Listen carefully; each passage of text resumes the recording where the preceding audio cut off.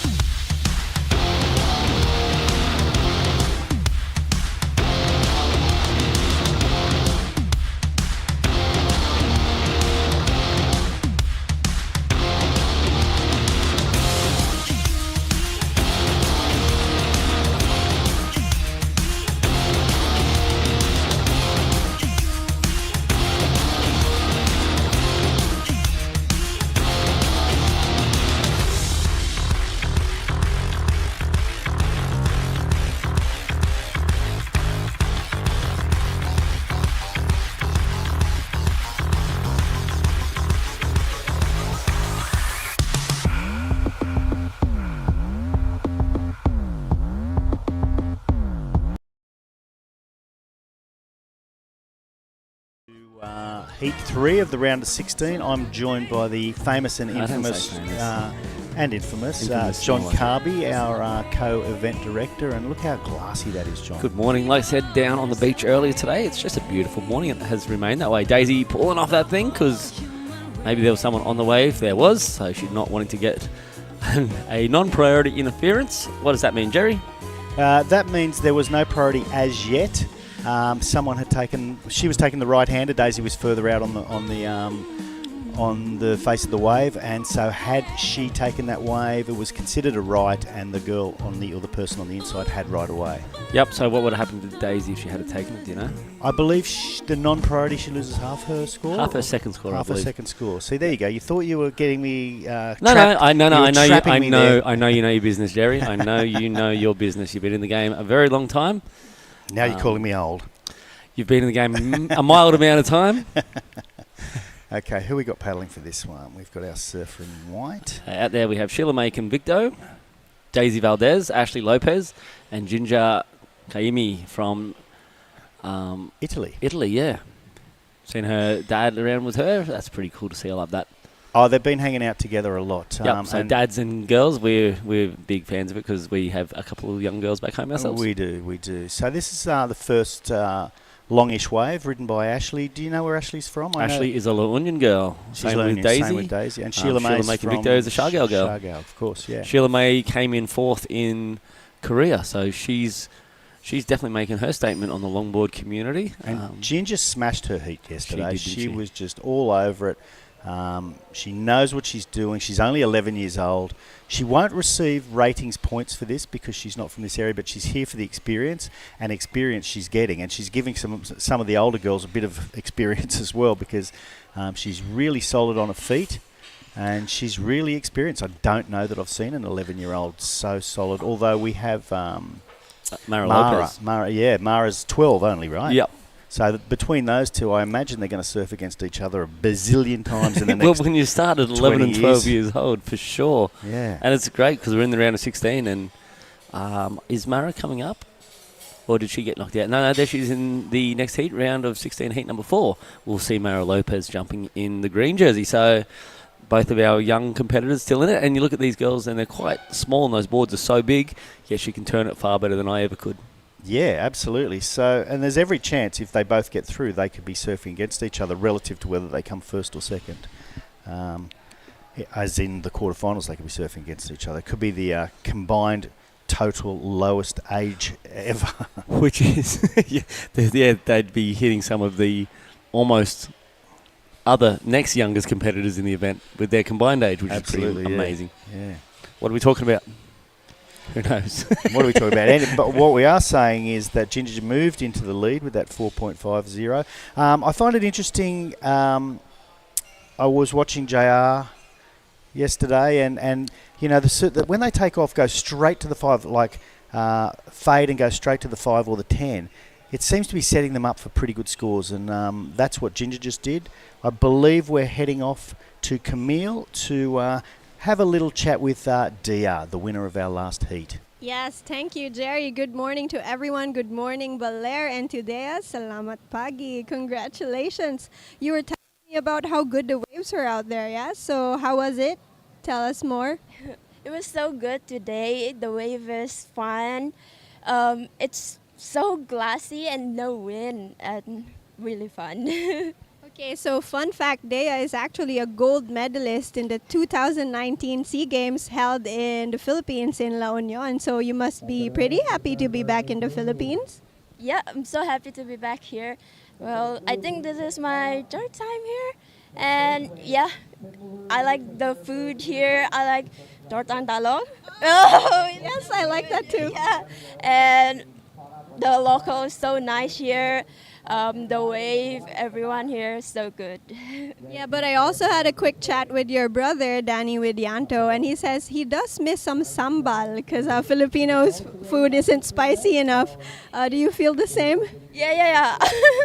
Like last night we ate fish and there's no sambal. We was just like, oh, we miss sambal mata.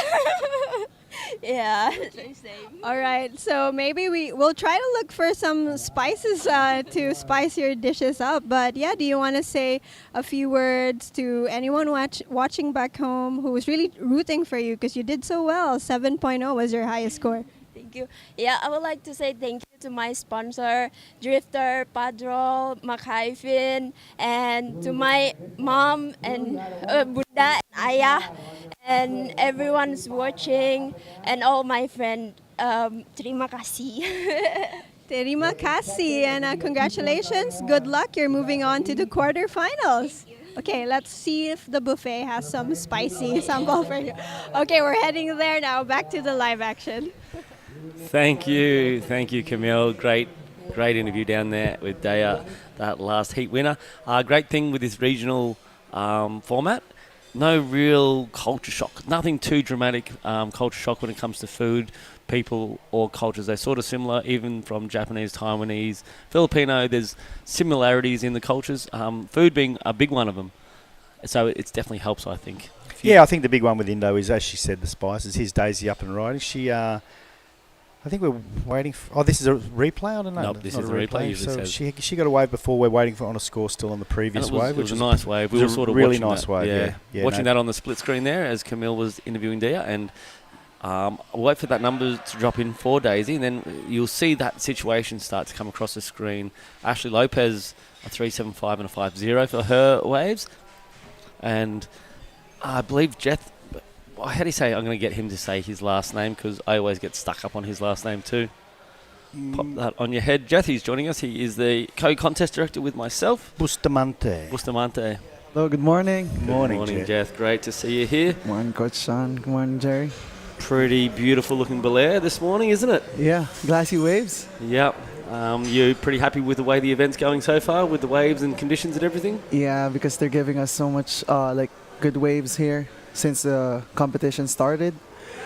And even though there's wind. Every interview so far this morning, there's only been a couple, they've just been talking about how they love this wave this morning, how glassy and perfect it is for this exact event, you know. So Well done. Good Well call done. this morning. Good call this morning, Yeah. Jeth. Thanks, Coach Down there on John. the beach. We're down there at 6 o'clock every morning looking at the conditions and everything. And Yeah. this morning was a little bit different. We've had a little bit of onshore every morning, but this morning was just pristine from start till now. And look at this one. That's a decent sized set. We have Ashley up and riding. A little quick 5. See, this is the issue I was talking previously to True about. These sets tend to be not the best ones. They're closing out a little bit. And what do you think, Jet, with the incoming tide, these sets will get a little better? Yeah, for sure. I think it's going high tide now. Yeah, And 11:30. 11:15. 11:15. Yeah, Yes. so it's getting better and better for longboards. Yeah. And 'cause, what's the predictions today for the wind? wind might be moderate now. Moderate? Like same like yesterday. Okay, so it was pretty doable. So we're Yep. going to have a pretty decent run of heats today. Yeah. Well, at the moment, we've got 12 that we're going to run for sure, and the quarterfinals of the men's is going to be on standby. So if there's still conditions like this, so beautiful, then we might not stop. We'll just keep going. Yeah. Daisy got a 6.5, so that's the best wave of the heat so far.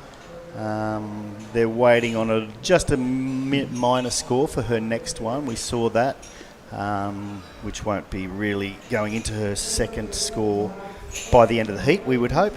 So tell us about Sheila. Do you know much about Sheila, John? This is Daisy's 6.5. Okay, this is a great wave. Talk it up, John. I was looking at you thinking if you were. So a bit of setup here, slowly getting to the front of the board. Daisy, queen of the point down a lot onion, so this right hand is what she's going to be trying to identify out there. Not much on that opening side. That was definitely not the 6.0, that was a 3.0. She did have a 6.5 out there also, where she did a lot more work. And Daisy's going to favour those left right-handers. They do have that left hand in the beach break in the onion, so she's very capable of left. But Sheila May Convicto, she really had a breakout performance in Korea at the wave pool event. Right. She came in 4th out of a pretty good field. A great field. So 4th was sort of no one was really, she wasn't on the lips of anybody, but all of a sudden she's in the picture. In the rankings talk. So And Jet, what about you? I mean, I know this is the first international event you've been directing. And there you are. Hey, Look at there that. he is, that guy there. He's the handsome fella on the end, would you believe? They get handsomer and uglier as you come down the track, unfortunately. So how are you going there? Are you enjoying it? Has there been any hiccups that you've struggled to deal with?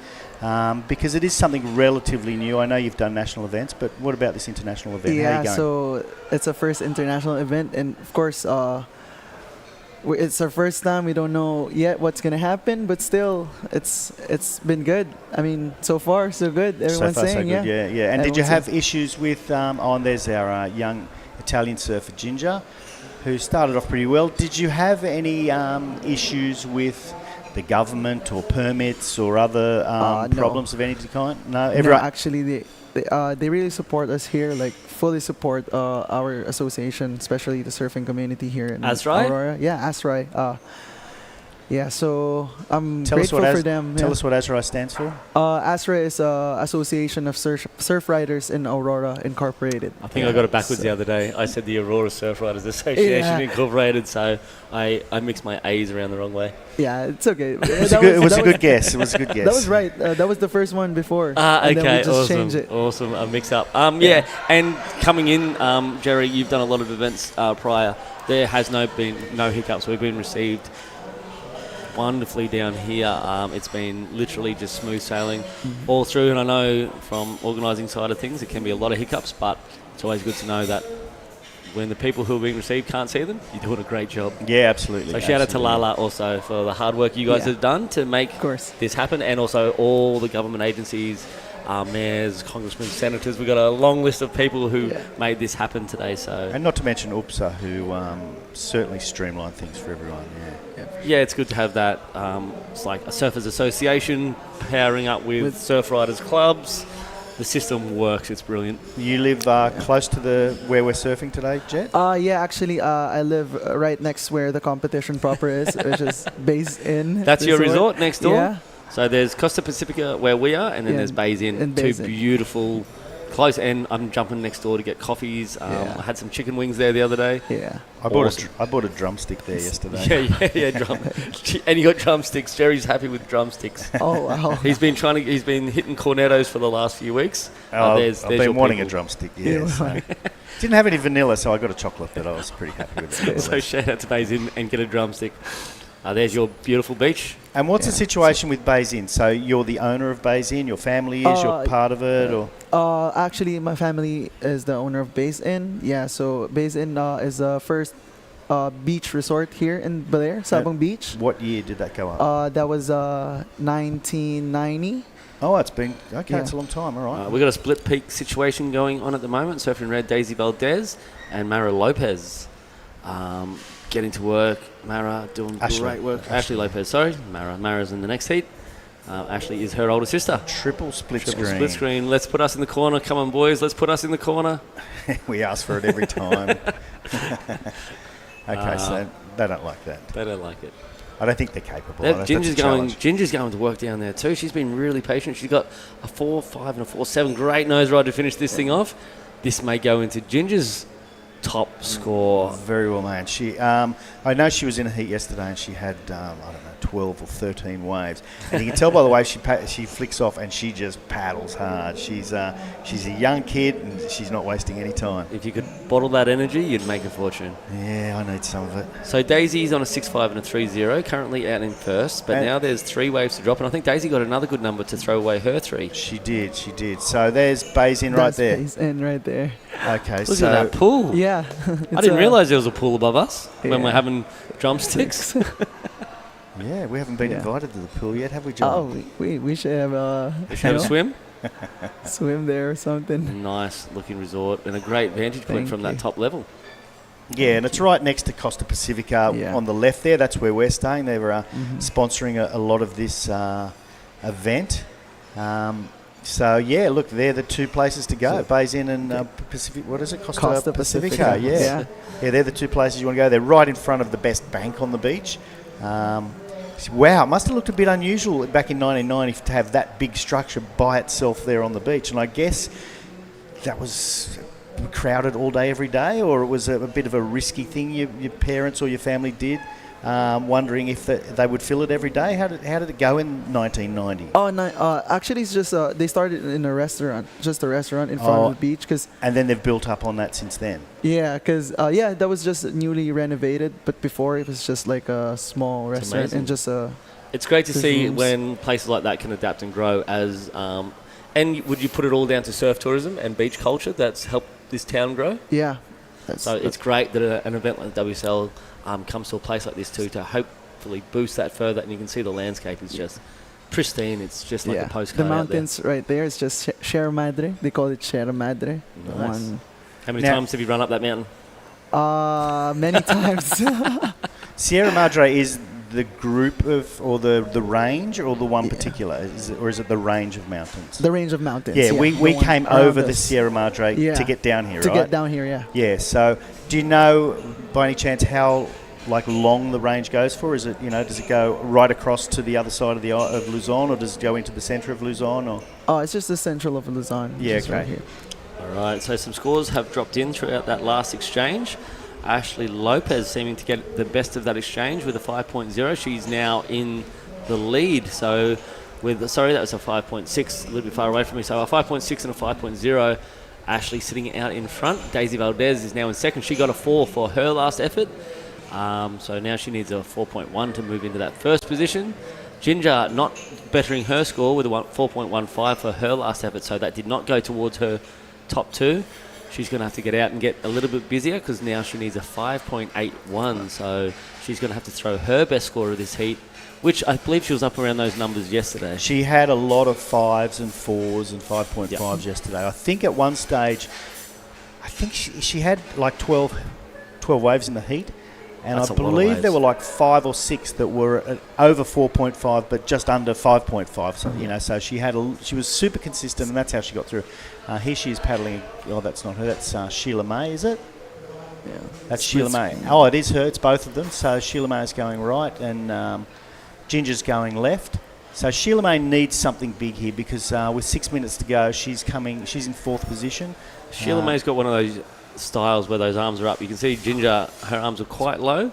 Sheila May has that wings out sort of stance. I don't know how else to explain it. Great for balance. Oh, what a bit of goat boating. Yeah, what points do we get for sitting down? Do you longboard? Do you shortboard, Jeth? I do shortboard. You do shortboard. Yeah. I've searched with you over in Indonesia. And Jeth spent some time together in 2022. Yeah, Cruy. Over in Cruy and Nias. Yeah. It was a really cool trip. Cruy left. We had a ball. Were you there surfing in the event, or were you there just checking it out, or? Just checking it out. Yeah. Yeah.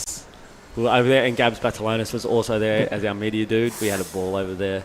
Cruy left. We had a ball on. And shout out to Roy Angara, who was also there with us on that trip.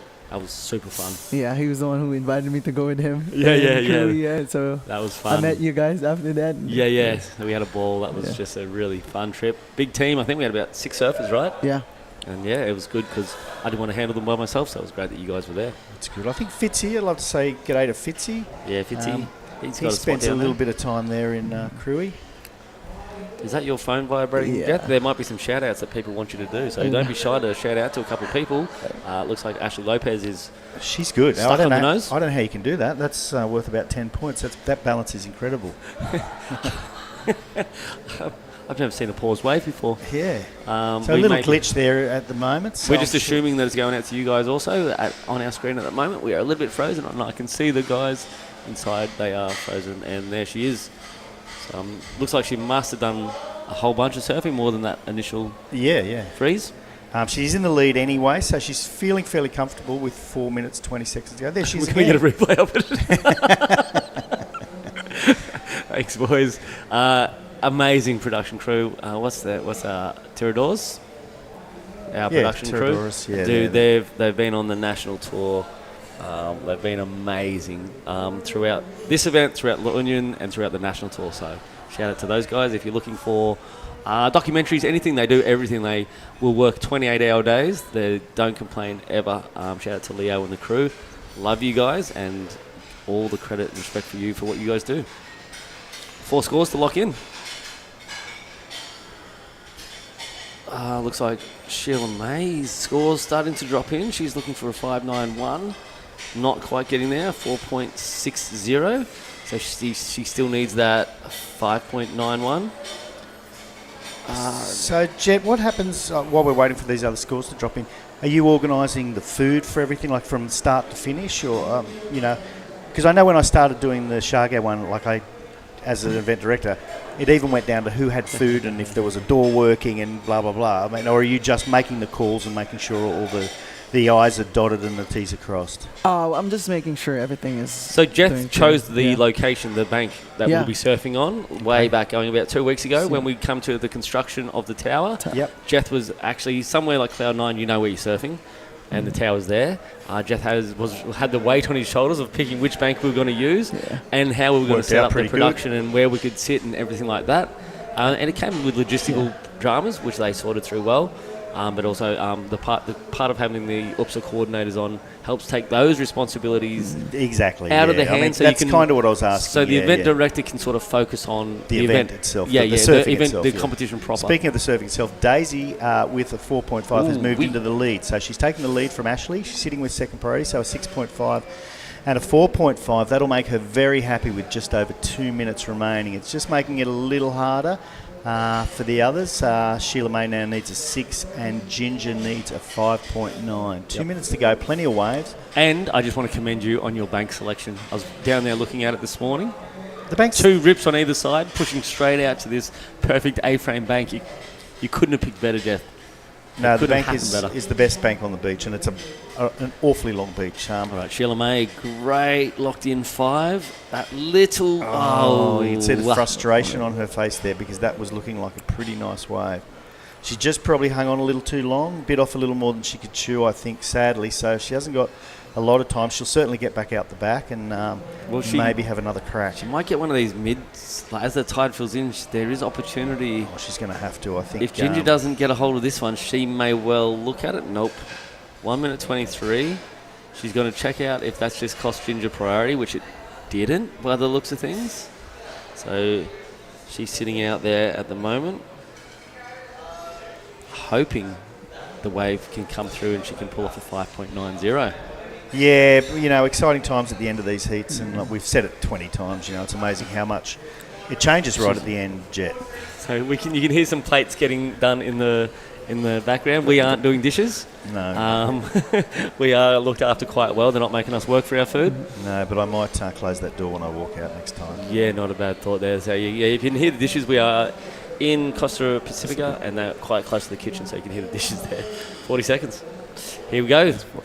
Good looking wave from Ginger. Looking for a 5.90. Straight onto the nose for a locked in 10. She has opened this with intention. Bit of a fat looking wave. Oh no. Yeah, started off really, really well. I don't think the wave ever broke while she was on it there, so she's pretty light. She paddles onto them quite easy, but with 15 seconds, yeah, I don't know if that's going to be enough for Ginger. And Sheila May, I'm going to say that Daisy was on that, not wanting to risk a priority, but hey, when you're in second, she probably could have rolled the dice and maybe swung left if Daisy swung right. Daisy taking away the opportunity, and this will be the last chance for Ashley just to display her skill and talent. Yep, so Sheila May wasn't up, so there's a chance Ashley could move into first, but at this stage, no, it doesn't look like it. We've got Daisy and Ashley moving on into the quarterfinals. This is a pretty good effort from Sheila May and Ginger in particular, the 11-year-old. What an upcoming talent. So thanks, Mr. Jet Bustamante. I think we'll get Jeff to stick around for another one. Stick around, Jeff. I'll run away, and I'm sure the Waxhead will have some amazing questions for you. So we'll head off to a break, and Jeff, John, and Matt will be back. We'll be here when we come back. Thanks, Jez. All right.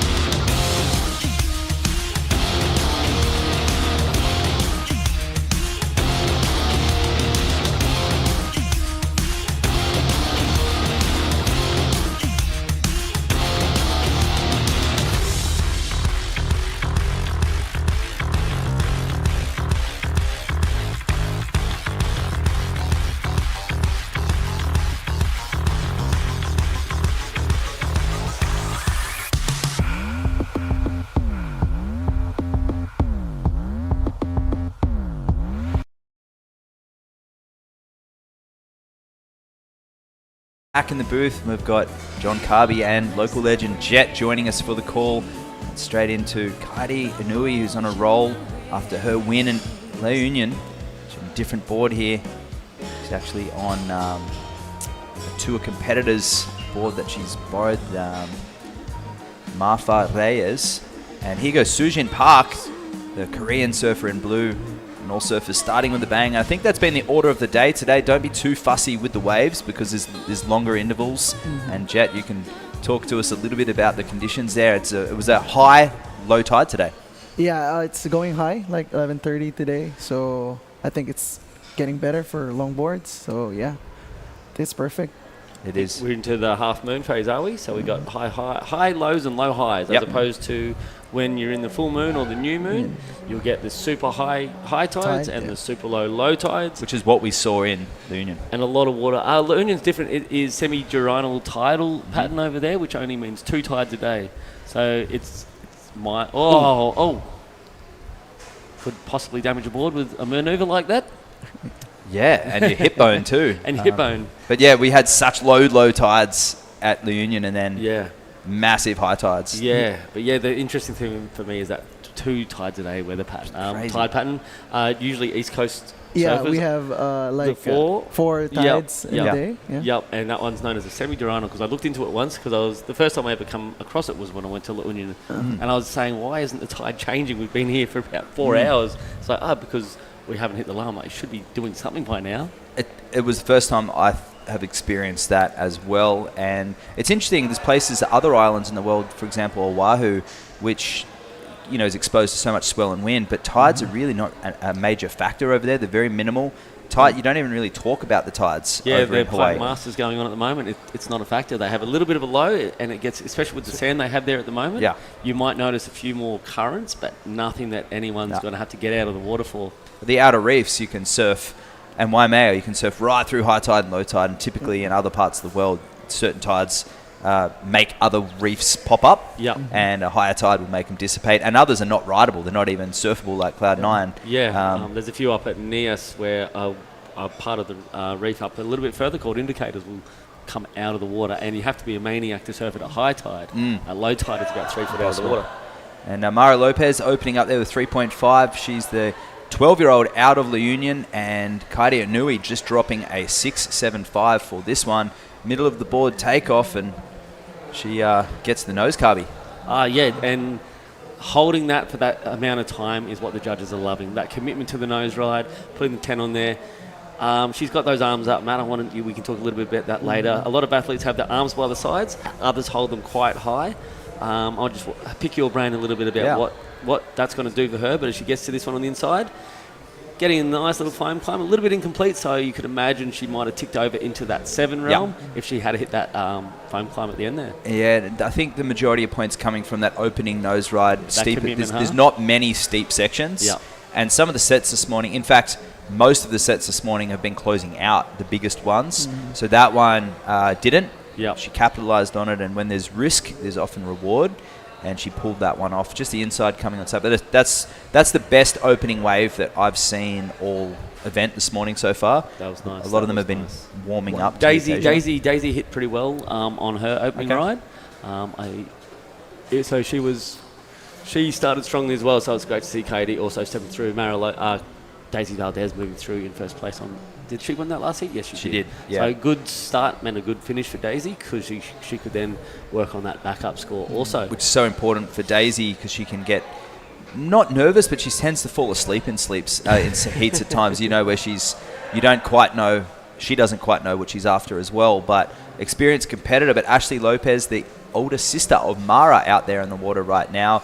Mara was in our QS division as well, and a shortboard QS. She's a tenacious competitor. That's a word that we keep using with her. I can't wait until she's in the she's already in the game. I can't wait to see her story unfold basically because she'd be top 20 under 13s in the world right now. So. Out of all the prodigies in Hawaii, Australia, America, Europe, she'd be definitely top 20 in my eyes. Yep, and with the crew she's in with La Union, they encourage surfing, which I love. Like, for me, school and then surfing all means it's very important to have an education. Yeah. One of my sayings is we don't want dumb surfers. Yeah. Because you need to travel the world and you need to know what you're doing. Split screen action going on right now with Mara Lopez. Mara on the great right, Sujan on the left, and goes incomplete. Can't go incomplete at this level, and both surfers going down. So Sujan opening up the 1.65. Interesting note for Sujan there. She's on a smaller board than a lot of the other competitors. She's on a 9.0, and she does that because she often can get tangled between different areas on the board. And here goes Leanne.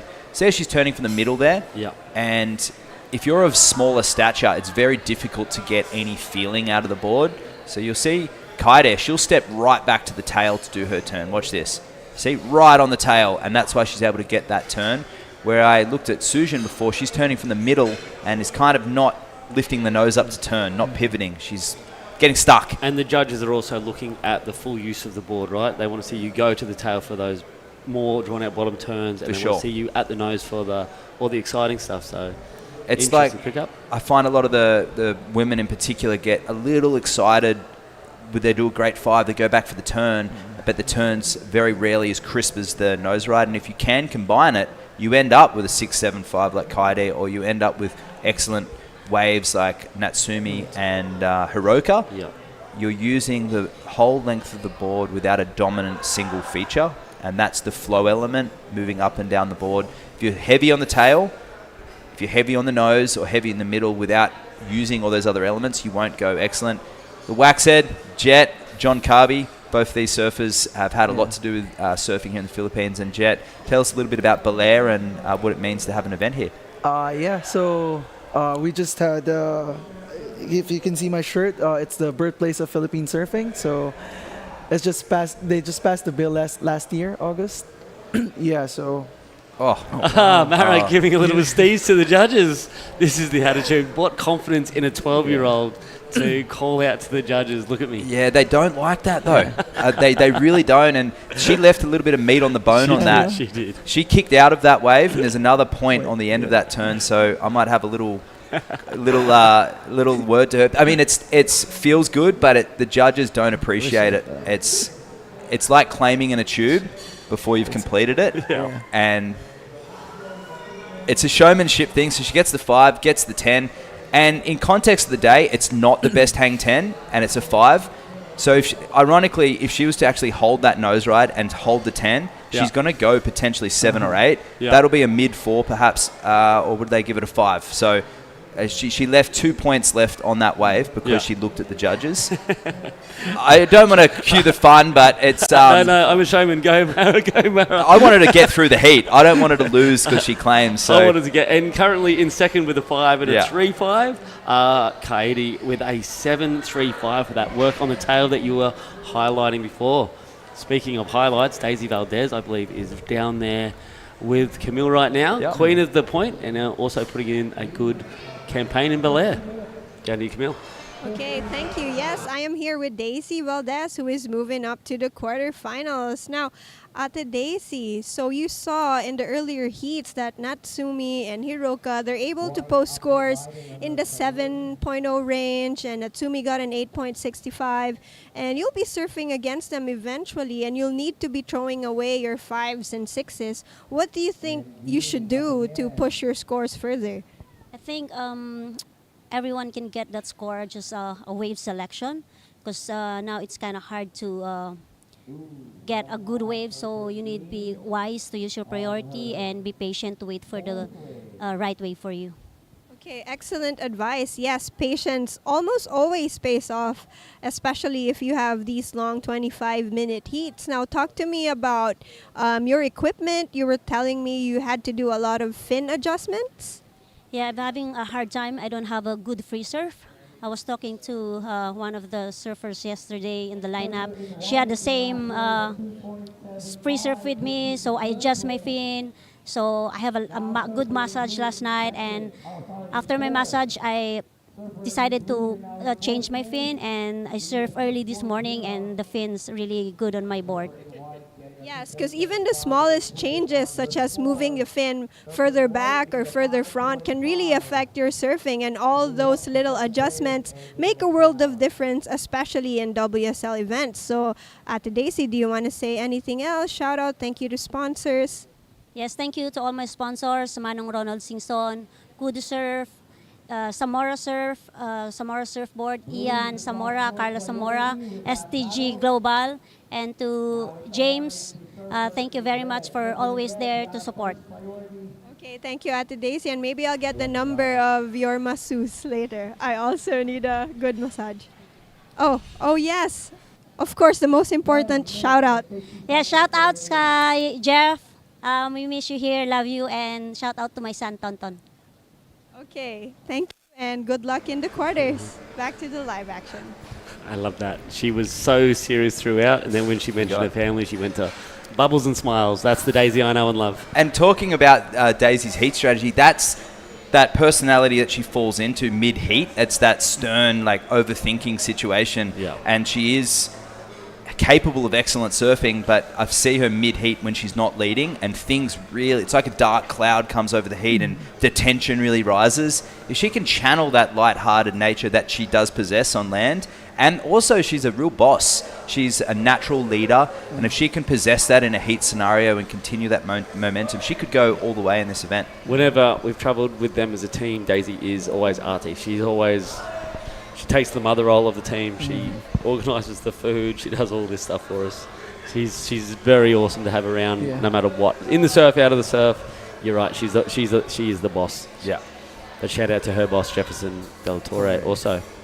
And looking over to the south there's some amazing setups here, and we thank the Department of Tourism. This is the Region 3 province, and the Aurora province and Baler Sabang Beach, where we are now. Some great setups over there, and come and check it out for yourself. Come down. There's some amazing cafes, heaps of beautiful accommodation. It's an awesome surf town. It's step back in time, this place. We see Kaide fading on this one, looking very confident. Beautiful timing, and gets that hang 10 and doesn't look at the judges, lets her surfing do the talking, and she's going to be rewarded very healthy on this wave because she's got more meat on the bone, and she gets an inside section. See what happens, surfers, when you concentrate on the wave, you concentrate on your positioning, you end up getting an almost excellent score. I think that'll be the best wave of the heat for Red, and Mara not far behind. She's got a 5 and a 3.5. It looks like she went to business out there on that last wave too, so she might have dropped the showmanship as well. And like I said, I only love it because it's entertainment. Yeah. As a coach, I'm also going to say, don't do it. Well, that's my coach head on as well, because I know... Sitting here in the commentary, I'm like, yeah, man. Well, people have...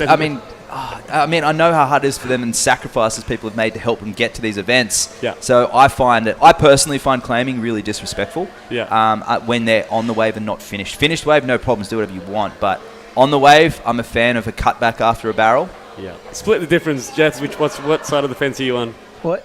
What side of the fence are you on? Claim during a wave like that, or wait for the end? I'll wait till the end. Yeah. I'd rather wait for the end. You swayed me as well. I'm the claim, no claim. You know, the John thing. Yeah. Look deep out to the ocean. You know what John's best claim is after the best barrel? John's best claim is doing the biggest carve anyone's seen all day. Kelly's claim is doing a rodeo clown at Pipe Masters back in, 2099 or 2001? And he goes Kaide. She's locked in at 8.7, so thank you very much. No claiming, letting her surfing do the talking. And it was because of this nose ride. Talk us through it, Jet. Sorry to put you on the spot. Yeah. She's riding pretty well. Yeah. Yeah. So you see she steps back on the tail, and this nose ride comes because of the cutback, and it put her in the position. A little bit of luck for that wave to, but she put herself in that position to... Was it luck if you set yourself up? Not really. Did the wave cooperate? For sure. Yep. That down carve she did on that rail, you saw the whole fin exposed on the bottom. So 3/4 of the board coming out. She's dug that tail in. You can see the fin in the bottom. That's an impressive power-filled cutback with that positioning on the back tail, like you're saying earlier. Yep. Critical to get a move like that. You can't do that from the middle of a board. And these are our sponsors behind us. And UPS has had a really big United Philippine Surfing Association have had a fantastic national tour. They've been to Baler before. The crew here are familiar with the setup, and that was the. How many times have you had UPSA have an event here? We had it for a second time last year. Yep. Yeah. UPSA's only really been running 2 years though, right? Yeah. So both years on tour. I think it's only been 2 years. Might have been 3. But I'm pretty sure it's 2. It's 2, yeah. Yep, and Blair's been a staple of National Comp for a while. There's a drop-off, but UPSA looking forward because... as you can see from the Japanese, it's important to have every style of break. We have Cloud9 and there in Shargao in there for a while. Great if you want to be a reef surfer. We've got someone like La Onion. Great if you want to be a point surfer. For sure. But you need beaches, and you can see from the Japanese crew that come here, we still got some work to do on the beaches because in the shortboard in particular, they have been dominating. Yeah. Our longboarders are holding in there a lot longer than our shortboarders. But it's one of those things. People think you shouldn't go and surf crappy waves. I say that's where you should start. Yep. Work your way up to the bigger waves and the harder waves. Like, go out and everything because you need it. Now, Leanne McDonald needing a 5.5. She's an experienced competitor. She's from Taiwan, and they've changed that. She has a traditional Taiwanese name that they've changed that back to Leanne McDonald, who's I know her as, and Sujin Park, the experienced Korean surfer. She was in the wave pool event over there in Korea. How did she go? She got a 5th. She got a 5th. Daya Novdasari knocking her out. Very, very close battle there, but very familiar with the wave pools. She's adjusted from the Union where she had a few nosedives in the quarterfinal and she was unable to get through that round. So she'll be looking to get into the quarters here and build on her total. We saw the other Koreans get knocked out, Haley, Gina, and Chris earlier on. But only needing a 6, she's really hasn't capitalised in this heat yet. Been a little bit out of sync with the waves. She's free surfed more than pretty much everyone out there this week. Natsumi's been out there a lot as well. And I was thinking to myself, if Natsumi, Sujin, Kai Hamasi, and Jo Marie, if those surfers go on to do really well in this event, it won't be any surprise to me because they've been out there more than anyone. I was looking at the ratings on that men's side in particular. I think Kai Hamasi is quite safe at this stage, no matter what the result. Oh, yeah. He has 1,800 points. If there's only 2-3 events, there's a throwaway, so he will be safe no matter what. For sure, because JR's already JR's qualified, already secure. correct. So very hard to do away with Kai Hamasi at this stage in the ranking too. If there's another event that drops later in the year, then this event becomes a whole bunch more important because it'll be a throwaway of the 4th event. But no one was privy to that, of there being a drop-off. No, that was up until yesterday when you announced that. Yeah. That wasn't, no one was 100%. I mean, I presumed, but you can't presume. So Mara Lopez, green rash vest, green board. She's on looks like a Zamora shape there. And she's been supported by a lot of people to get her here, and so they should. And she goes for the turn, and that's always a dicey maneuver on a soft-railed log because you lose speed as you drive up the face and kicking out there. So generally you want to be stepping back into those turns, not coming off the tail. Because see the width of that tail, it's soft rails, a lot of area. And what we know about wide tails, same with shortboarding, is that they lack drive. Yeah. Right? So when you come off the bottom, especially with no edge, the board loses speed. So that generally that's where the footwork will come into it. But she goes complete. Great to carry you through that soft section, but yeah, when you're bouncing off the bottom up to a top, that's where you start losing that position and drive, like you said, right? And stable on the nose through the section. We saw Kaidi go through the section on the nose before, and Danny Widianto with probably the best, it was the best nose ride of the event so far yesterday, where he held it through 5-10 and kind of the whitewash was wrapping. And when Mara starts understanding her boards, like Danny coming from a shortboard background, Mara, if they can tune in and really know what's going on beneath their feet, it will improve both of their surfing. So epoxy boards, professional shortboard surfers know that feeling. They're aware of that feeling and they'll opt for that in the conditions. And here goes Sujin. This wave hasn't broken yet, so using a priority on this wave, very small, and she needs a 6.75. So, I mean, a wave of that height, showing me she's nervous. 5 minutes to go. Here comes that wind too. Yeah, Sujin's got to get back out there and get a wave of substance, needing a 6.75. She's experienced. She needs to process the scores right now, and she needs to hear the requirement. A pair of 2s, not good enough at this level. She will be angry with herself right now, but she's professional. She'll go out and reset with 4 minutes to go. The wind coming up at about 9 o'clock, almost on the dot. We've seen this a few mornings in a row, Jet. This is a normal sort of this time of year for Baler? Yeah, it's really rainy here every January to February, but yeah, it's going to be sunny soon. But you're pretty much guaranteed waves like this every day, right? Which is pretty cool. Sure. So from about September to October, the waves start and they don't turn off until April. Yep, which is a pretty good long season, season, yeah. And using her priority, Leanne McDonald. Incorrectly, I dare say. That was a priority error from way back. I was talking yesterday about the strategies seem to be a little less cutthroat in the longboard division. They don't seem to really hammer that, utilise the priority and the strategies around the priority yet. Maybe it's something they'll develop into as the sport progresses. Yeah, I think what we see in the shortboard side is a lot of those competitors have been competing for many, many years. And here goes Kaidi and showing a lot of, I mean, just a vigorous turn there, but she's turning in the pocket. That's the key. And I saw her put together, obviously she won the event, but it's she's doing her best surfing that I've ever seen.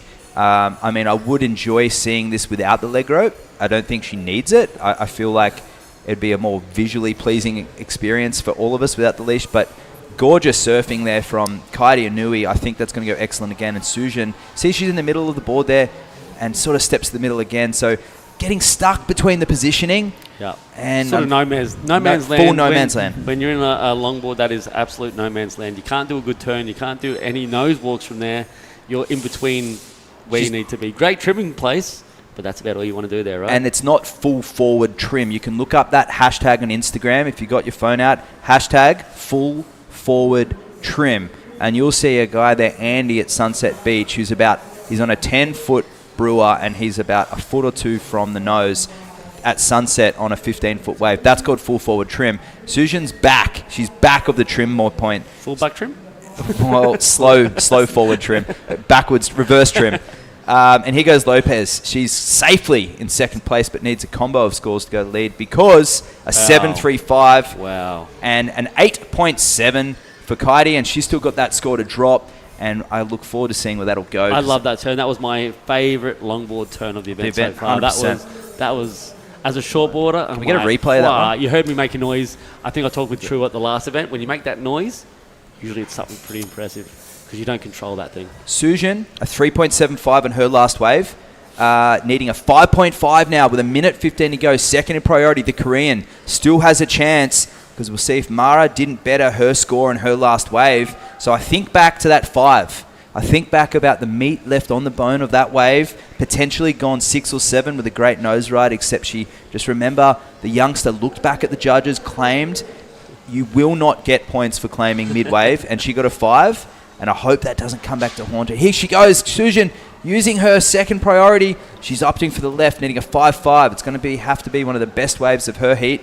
Stretching out for the nose there. And she's going to have to go 10 here. And she goes incomplete. Blue down. And Leanne McDonald looking for the 6.25. And Kaidi finally fell off. I didn't think it was possible.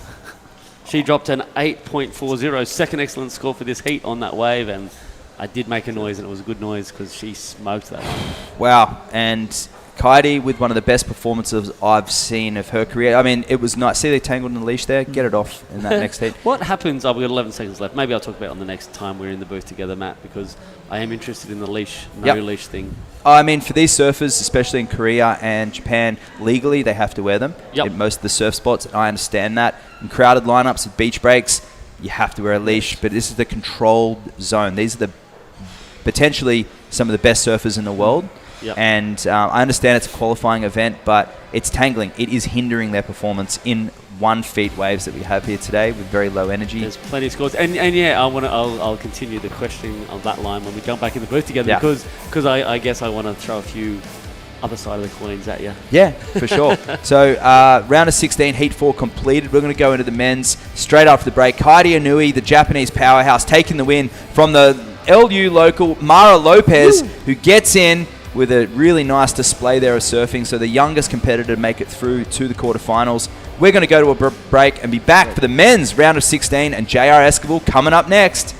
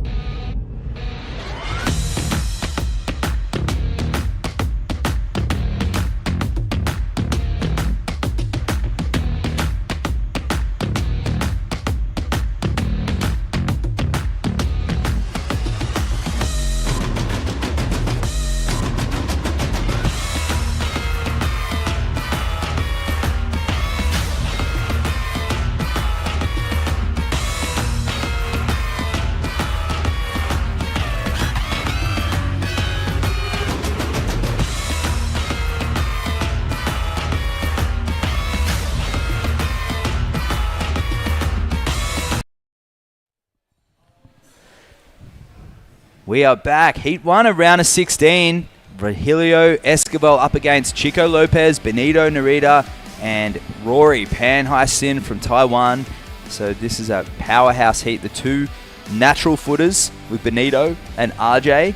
Chico Lopez up against the two goofies, Pan and Rogelio. I tell you what, this is going to be very interesting. The wind's about to come up, true. We saw some great performances from the women's, but this is going to be fireworks.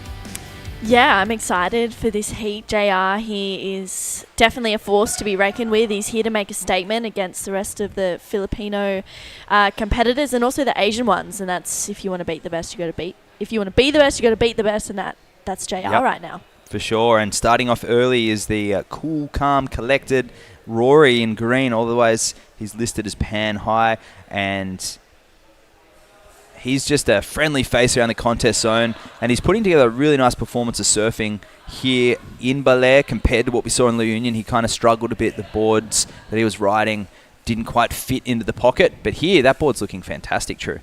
Yeah, it looks really smooth. It looks like it's cooperating with him. And here we go, JR. And getting a left, not too many of lefts in that last heat, and smooth transition. He gets up to the nose and drives through the middle of the board on this wave. Bauer carved back in the pocket. He'd be looking not to get too excited because there's a lot of opportunity out there right now. And there's a critical nose ride. Steps back to the middle, and you know he's going to finish strong, which is something that he's worked on, I must say, last year. He often went down towards the end trying to do too much, and I saw them in the qualifying events last year do this as well.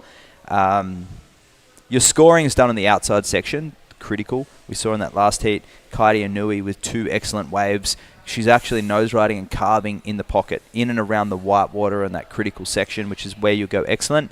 And at the end, you just need to complete it and finish strong, leave a good impression with the judges. But if you go down doing a grovelly little nose ride or typically from what I saw from this region of competitors, they try these little floaters at the end and they lose all the speed that they've maintained throughout the wave and bog on the end. And it's just such a letdown after watching a beautifully crafted wave, and then they go do a ugly floater on the inside and they don't make it. You got to make those. As you know, it's very important in shortboarding, if not more important. Yeah, totally. Completions is so important. Making sure you start off well and finish well is one of the things that definitely sticks in the judge's mind. And I think, you can have a really great ride, but if you don't finish, you're kind of leaving the judge feeling a bit, exactly, sucks. Wanting some more. And this is Benito, and very similar style to what we're seeing from RJ Chico as well.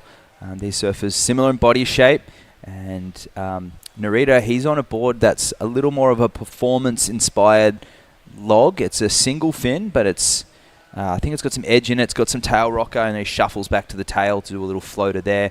So not as much finesse with his footwork, but a very proficient longboarder, and he always finishes strong. That's what I like about him in particular, watching him at La Union, and I must say, Chico Lopez, seeing these two surfers out at La Union's a real pleasure to watch. I think they both surf it better than anybody. And here goes JR on that left, a replay.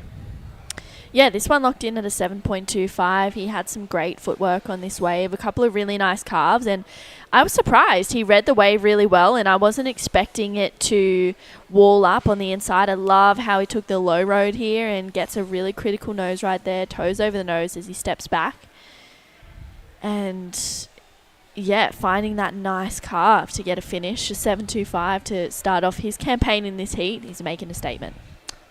Absolutely, and of course he's not of course, people joining us right now, the surfer in red made it on the World Longboard Tour last year, and he re-qualified, meaning this is just an event to get more experience. He doesn't need the qualifying points, and he's just going to be taking some much needed points from other people. And at this point in time, a 7.25 is healthily out in the lead. Narita, a 3.25, and Lopez, the 4, with the score still to drop. And here he goes through the section, holding the nose ride. And these stretches looking like they worked this morning because he fell back into that squatting position. And he's going to shuffle forward, look for something here. Nice footwork, great timing. He's really picking it, the gems out of this left. Beautiful timing. And he steps back. I mean, what can you say? It's just a very seasoned performer now, and it's what we come to expect from JR, but it's only been 7 months since he qualified on the beach at Kuta for that World Longboard Tour last year, and I've seen him, he's twice as good as what he was last year.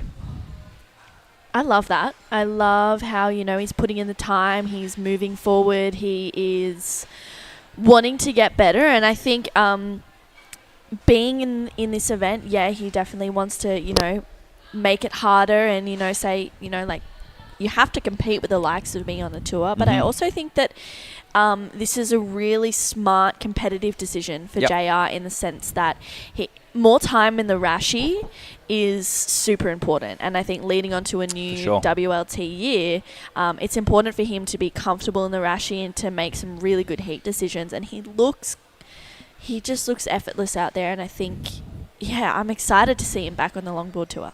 I feel like that's going to go excellent. It should, if it doesn't, because the inside work was better than his last. And someone who did go excellent 2 times, in fact, is Kaidi Inui down in the glass with Camille. Take it away. Thank you. I just want to say, Kaede wa totsemo kakkoi desu. She is super, super cool, posting an 8.7 and an 8.4. So, yeah, how do you feel about getting the highest scores of the day, highest heat total so far? そうですね、最初から調子をつかんでエクセレント台2本を出せたのは、とても良かったです。And another one posting scores in the 8-point range is actually Natsumi Taoka, also from Japan, who will be surfing against your sister Sakura upcoming in the quarterfinals. Would you have some advice for Sakura maybe so she can also reach the scores in the excellent 8-point range? そうですね、次、妹のさくらクォーターファイナルで田岡夏美選手と対戦で、夏美選手はエクセレントも出しておりますし、そしてさくらもエクセレント出して2人でいい試合をしてもらえたら嬉しいです。Okay, and you will be surfing against Ashley Lopez. Are you ready? アシュリー選手は私仲いいので、年も同じなので2人で頑張って楽しく、どちらが勝っても悔いのない試合ができるようにしたいと思います。Okay, awesome. So, any last messages? Say hi to everyone watching back home. Thank you. Ganbatte, Kaede. All right, back to the live action. Thank you, Camille. And I'm always stoked to see Kaede do well. She's so happy and genuinely stoked. She shouldn't be surprised because she's puts in a lot of work. But, you know, she's actually very proficient at English. And she gets shy behind the camera. I was just about to say that. I had a good old conversation with her yesterday out in the surf, and I was thinking, Kaede, your English is really good. Yeah. So maybe we can coax that out of her towards the end of the event. Yeah, absolutely. And their mum used to translate a lot of things for them, and it's good to see them doing their post-heat interviews now themselves. And they've done enough of them all around the world. So they're experienced competitors, the Inuis, even though they're all still under the age of 21. Kaede is 18 and 3-time world SUP champion, but putting together some of the best surfing I've ever seen of her. Really relaxed body language, style, flow and grace epitomized, which is not 3 words we generally use when we're describing Tucker's surfing, the older brother. He's usually exciting, radical, explosive, creative. They're just 4 words that come to mind. And it has been that grace and that flow that's eluded him in recent years. But I can see his sisters really channeling something that he hasn't tapped into yet. Can you? Yeah, I see agree. that? I think, as you said, he's an exciting surfer. He is an entertainer. Yeah.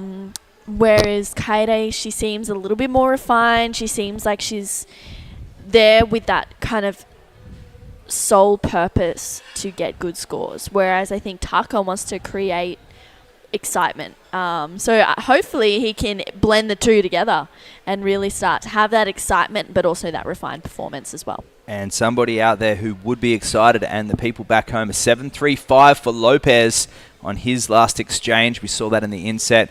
He got a couple of really nice nose rides, a long 5 through the section, a couple of cutbacks, and really using his body to his advantage. He sits down in his turns, which is something unique that bigger framed surfers tend to do. And here he goes again. So a lot of the smaller surfers like JR and myself, we cross-step after our turn. So have a look at this. See, he doesn't move his feet after the turn, and now he does moving forward. So when he does a cutback, he's staying on the tail and redirecting, where you'll see JR turn, step forward, step back in the bottom turn, a lot more footwork. Hiroka does that a lot as well. And Lopez doesn't need to. He's heavier, and he doesn't need to step forward and step back to dip the tail down.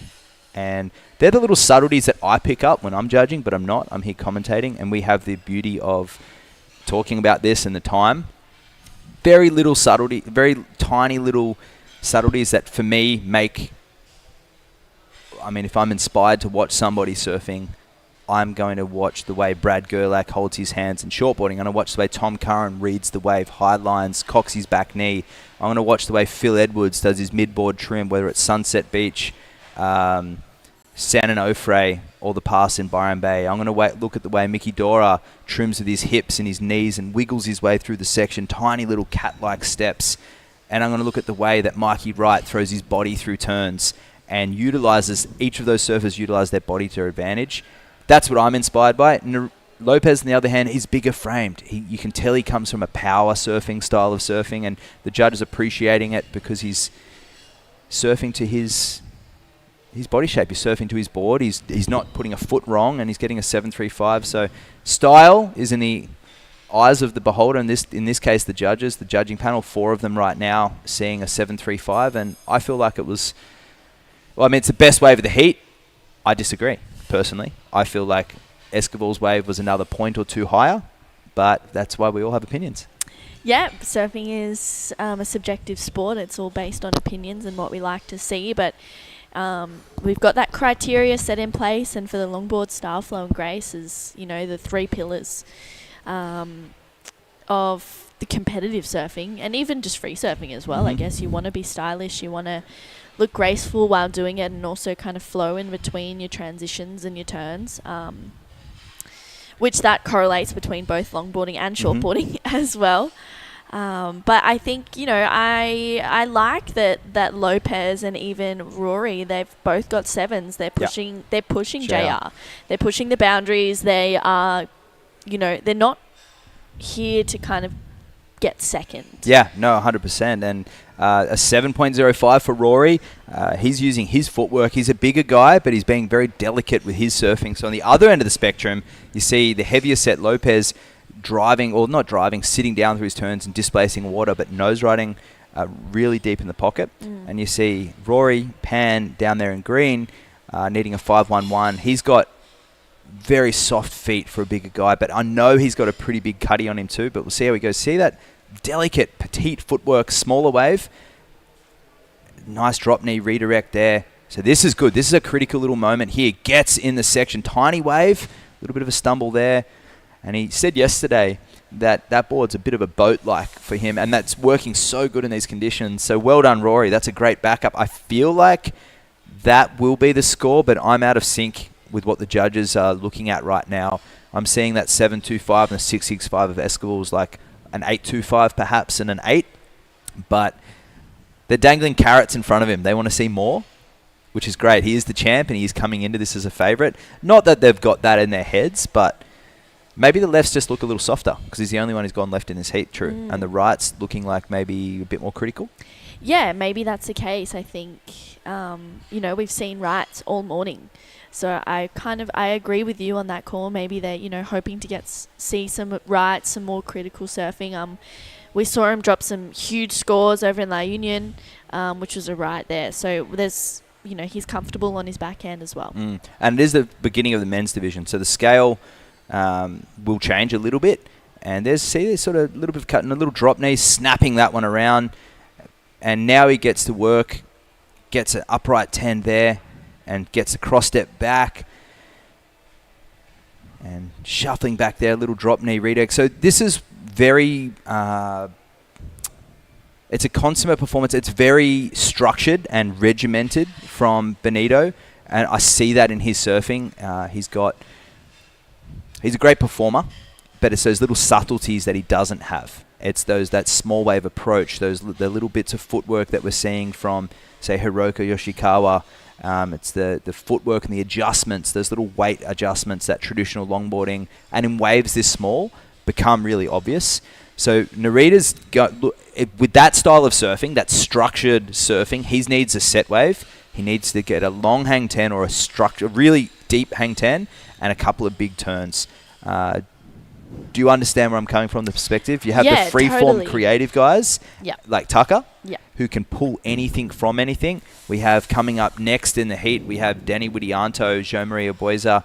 Those two are very creative. And I think of guys like Roger Kasugai and Villanueva as well. Those guys are very expressive. They've got the intricate footwork, the stalls, the pivots, style nods to a bygone era, where Narita and Lopez, very structured, very much tail, middle, nose, with no in between. Rory, delicate footwork, carving around drop knees, reading the wave.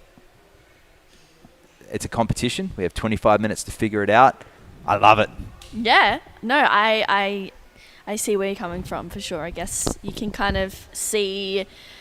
I'm only going to refer it to shortboarding because that's my realm as well. But you can see it in the sense of people who are more intuitive on the waves. You know, Intuitive, yes, and a high five for that, a buzzword of the day, intuition.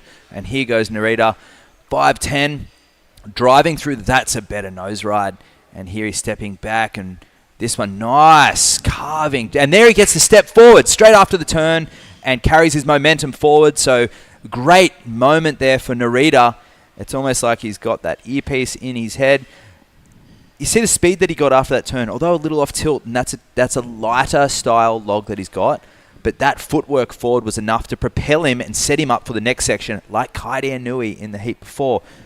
Longboarding, it's a very, like, what you do in one part of the wave dictates to the next, even more so than shortboarding, because you have thruster three fins, you have concaves, you have rocker, you have sharp edges, and lightweight surfboard. You can manufacture a score and position yourself a lot quicker and adjust on a shorter board. On a longboard, what I do in a bottom turn dictates what I do in the next 20, 30 meters. And you have the weight of this board, and it's the art of trim. That's what it is. And you have to adjust your board and your bottom turn. Everything's timing. So here, this bottom turn set him up for this nose ride. And here he steps back. And it's all because of that bottom turn that set him up for that nose ride. If he took off straight with no purpose, and what we're talking about is purposeful surfing. And here, Lopez needing a 5.05. He knew he's probably not going to get it on that. You saw his mouth open up. Benito needing a 7.15 at this point. What that last one for him, Benito, a 5.15. So second best wave for him. Not going to be it right now. But Lopez just needing a 5.05. If he had the wave that Narita had, he would have got the score. Yeah, I agree. I think, you know, he's looking really in tune out there for Lopez. He's, you know, we saw him yesterday and he was having some really good heats, and it was exciting to see. And, you know, it's exciting to see all these four surfers pushing the boundaries. Benito just hasn't really had that 7 to kind of get him into that zone. I think maybe that would be the wave selection kind of letting him down a little bit there. Yeah, and it's those little subtleties that I talked about. Like, a 7.15 is hard to get. It's going to have to be the second best wave or the third best wave of the heat. So 7.35 for Lopez, thinking back to that 7.35. I still think they've been a bit harsh on Esquivel, to be honest. But we are nurtured with this camera angle. It's a very tight camera angle. We're not seeing the expansive view of the section ahead. So perhaps JR was in the pocket, but they may have seen those nose rides as slightly manufactured and not a lot of risk. So we'll have to wait and see. 4 minutes 40, he's only caught 2 waves. He's out in the lead. He's got priority, so a great heat plan there for JR. I love that he's listened to those scores. He's processing that information of a 7.25 and a 6.65, and he might feel a little bit underdone on those, or he might be content with it because he's winning. But at the end of the day, he just needs to better those 2 waves. And he hasn't taken. Has any other waves come through since those first couple that have been good enough? Not really. The best scores were logged in the first 10 minutes of the heat. Yeah, he's playing it really smart right now, just sitting patiently for a wave that's going to, like, you have to identify a wave that you think is going to be better than a 6.5 or a 6.65 in JR's case. He needs to look for a wave where he thinks that he can get a 7 on it, because it's not really, at this point, worth him using his priority on something that's not going to be more than a 6. Yeah. It'd be a mistake for him to do that. Exactly. So he's waiting for that best wave, perhaps, of the set. And we've got a great production crew here. And well, we have a little Lauano. We've got a little paddle here, Narita, looking for a set. No, this is Lopez looking at the 5.05, 4th in priority, nothing to lose. So he's got a beautiful setup work there. Nice long 5, smaller wave. He doesn't need to overcook it, just needs to get a nice nose ride in here and finish cleanly. And he doesn't. So my first feeling is a mid-4. True? Yeah, I even feel like the size of that wave is gonna hinder the score. And there it is, 4.7. So not enough. Yeah, so the judges wanting to see a bit more risk from Lopez. He needs to get back out there straight away. But it's Rory out there looking to drop a 5.35 in green. Pan Hai Sin, the Taiwanese surfer, his sister Leanne McDonald was up in the heat prior. She went down into 4th place, so he's going to be flying the flag for the family, and he'll have everybody at home tuning in, watching this right now. He's the last Taiwanese surfer left in the draw. We said goodbye to Samson yesterday as well. Samson's a great ambassador for Taiwanese surfing, and not Samson, sorry, Lucas, my friend Samson. Apologies, I know Samson's watching this. Samson's at home tuning in on the webcast right now. They're great fans of longboard surfing, as is the surfers back in, obviously, La Union, tuning in, watching this right now. Manila, we'll have surfers in Siargao, Australia. I know there's the Australian Philippine community are tuning in, watching this now. They're inspired by JR's exploits last year. And, of course, how can we forget California, all through America, that a lot of Filipinos over there watching their man, JR Esquivel, in the water right now with a 7.25 and a 6.65. And Pan Hai-Sin, the Taiwanese surfer, second priority. He's going to be chasing Lopez and Narita, and he's going to be trying to block them. And, Narita looking for the 7.15. And here he goes, holding second place, and he's just looking to drop a mid-5. But if anything, just a blocking move with a minute 20 left remaining is the elegant goofy footer, Rory McDonald. And he gets to the nose there. So I don't think that one will beat that 5.35, but a tactical move there from the experienced competitor. He's put in some great performances over the years over at Taitung at Taitung Harbour. Jinzun Harbour. Taitung, sorry. Yeah. Taitung's the city. Jinzun Harbour's the wave. A great wave there. Very good for competition.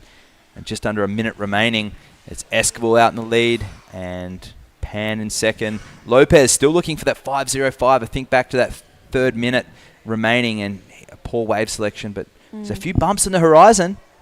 Yeah, and I was going to say before, but then we had a couple of waves. JR, he was sitting there, but he was looking right, looking left, kind of adjusting and seeing what the JR going to give him? He does. JR gives the wave. He had priority. I felt like he was giving the wave to Lopez just then. Let's see what happens here. JR priority. Lopez second priority. Will JR split the peak and give it? Yeah, they do. They split the peak. So tactical and friendly move there from JR, letting his friend Lopez take off on the right. Gets the 10. Watching on the blue here, he needs a low 5, a 5.05. And he gets a finish as well. He likes it. And behind him, Rory needing to better a 5.35 to make that extension for blue. He gets in multiple nose rides. So the judges will take their time to replay this, and he goes complete as well using... Wow, what happened there? Wow, interesting scenario there, because I feel like, depending on who had priority, Narita or Pan, but I did see White coming from behind green. I would have to say Narita took off with nothing left to lose in 4th priority, but we can't be certain. But at this point, we're waiting on scores still to drop for Lopez. Some gamesmanship throughout that heat, but Esquivel going left, giving the wave to Lopez. In the dying seconds, his fellow La Union surfer needed a 5.05. Esquivel had a chance to play tactics and give that and take it off him, but he shared the wave, giving it to his fellow Philippine surfer, knowing what this would mean. And we'll look at those early indications. So scores dropping, the judges looking at those replays, and there he is, that beautiful Padrol board. You can see that nose rocker. It's probably about just under 4 inches of nose rocker. It'll be about 3.25, 3.5 tail rocker. See the nose, a little bit more rocker than the tail. Yep. The wide point back a little bit. I'm loving Lopez's surfing. And Narita, I don't think Narita's score, well, it comes in at a 2, so it wasn't enough. So I don't think there was an interference there, at least on Narita's side of things. We'll have to wait and see. And there's Rory coming in right now, looking at those scores. Nervous moments there. Wow. Round of 16, heat 1. We're going to wait for these scores, and there he has it. So see that wide point back of the center there? I love that board of Lopez, that Padrol board from Bali. And he walks up the beach wishing, hoping for the score. And one of the most heartfelt moments of this event so far was in the dying moments, Esquivel sharing that wave with Lopez, giving him that opportunity to have the answer back. So the judges will be reviewing the waves of that heat. They'll be looking at Narita's 5.15 and comparing it to Lopez's last, a 5.05 in the scale of the heat. I feel like it's right there. Without that replay, I feel like Blues Wave was right there. I won't be surprised if it falls slightly under or goes ever so slightly over, given the scale of the heat, but we don't have the ability of the replay. I mean, we are literally on the edge of our seats. Like, I am like hunched over. And I'm like, whoa. 5.7, Lopez gets the score, moves into second. Rory McDonald now needs a 6.06. It's not enough. A 3.05 for Rory, and JR locking in the best wave of the heat. All eyes were on Chico Lopez, who makes it through. The two La Union locals getting through, and Rory getting pipped at the post. 6.01 required. It wasn't enough. We're going to go to a break and be back straight into Heat 2 next.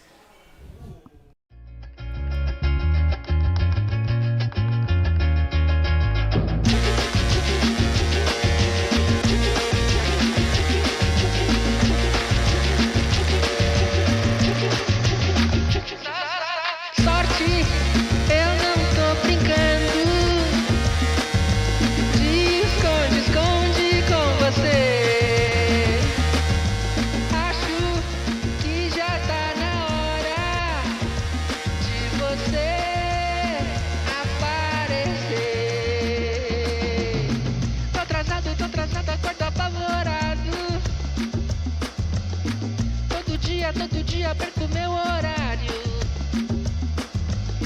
Chego tarde no trabalho, tô complicado. É relatório, conta almoxarifado e o inventário. Por essas e outras eu começo a cantar. Sorte, eu não tô brincando. De esconde com você.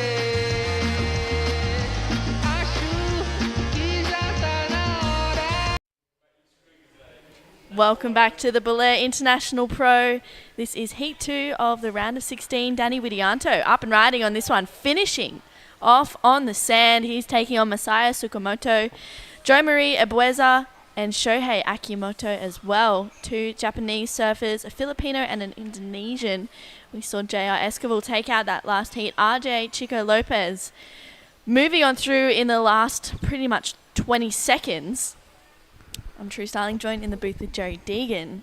Heartbreaking. That was heartbreaking for Rory. To be honest with you, I was talking to his dad Ian while the heat was going on. And at the end there, I got to say, super happy for the Philippine lads. You know, they worked it well.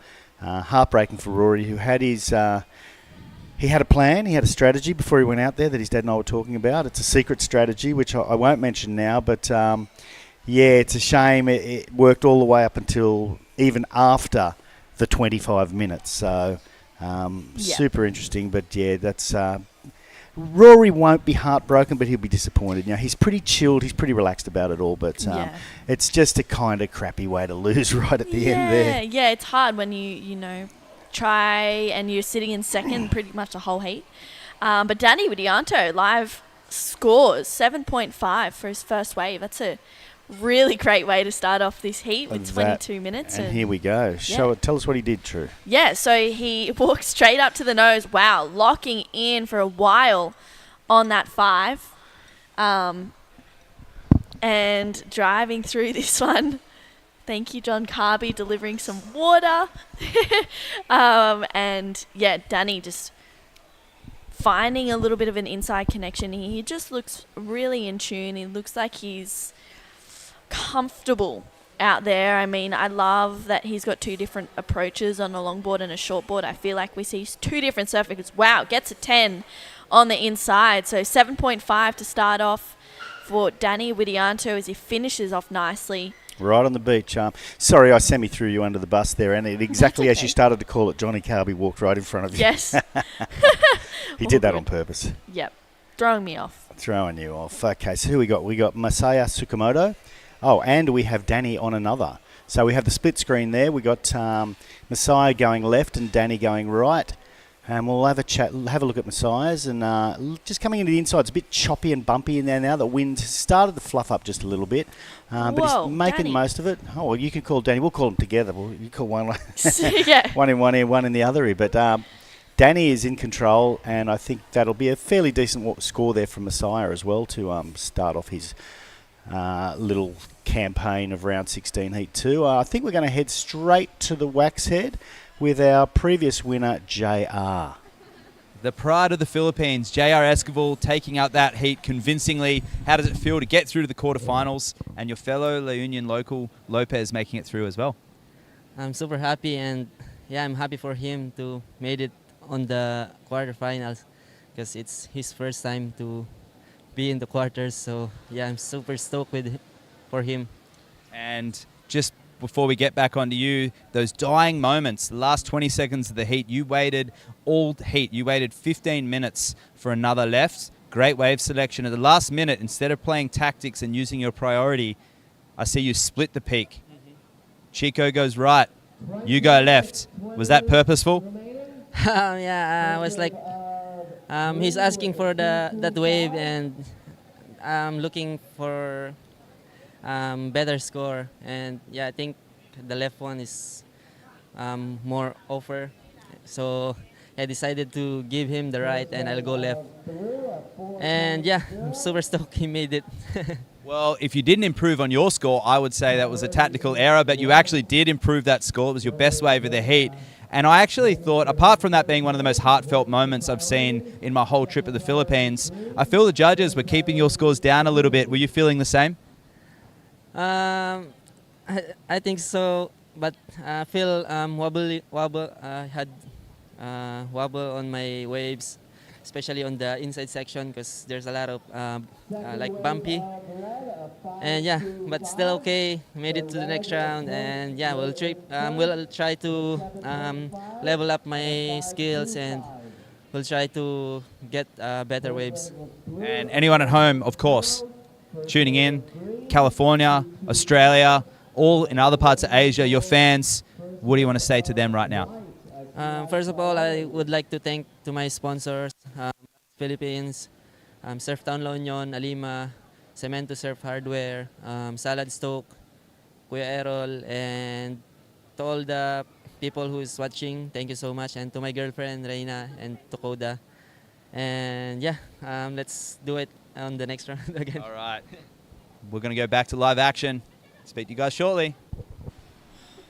Thank you, Matt, and that is us in the booth. True Styling, Joe Deegan. Loving it. Not good to see me. Good to see you. Thanks for the interview there, Matt. That was really nice. I want to just quick correction. For some reason I was calling Rory's dad Ian on the last thing. Sorry, Neil. And we had been chatting during that heat, and I had another friend named Ian who wants a shout out, and I just got the name screwed. But of course, Sam, our lovely producer, never misses anything, and he's quick to jump on me. So thanks for that, Sam. And Thank you, Sam. And commiserations, Neil and family. He just in the very last minute got done up. And so Danny's previous wave, his previous wave was a 1. He got a 5.25 before that. Here's a pretty strong paddle from Messiah, who did get a decent wave, a 4.0. That was on the left he was on before. This time he's going to go right, and out the back we have Joe Maria Biza opening up his account on a left-hander.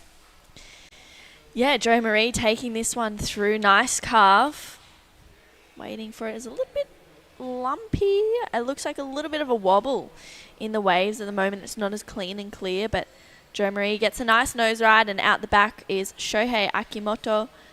Nice locked in 5 as he steps back, driving through, being patient on this wave. Quick steps up to the nose as he steps back to the tail, redirects it, and lining up for another nice 5 as he goes up and over that section.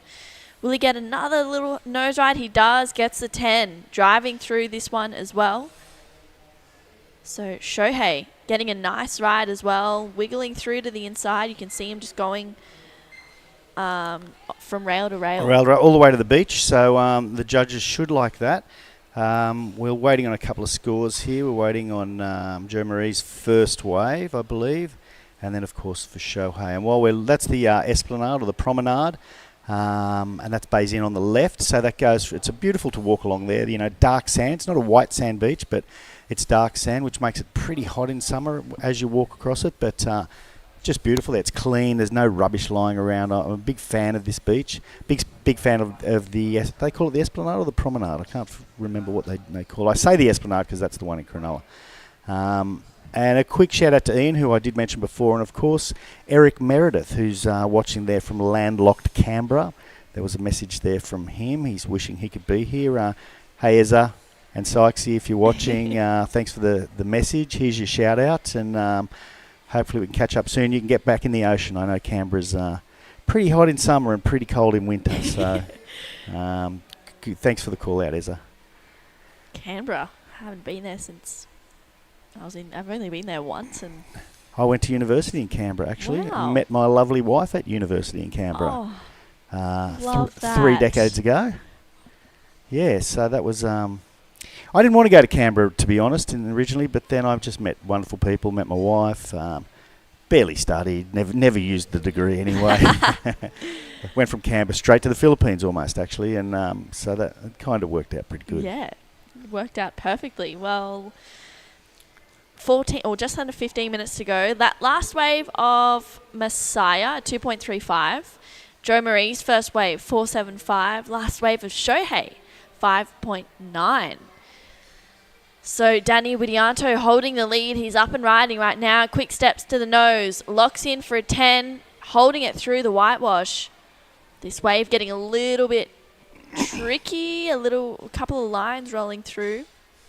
A couple of wobble lines, I should say, as he holds on to that 5. Readjusts through it as well and takes it through to the inside. Few steps more up to the nose.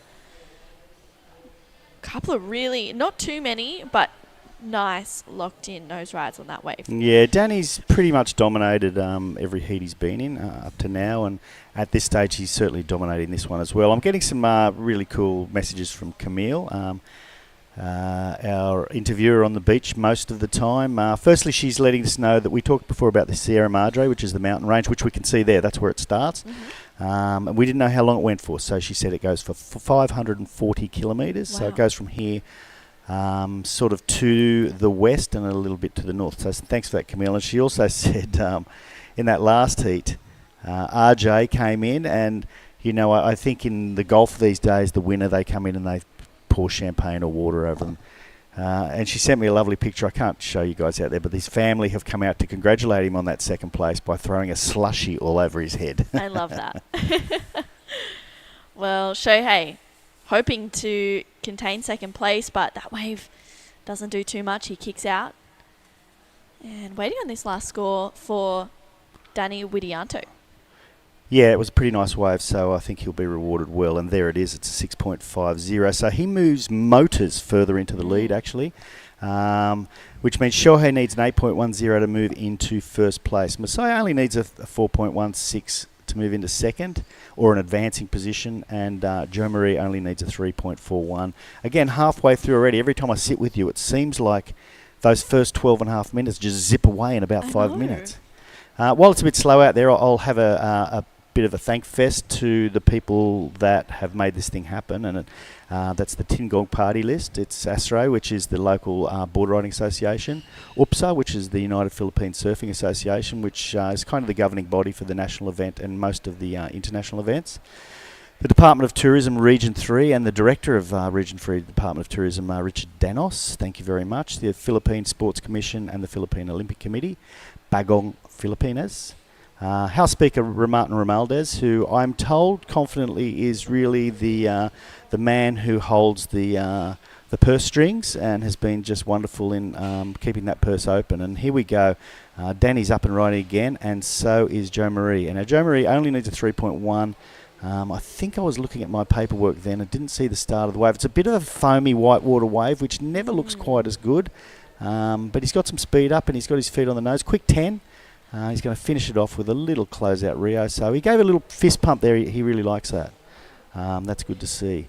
That's the bottom of the Sierra Madre, and that's looking directly south from where we are. I'd say actually maybe a little bit southeast.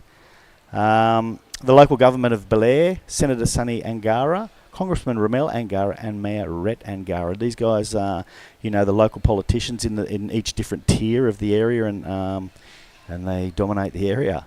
BHRROA, or BROA, which is the group that clean up the beach. And they were there yesterday underneath all the little stairwells, picking up any kind of rubbish that was lying around. So they do that voluntarily, and that's very, very nice of them to do. And that's why when you walk around here, you don't see rubbish lying around. So that's pretty cool. And also Costa Pacifica, which is where myself and True are sitting at the moment. Fantastic hotel. We saw it from some of the drone shots.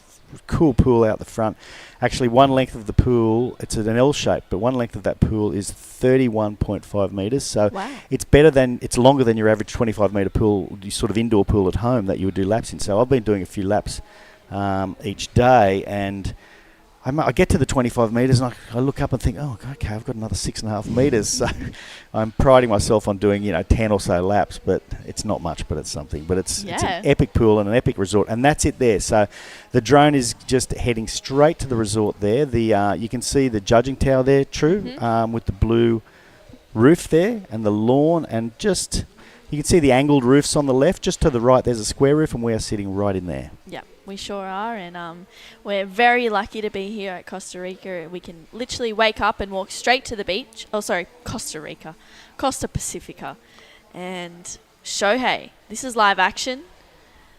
Moving through this one, out behind him, Joe Marie. He moved into second place off that last wave of 5.15. So Shohei, he's looking for a 4 to go back into second place. A few quick steps. Moving through this one as he gets a completion as well. So that was a nice way for Shohei, needing a 4. Yeah, I think he's going to go really close to that 4 there. That was a nice wave. Still open to anyone here. Obviously, it's Danny's zoomed out ahead. But I think Joe Marie, his wave has come in, so that hasn't helped him. And Shohei... Who were we just watching? John Carby just put me off once again. He likes to walk across the front of us and put us off. So we're not talking to you, John. So yeah, Danny's still well ahead, and Joe Marie still needs that 8.85 to move into first place, and that's a tall order. But you don't have to be first; you can be first and second, and that's. No one here. I guess you're aiming for first because then at the last minute, some heroics from someone can take it away from you if you're in the second place, and if you're in first, you need 2 people to do heroics at the back to take. So it's a comfortable position with 8.5 minutes to go, but it's not totally comfortable, and that was a pretty intense takeoff there from Danny, and that wind is definitely starting to fluff up now. True. Yeah, it's starting to wreak a little bit of havoc. You can see a bit of texture on the waves, and we saw a couple little wobble lines as well. It looked a little bit difficult to negotiate. It's definitely different compared to the first couple of heats we saw this morning. It was just magic, wasn't it? Yeah. Well, I hope it doesn't go berserk, and we can just keep running through the day. Here we have Messiah. Messiah's got a bit of work to do. He needs a 5.9. That wave's just not going to give him what he wants. He's going to still try to get to the outside of it. No, he's decided he doesn't want to waste his time. He wants to paddle back out there, try to get some priority, and see if he can get that 5.9. He looks a little disappointed. Yeah, he does look a bit disappointed. I think for Messiah, 5.9, he can get that. He just needs to find the waves to do that. I think that's the difference we're seeing between those scores today, in my opinion. I think we're seeing... whoever's on the better waves is getting the scores. Seems to be the case, yeah. Does anyone out there, and I don't know if you're old enough to know, True, but when they hear the name Messiah, think of The Life of Brian? Haven't seen that movie? No, sorry. Okay, go out and see the movie The Life of Brian. It's hilarious. I'm a book reader. Well, okay, so there's one line they say, "My son is not the Messiah, he's just a very naughty boy." So if you want to laugh, go and see that, The Life of Brian. It's super funny. Love it. Movie recommendations with Jerry. Yeah, you'll laugh your head off. 6 minutes 30 remaining, and Danny's still well out ahead, and here is Messiah. So he only needs 5.9. Well, I say only, that's a little difficult. Plenty of scores. That was a good 10 there, up and off the white water. Let's see if he can do something on the inside. Again, it's a little lumpy and bumpy on the inside, and he's going to hang on, try to garner a few more points, and he just fell off the back of that. I think he's going to struggle to get that score. True. Yeah, that was really unfortunate. If he could have got a finish, then maybe he would have been, getting a little bit closer to that score. He pretty much needs 6 to go into second. So this score's locking in. 2 scores to come through. We'll have a look at the replay. Redirects. It's a 4.2, so it is his best wave. Gets that 10. Walks back. Gets the little turn in there. And unfortunately, through this inside section, he just, I guess, maybe loses a bit of speed and comes a little bit too high on the wave. And that's why we see him just get hung up a little bit. But now he needs a 5.7. And this is live surfing right now. Danny Widianto going right. Joe Maria Bueza going left. Here he is.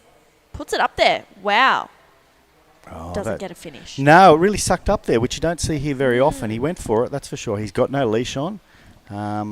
So hopefully he doesn't come off too often. Have you been watching to see if they're wearing leashes or not in general? Yeah, a few people are wearing leashes, a few people aren't. I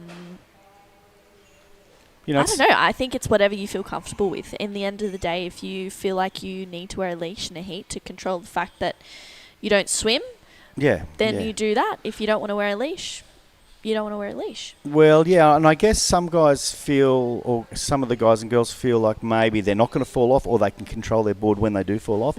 Now, I have yet to see someone without a leash on lose their board all the way to the shore. They seem to either be digging their toes in and it doesn't go too far, or grabbing it as they fall off. Have you seen a board go all the way into the shore as yet? No, I haven't yet. I feel like a lot of longboarders, because they do, most don't wear leashes, they're pretty aware of where their board is when they fall off and they grab it. They've got really great instincts and reaction timing to grab their board just before it kind of gets a little bit too far away from them. Yep. But, sometimes people just feel a little bit more comfortable with the with leggy. it on, yeah. Have you ever seen a shortboard competition where guys don't wear leashes? No. I mean, if it was on the beach, it's one thing. I've got to say, a lot of the shortboard comps are on points or reef breaks, so it's really important that you do wear a leash. I think the only time I've ever seen that happen, and this has happened to me, is when a leggy snapped and it's just been too hard to put another leggy on, and luckily it was 1 foot beachy for me, so I didn't have to worry too much about that. So your leggy snapped in a 1 foot beachy. Was it an old leggy or just... Yeah, I don't know. I think maybe the string had come undone. Yeah, that's happened to me before, actually. I bought a brand new leggy and didn't do the string up tight enough. Yeah. Actually, not that long ago it happened to me. I think that's happened to me too, but Joe Marie opting for no leash in this one. We saw him have a little swim before, but he was able to grab his board quite quickly. And taking this one through to the inside, he needs to better a 4.8.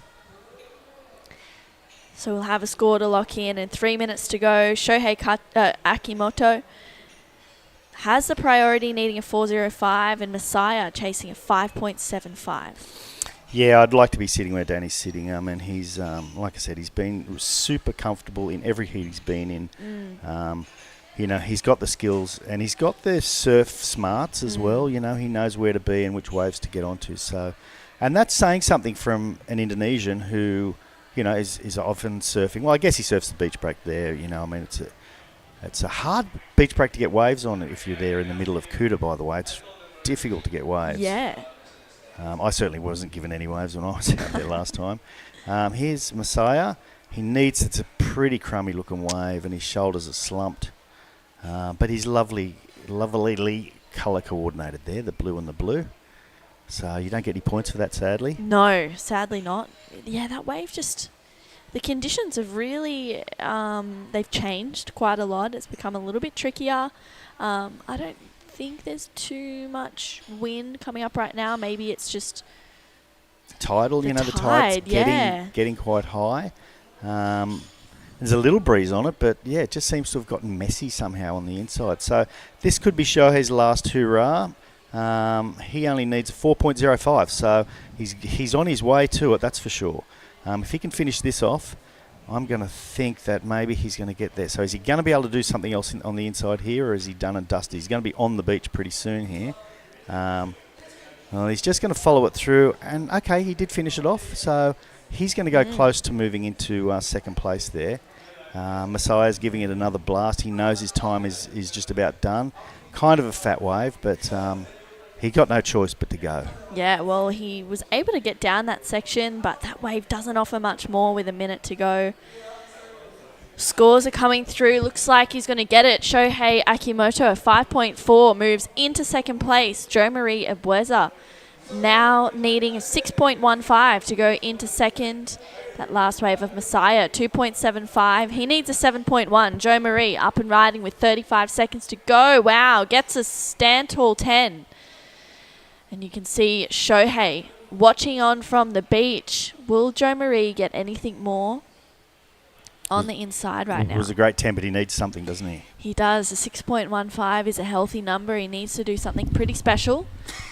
Tags that, and he likes the feeling of it as well. So high drama once again. Here we are at 10 seconds to go, and there is full-on drama. So he thinks he got it. Shohei's hoping he didn't. It's only a 6.5. There's been a few higher scoring waves than that today, and it was a nicely ridden wave. So leave it in the judge's hand there. I mean, Danny's safe as houses, so he's going to come in all happy. Yeah. But Shohei and Jo Marie, I don't know. We don't know. Yeah, well, let's wait for that score. A bit of love there for each other, a lot of respect there from these guys. And neither of them have any idea what's going to happen at this stage. So the judges will probably be replaying that wave from Ebueza. And he needs a 6.15. I think it's going to be pretty close. And the fact that the judges have taken this much time tells you it's close and they're debating. Oh, wow, there it is. Oh, he's just missed out. So we'll have Danny Widiato and Shohei Akimoto moving through into the next round. And sadly, we lose Jo Marie and Messiah. Thanks, True. We'll head off to an ad, and we'll see you shortly. Aurora, the greatness of its best, stood for its beauty amidst events that pass now and again. It's your best time to spend a town so rich in splendor, from a province that's so breath away from heaven.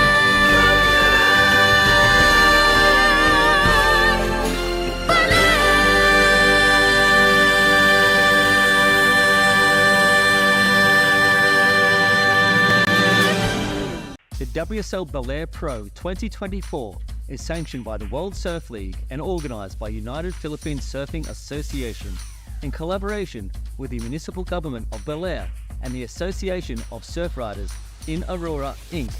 This event is sponsored by the Office of Senator Sonny Angara, the Philippine Sports Commission, the Office of Congressman Ramel Angara, Philippine Airlines, and Costa Pacifica. This event is also recognised by the Philippine Olympic Committee and the Philippine Sports Commission. Okay, and welcome back to the Baler International Pro down here in the beautiful Baler Aurora, Sabang Beach, and we have Oh dear. That is going to.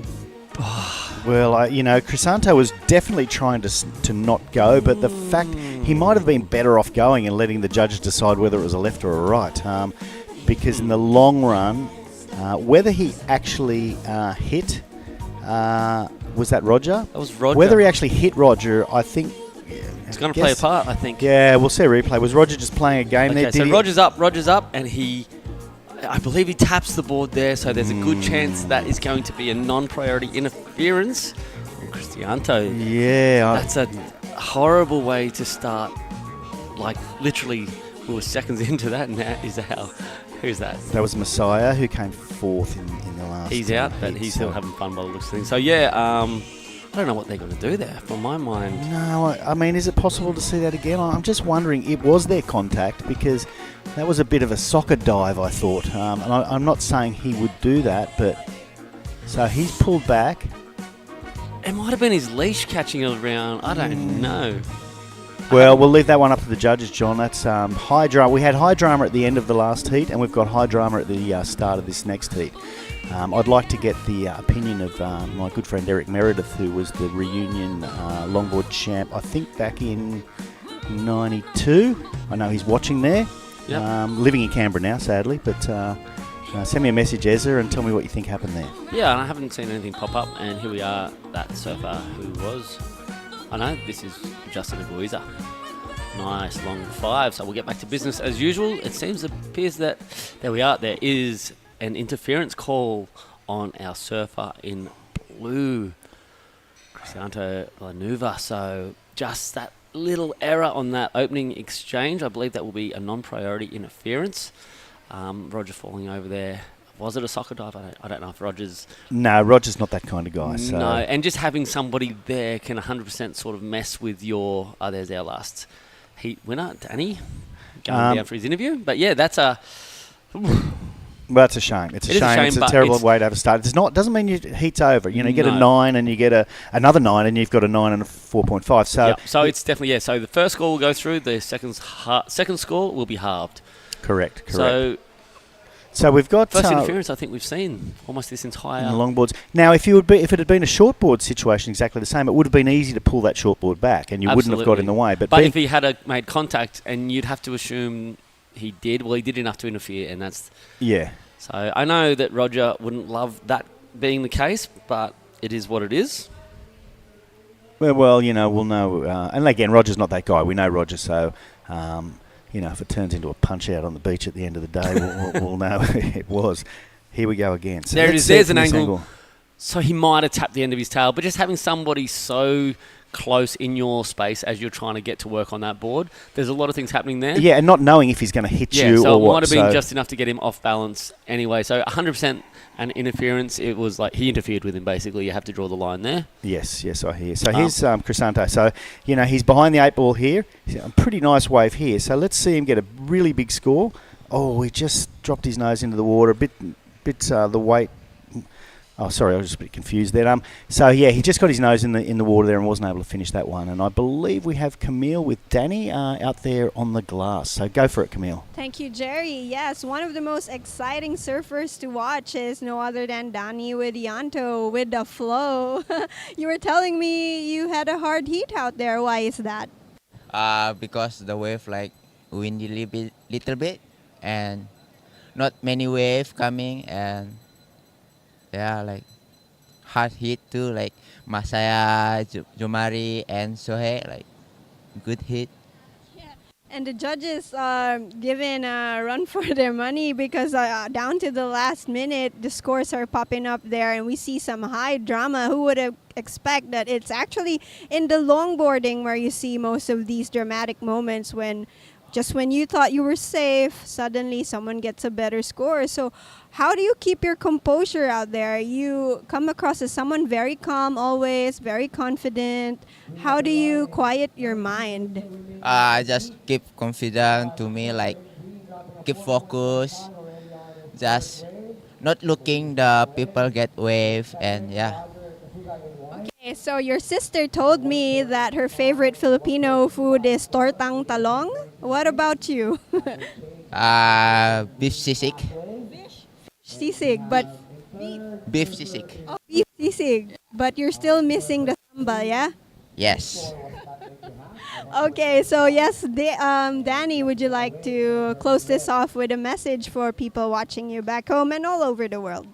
Thank you for my mom, my dad, and everyone, and my sponsor, and yeah, thank you guys. Maybe if there's a chili company out there, sambal sponsor, so Danny can bring some for his future trips.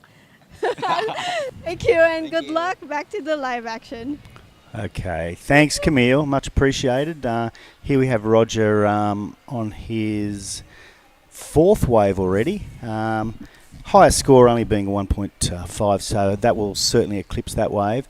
I liked what Danny said, John, about not watching the other guy's waves, so it doesn't get into his head, I guess, if they get a good wave. Yeah, and you'll see some guys, they will just watch and it can get in your head. When you see, I guess, these guys watching someone trimming across knowing they're on the nose standing tall, you can get intimidated and you can get in that weird headspace. So some people like to watch, some people don't like, and good insight from Danny there. He just does his thing. Yeah, and this is a great wave from Tucker. He, as you said it, you don't want to watch people standing there on the nose. He had a terrific 10 before that and a 5 inside.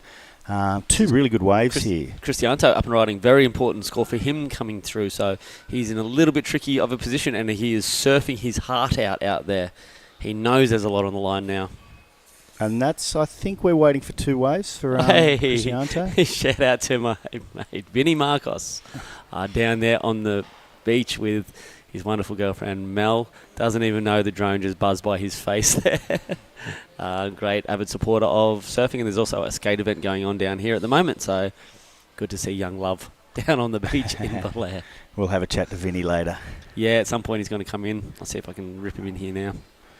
Yeah, nice. So a couple of scores waiting there. So Justin, he got a 4.75 on his first wave. Sadly, his brother got knocked out in the previous heat, John, but he can represent the family here and now. Yes, absolutely. Plenty to go, and these I thought we were stepping into quarterfinals when I saw these names on this list as well. Like, it's a very stacked heat, and they all are. Round of 16 could be a quarterfinal in any competition around the world at the moment. Yeah, I'm waiting with bated breath on that wave for Tucker. I mean, the 10 was just terrific and super stylish and in a critical part of the wave. So the judges have got a bit on their mind at the moment. There you go. Well, there's Roger's wave has come in at a 5.50. Still waiting for Crisanto and Tucker. So you'll see on the score there it's a 1.75 for Crisanto's wave. So it was actually a 3.5, so they've halved that wave. Yep, I'm going to say that Tucker's probably got the best wave of the heat so far. Just like you said, standing there on the nose of the board, critical 10 for a long time. Be good to get a replay of that one because I believe we're going to drop in the best score of the heat so far. I reckon we might even get into the very good range. Yeah, well, for his sake, I hope so. And I know his mum and his two sisters are watching. It's a busy family down there. Taking off down the line, we don't see that very often. Straight to the nose. We'll often see these guys fade or go straight in the takeoff. So Tucker, knowing that he's got to get down the line fast, and he took off down the beach. Oh, okay, so not much on the outside, a little bit scrappy. And that's Here's where the money you were talking about. Yep. This is where the money is. That is a very confident, well-held 10. Beautiful style, dropping a 6.25 for this number.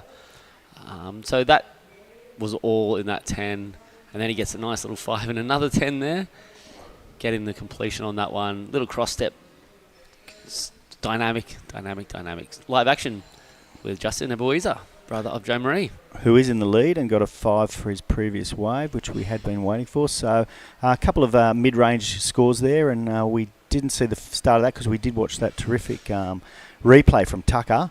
Yep, and waiting with bated breath to see this Cristianto number drop in also, because this will be a sort of running side story in this heat. Can he dig it out with that interference call on the opening exchange, which we haven't seen before? No, well, look, we're going to predict no, obviously, because of the quality of the other surfers out here. And to have your second score halved just makes it, I'm not going to say impossible, obviously, but makes it hard. Makes it very, very difficult. Here's Tuck up again. This is only his second wave, and we have Roger, going left. So Roger's down. We'll have a look at Tuck. He's going to come off the top there. Really nice off the top. Has he got anything on the inside? Nice little bottom turn too to get his speed going. You can see that shortboard. He's a dual discipline superstar basically, and that's the sort of manoeuvre you'd expect from a shortboarder. Yeah. And that's why you lit up when you saw it. That was epic. Yeah, I mean he didn't finish the wave off sadly, but that'll be a nice backup wave.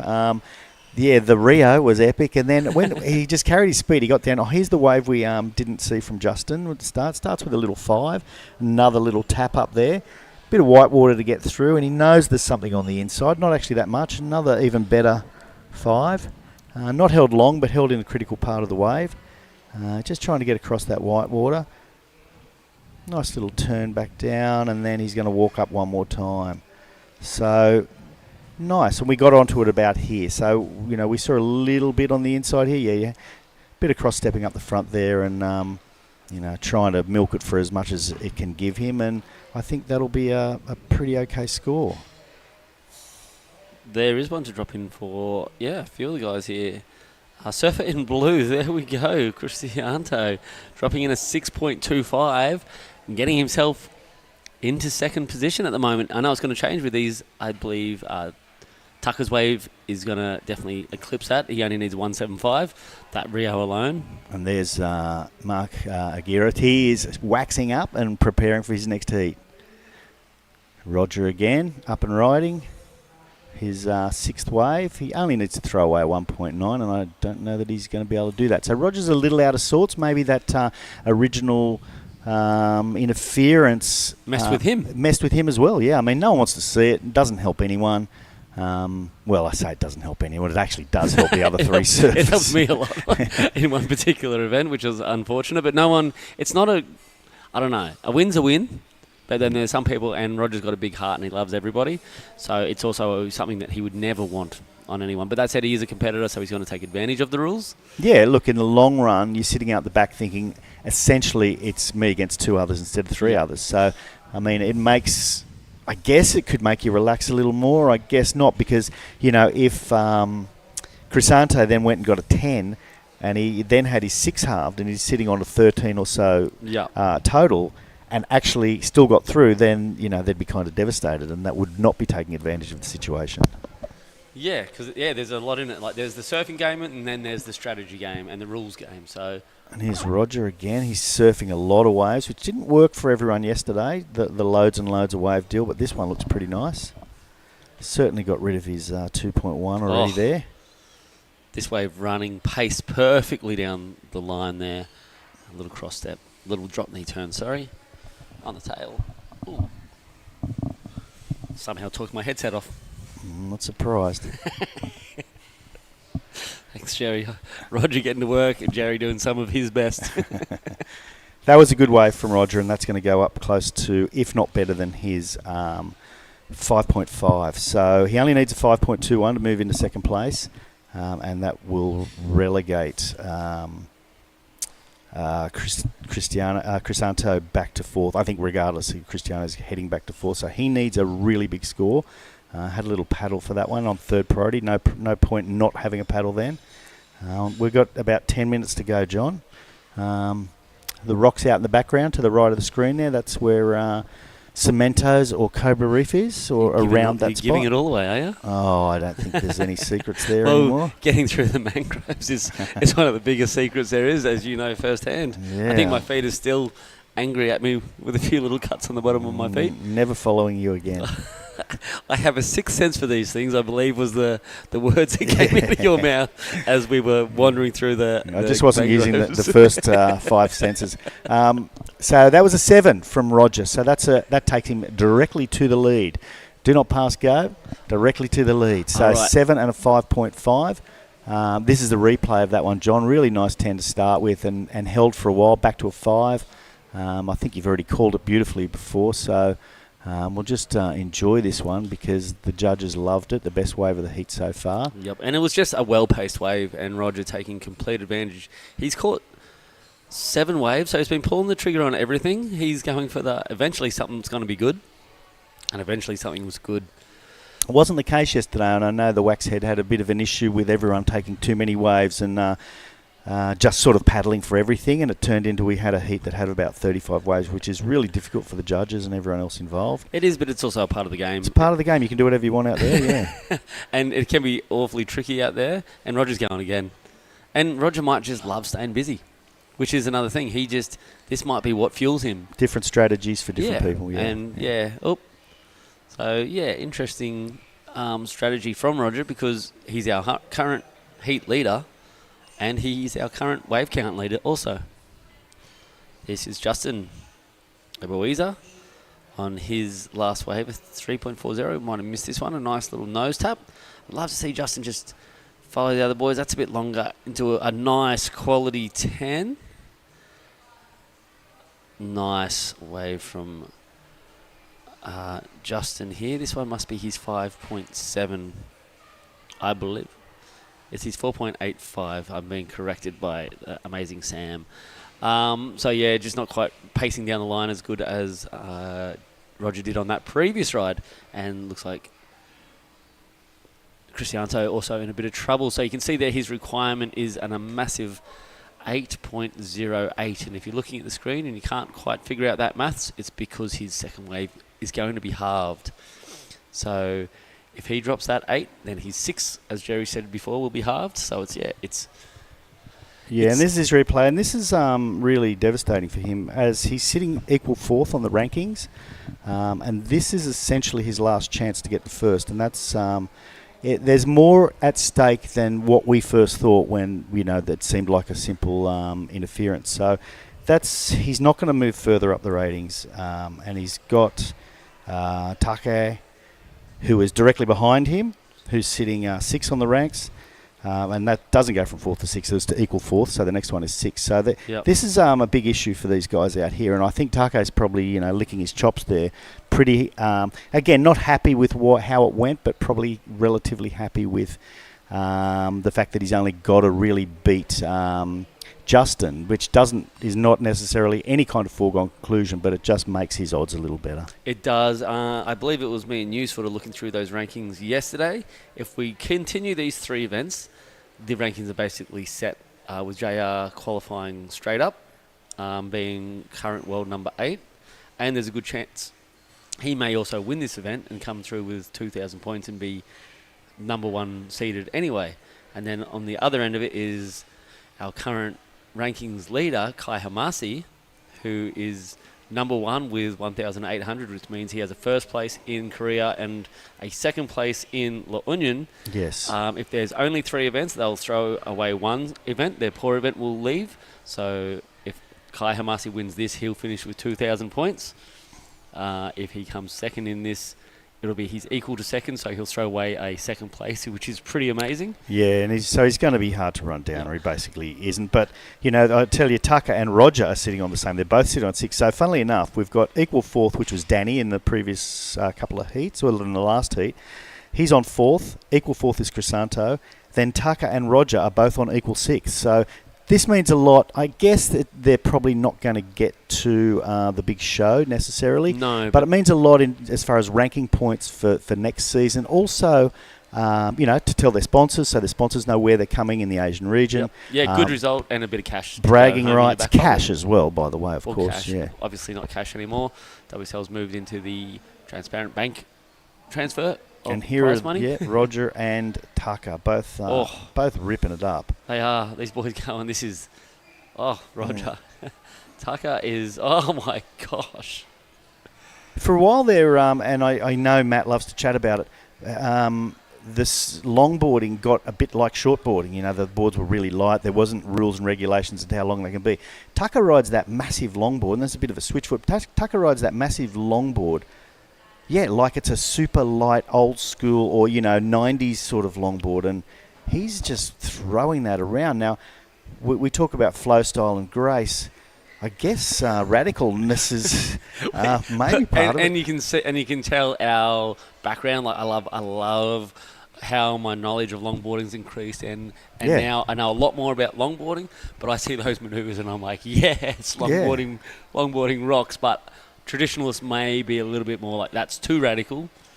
Is there anything? I mean, if it's still stylish and graceful and radical, I guess that meets the criteria.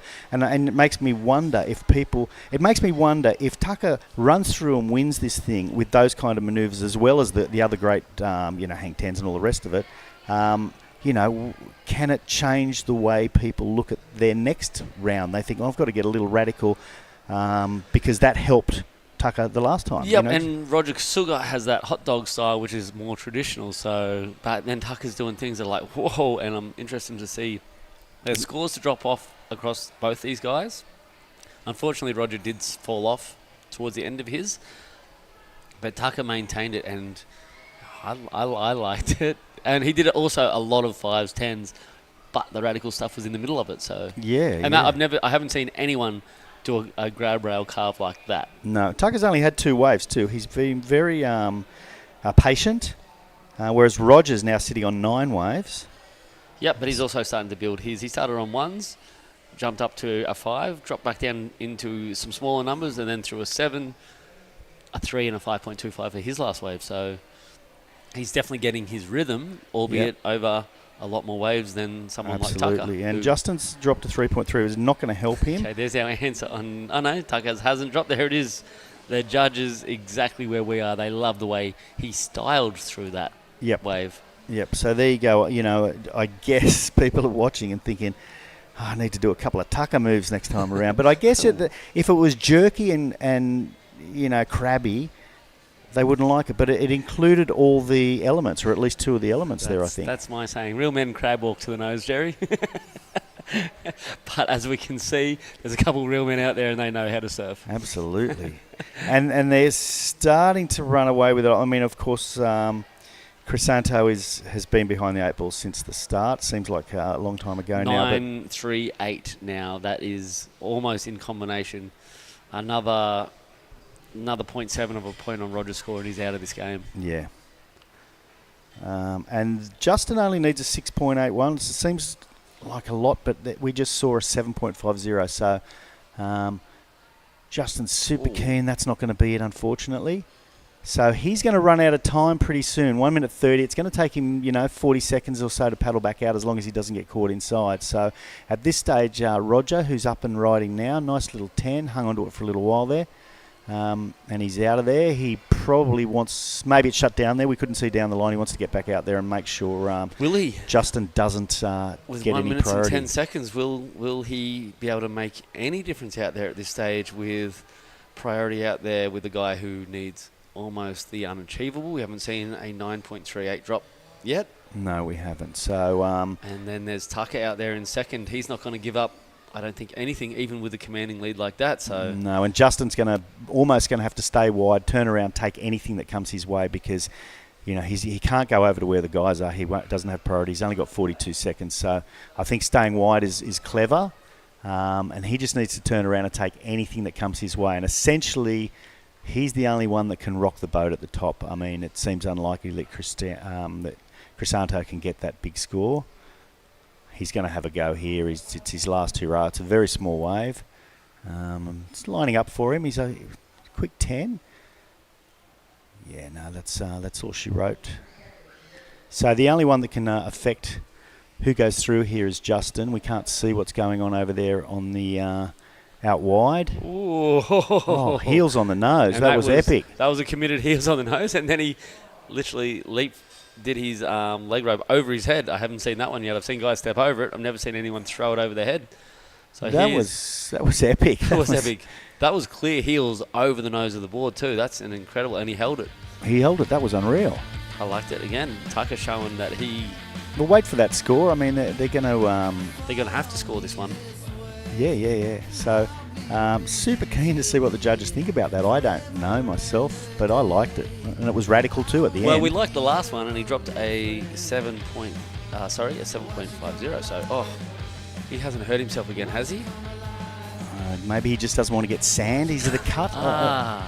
Maybe it is sand in the boots. A bit uncomfortable. I don't know if there's a tap up there, so maybe he's keeping sand. I hope he hasn't hurt himself, because he has just put together a sensational round of 16, and that is going to swing him into momentum. There's Roger on the beach there. I'm sure he's going to want to have a few words to Crisanto and just say, hey, mate, I didn't want that to happen. Yeah. But at the end of the day, this is a competition. It's a sport. So Roger, 6.8 for that wave. So they didn't like it quite as much as his other wave. But he did go into his top two. It did go into his top two. So the scores are in there now. I think we will be looking towards round of 16, heat number 4, directly after this break, and I'll catch you guys a bit later. Thank you, Jerry.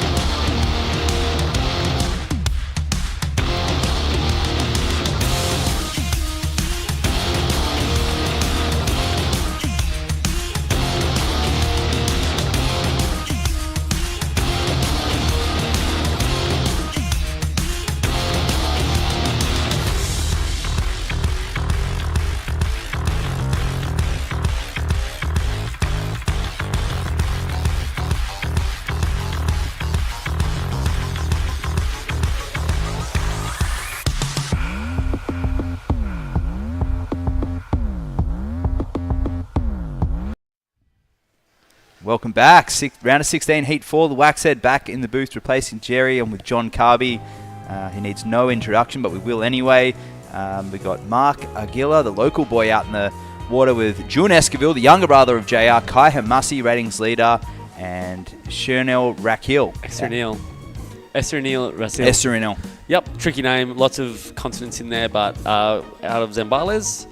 Representing the Zambales crew, doing well at 2 to be into the round of 16. And once again, it's stacked. It is stacked. La Union, Baler, yep. and that name, Kai Hamasi, Japan. That's it. Chiba, Japan, the technician. He'll be licking his lips and probably a little bit bummed. He's at the tail end of all of these heats. You know, he wants to go out and prove to people what he's got. He was at the tail end the last couple of days. But putting on a clinic to get here right now, and it's been actually the story of the red singlets today. Nearly all people in red making it through to that next heat. And I have a look through the jaw. So JR in red taking out the heat, Denny Widianto in red, Taka Inui in red. So if Mark can continue on that trend, he could take the win in this heat. And the women's side of the draw, just going back to our heat sheet right now, and it was also a clean sweep with the reds, where we had Natsumi Teoka, Daya, Daisy Valdez, and Kairi Inui all taking the wins. And the Reds have it. Rakil right now, opening carve there, little drop knee wrap. That rocker in the board being practical for him as he gets through the chop. Nice timing there. I really like his style, the way that he's able to get through the chop. That's one thing I've been very impressed with Rakil's surfing. And Hamasi, on the other hand, trimming through there. Beautiful drop knee, opens up the hands, and nose rides in the same arc that he did his turn. So that's always pretty critical when you're able to do that. Nose ride within the same turning arc. Yep. Coming in as ratings leader, second over there in La Union, and it was the JR was just too strong for him in his local spot. And well, you might have to say that it almost favours him down here. Oh yeah. Although JR does have La Union Bay down there. Yep. It's not a cheaper beach, and this is very similar to what Kai Hamasi has cut his teeth on. He's developed his skill. And just a note coming through now. We've got Jeff down there making some calls. We're going to go on hold for 1 hour after this heat. The wind's pumped up a little bit. So after this round, before we move into the quarterfinals of the women, we're going to be on hold. We want to see if that wind eases off like it has through the other days. Good call. So yeah, big call down there from our co-director, Jeff. And the afternoons have been really clean, and we've actually got the heat winner of that last heat, Tucker, that we're going to go to after this wave of Junes. So take it away, Camille. Thank you. Yes, I am with Taka, who we saw you were on the beach. You were hopping on one foot. Is that because your foot hurts, or just trying to get sand on the bandage? Today is a little bit bumpy. Then my feet is not good. Yeah, and inside a little bit big sun. Big sun. Then little bit hot. Yeah. So he said indeed his foot is feeling a bit painful today, and he did try to prevent big sand or rocks from entering the bandage, because yes, here in Sabang Beach, some big pebbles are mixed with fine gray sand. Oh, so we were also talking about your radical style out there.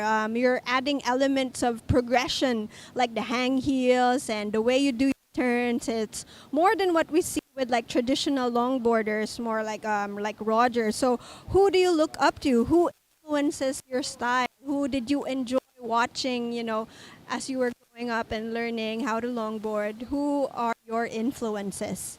I'm starting high performance longboard.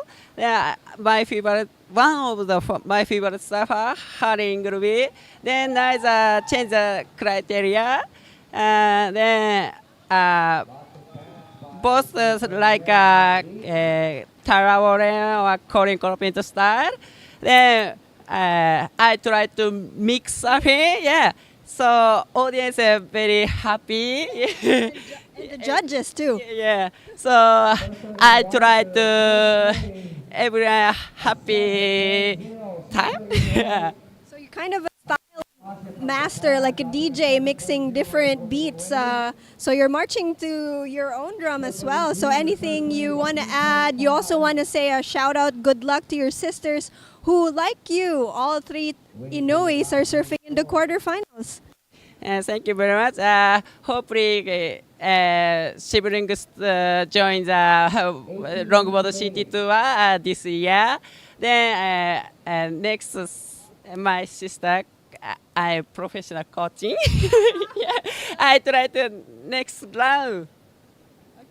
Thank you, Taka. Taka School of Professional Surf Coaching. Hit him up if you want to learn how to hang heels as radically as Taka does. So congratulations. Good luck to all three of you Inois in the quarterfinals. And yes, let's catch this last heat before we go on a 1 hour break. The first thing comes to mind when we watch Tucker is intuition and creativity, which are two things that are extremely difficult and if not even impossible to pass down to clients, because he's a gifted surfer who reads the ocean like very few do, and one of your favourites. And it is, and I think you just nailed it. It's that instinct. There's some people that have a certain just connection to the ocean, and it seems like nothing can go wrong, and they're doing things that other people aren't doing just because they understand it a little bit better than a lot of people. Slater obviously is the king of the instinct, and that's basically how he's gone so far, because of that relationship that he has with the ocean, and they somehow just get it a lot more than others. And the key to Slater's success is his connection with his surfboards, which Taka seems to have been really struggling with in the last few years, and putting down a lot of his major event victories, but then again, some of his event losses down to equipment, not choosing the right equipment, blaming the wrong equipment, and a lot of that comes down to the preparation as well, and understanding what's beneath your feet, because the skill, the creativity, the intuition will take you so far, your connection with the water, but you need to understand that the boards beneath your feet are that next level, and Tucker is starting to understand where that works. And his sisters, Sakura and Kaede, very much tuned into their equipment, having taken wins. But Mark with a 5.75 in this heat, our surfer in red. Kai Hamasi, the technician, with a 7. So he's out to a second place at the moment, because we have a score still to drop there for... No, it is Raquel with a 3.5 and a 4.5, and Kai Hamasi just that single wave of a 7. But it's game on. It is game on. This will be our last game on for an hour. We're on break. We're going to have another call time shortly after this. 11:45, we're going to have a call time and potential 12 o'clock start. So we just want to see, as you can see the rain coming down here, it's a good sign actually, as Mark is up and riding, just going a little bit wobbly on that and dropping his foot off. So yeah, we're looking for a potential 12 o'clock start. We want to see that tide sort of come through its height. It'll drop out, standing those banks up and getting those waves running through. A little bit more quality. We saw some great surfing yesterday after the tide swung around. So as long as that wind plays games, the joy is we have a bit of time up our sleeves here. Absolutely. And a great morning of surfing so far. So another great call from our contest director, Jeff. And you too, of course. But Jet, knowing the conditions really well, he knows what happens. It's one thing I really enjoy about this place in particular is that you can see the squalls coming. We are in the middle of a big beach and a valley, so you can actually see on the horizon the wind. And you can actually see it stopping. Yeah, it stops way out there on the right, that big dark patch. That's the wind. And so it's gone almost, it'll be glassy again shortly, and most likely windy again, but we'll have to wait and see. The wind, when it's raining, tends to go offshore here. Yeah. Tends to. Well, yeah, there's these mountains that are behind us, that great mountain range. So it's not always, you'll see the forecast, it looks like an easterly just hammering across the Pacific all the way into the Philippines. It hits these mountain ranges and can tend to swirl around. And a little bit of rain can change the direction of the wind within minutes, as we've seen down here several times. We've woken up to onshores and next it's offshore. We've woken up to offshores and next it's onshore. So it can happen a lot in little areas like this. So the preheat, the contest directors sending out messages every day and every evening saying 7 a.m. call for a 7:30 start. And that very much is monotonous at certain places where you know you're pretty much going to be on every day. But here, the weather is something to consider. And it's been a bag of different lollies every single morning. And here goes Raquel, currently out in the lead, looking to drop a low of a 3.5. And he's well on his way. Beautiful soul arch 10. He goes complete and falls off in the white water. So the judges will deem that incomplete. I believe that'll be incomplete. Didn't get the clear control Correct. outside of that whitewash. So same criteria when it comes to shortboard. They need to see that control. Correct. And you need to be clear. and he got back from the nose, but he was on his toes, Yep. holding that trim line into the whitewash. And with the conditions slightly deteriorating, Kai Hamasi very upright with his stance. You can see his back straight, and if you compare it to Jun's, see how he's hinged at the hips a little bit. That's generally showing anticipation. Where Kai, very relaxed, letting the board flow, upright with the back, hands below his sides. That's showing he's fully in trim, letting the board tell him what it wants to do, and he's guiding it around. So for me, that's excellent display of the criteria, style, flow, and grace. Smaller wave, no single moment really stood out, but it'll be a nice, clean backup score for Kai Hamasi. And yeah, it is that point of not doing too much and not anticipating, just letting each moment go before him, and he has that high twitch fibers in his brain, and he knows and he has the confidence in which maneuver he's going to put when that opportunity shows in front of him. And that's the difference between those, say, mediocre to good surfers to the excellent style that we're seeing from Kai there. It's just the confidence in those small decisions and made on the literally split of a second. And can Kai do what Taka Inui does? Of course he can. He just chooses to surf to the criteria. So I would say Kai works, compared to the rest of the field, a lot smarter and doesn't have to work as hard because he surfs the criteria and has great wave selection. And is very clinical in that way. You end up, look, he's got one wave and it's a 7. It's the best wave of the heat so far, and that'll be a great backup for him. And it's just different ways to slice and dice in the heat. You guys talked before about getting lots of waves like Roger. He worked hard in that heat, and he really, and it is probably what he does at home, gets lots of waves and has lots of reps. But on the other end of the spectrum, it is a contest, and he left the door open through wave selection numerous times. But here goes Aguilar, 5.75 to open up. So he's got the second best wave of the heat behind Kai Hamasi. Just got a 6 actually. So this will be a really nice backup who was just searching for a 2.75. So the local boy will go straight into second place, no doubt.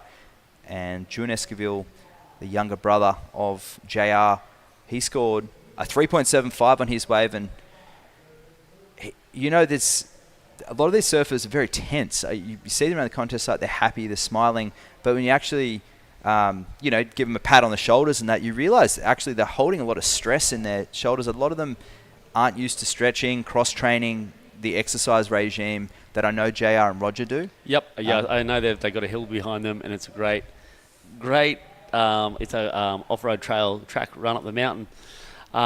That's sort of what we're talking about. Like when you're running down a dirt track and you've got rocks, steps, lumps and bumps, your brain's working overtime, so you're not only working your body out in different interesting ways, you've also got your brain having to make all these decisions as it comes out before you. That's a good analogy. Yeah, I do love things like that. Like running on the road does some things, but running down a dirt track where you've got to think, you risk an injury, but a lot's going on in those particular styles of training. Yeah, and the road just being Leunion surfing straight out the front as your normal exercise, and the rocky mountainous road behind you, or the dirt road being the cross training required. And but see that leash getting caught up there with Raquel. So we were talking about leashes earlier. And one of my questions is, do you know, or is there a rule about what if your board goes into somebody? Yeah, I mean, it's definitely, it would be an interference, I think. It happens very rarely. Yep. You see lots of boards snap and leg rates break on the CT, but very rarely is your surfboard getting in the way of someone. Yeah. I can't think of an instance where it's occurred. You just go around it because, generally speaking, I mean, I haven't, honestly, in all the contests, I've never seen a board get in the way, and I've certainly never seen one as a projectile, but it would be an interference, yes. Yeah, even if you're paddling out and you have a 9-foot longboard coming at you. But how often do these professionals lose their board? I know. I guess in the league of these semi-professionals, yes, more likely. Yes. So, I don't know, and I don't know, my brain often goes to those weird places. Let's go through this because there's a lot going on out there. No, we'll get back to that. It's a really good chat that you brought up. And but for me, the coaching aspect is a lot of these surfers rely on the leash. I feel they fall off because they have the leash as a backup plan, and you just sort of that decision making. And when you don't have the lifeline there of the leash, you won't fall off. You will fall on your board. You will continue on the wave, and you're more likely to choose moments of the wave that will, as I talked earlier, okay, so yes, the leash is a good backup plan. You go straight to the nose, do a great hang 10, do a huge re-entry. But longboarding, it's very much a setup style of surfing, the criteria at the moment. So your bottom turn really dictates your next 25 meters of process. So, but if you're thinking trick, trick, trick, you won't go excellent. Yeah. If you're thinking the entirety of the wave, if you're thinking of the criteria, if you're thinking about packaging it all together with some beautiful surfing, critical nose rides, great. Because you can't get a 10 with just a nose ride. Yep. Likewise with just turns. So you've got to fit the board and the wave. That's another good question. Can you not get a 10 from just a nose ride? No, I haven't seen it. Yep. And it isn't. Nose riding is not the sole part of the criteria. Length of using the length of the board, variety of maneuvers, footwork. Yep, and I've just thrown that back to the Yeah. comparison of a shortboard where you can get a 10-point barrel, you can get a 10-point air, you can even at some point get a 10-point turn if it's mind-blowing. I was wondering if that does translate to the longboard division. And if you haven't seen it, You can go high, you can go excellent for sure with Yep. just a nose ride, but it'd have to be by far death-defying. It'd have to be something where the jaws drop. And we see it at Malibu regularly with that final event, but it's a combination in the flow. And the other thing you said often in this is it's the setup turn to get to the nose Yep. ride. So inherently in that nose ride, there's going to be setup work to get there. Correct. So Style, flow, grace, not nose riding at any point is not part of the 3 pillars of the criteria. Tricks are not part of the criteria. They're subcategories. So technical nose riding, critical sections, combination of maneuvers are part of the style, flow, and grace. And it is not a nose ride contest, nor is it a power surfing event where growing up, Tucker alluded to Harley Ingleby is one of the best all-rounders, shortboard, longboard, mid-sized boards in the world and has been for quite some time. But back when he was winning world titles 10 plus years ago, if you touch the nose, that was that criteria tick off. Okay, yeah. Could you get a 10 without going to the nose? I don't believe you could. Could you get 9.5? Yes, by just doing turns. And likewise today, you couldn't get a 10 by just nose riding. Yep. I don't think so. And the judges would just straight up, I know Ty pretty well. I think he'd be like, no. that's a very good impression of Ty. Man, a few words. Yes. And that's why he's a great head judge. He is. He's very clinical and also super respectful and can explain situations and sort of make sure everyone's on the right ballpark. Very clearly, very smart. Correct. Yeah, he's seen more. Without influencing too, which is an important thing as a head judge. He doesn't influence. He will only encourage people to make sure they're locking in the numbers they believe it is. Yeah, that's a good call. And back into this heat, Aguila, 3.9 to go, this is 5.75. And the big wide nose going down there on that wave, so that heel hang not working, only needing a 5.01. And here he goes. This is June Eskil, currently in second, looking to drop a 4.75. He goes up for a little float, and you can see it, real tense June out there. See, just looking down the line, crouching, looking for something. And I'd like to see him just hinge the hips a little bit and relax. And here it is. He gets a bit more relaxed in there, and he steps back. And so I just needs a massage, the old boy June. Or just start to believe in his ability. Yeah. It's one of those things. How many times does it take you to prove yourself, to prove it to yourself? True. He can really do a lot out there. I guess living in the shadow of his older brother, it takes a toll, and he's going to want to shine out. And one of those things is you just want your athlete to start believing in themselves, because that self-belief is the key to self-success. Yep. So, yeah, and you can see that anticipation, if you're relaxed into it, it's going to become easier for him. That's really good wisdom there, self-belief, absolutely. And we all know from the outside looking in that these surfers have the skill, but given their lack of experience competing against international surfers, and in general, their lack of experience, they've had 2 years of the UPSA Tour. Yep. And a few invitational events at La Union, which they're seldom invited to because a lot of internationals are coming. So these surfers really are cutting their teeth, and this is a learning curve for all of them, which is a big reason why Baler has got this event here, and UPSA are supporting it as well. So backside attack there from Rakil, and Kai Hamasi out in the lead, looking to drop a 6, and he goes down. So 6.25 required there from Rakil. I don't think that surfing green will get that score. He goes down hard, and beautiful smooth transitions there from Kai Hamasi. Upright style, little touch of the heels, and he goes down. Do you think it's worth the risk, that switch stance back to the board, or is it more of a parlor trick?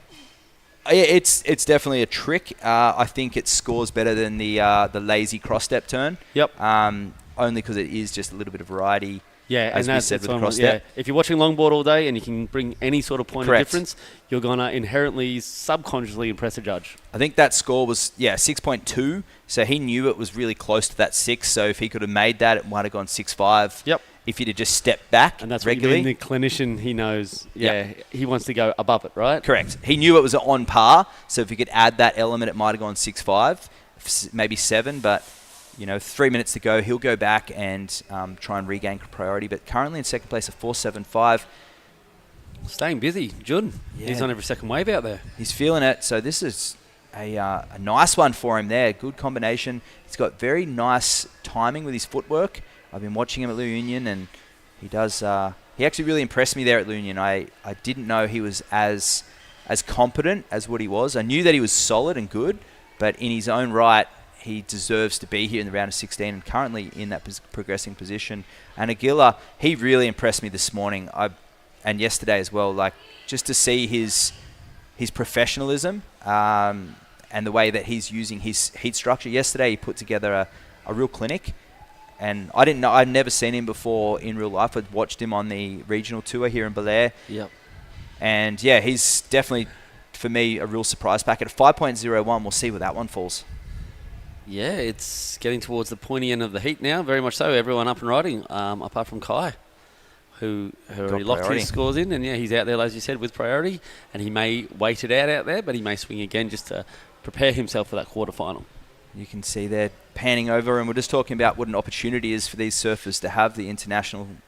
There's the locals. They're supporting Aguilar right now. There they are, the Baler boys. They're stoked, and so they should be. Surfing's in a great place, and we caught up with the Baler OGs last night, and there's some fantastic chats that we had. That was fun, wasn't it? Great Talked to dinner. Marco last night, yeah, and we had Noel, Teddy, and Rick, all in their late 50s. They started with backyard boards, and in fact, their first board, they used to share between 6 or 7 of them. It's awesome. They'd come in, wave, hey, my turn, go back out, and those guys they run a cool little cafe over there called, I'll get that name for you. Camille's? No, I'm going to get you the proper name because it was a great place, and I would not hesitate to go back there, so let's have a look. Yeah. Jun dropping in a 4.7 as the Waxhead gets this through, and it looks like Kubli. Kubli's. Kubli, it's Kubli. Yeah. When you're here in Baler, check out the upstairs bar. And Raquel is looking for a considerable 6.25 here. Last minute, nice smooth surfing, but unable to utilize the front end of the board. He knows, the body language tells us that he's not going to get it. And a 5.75 there for Aguilar, who goes up in a second. And Kai Hamasi, of course, with priority, gets one of the last waves of the heat. So now Esquivel requiring a 5.5. And it changes so quick, so the locals will be going mental down there on the beach after getting that from the beach announcer. And last-ditch effort here. 20 seconds remaining. Esquivel looking for a mid-5, holding that 5. He knows the requirement. He knows what he's got to do. Holding the 10. It's got a real similar feeling to Chico Lopez earlier with JR. And Esquivel working this one all the way through the inside. Another nose ride. So he's going to really ask the question to the judges, and he rides out as well. And he's going to give it the fist pump, the Esquivel fist pump, and that is going to... I'm going to say it's there. He held one of those 5s a long way, and then Mark, was he up in time? Or was he not? I think it feel like... So there is 4 scores to lock in. Here we go. Okay.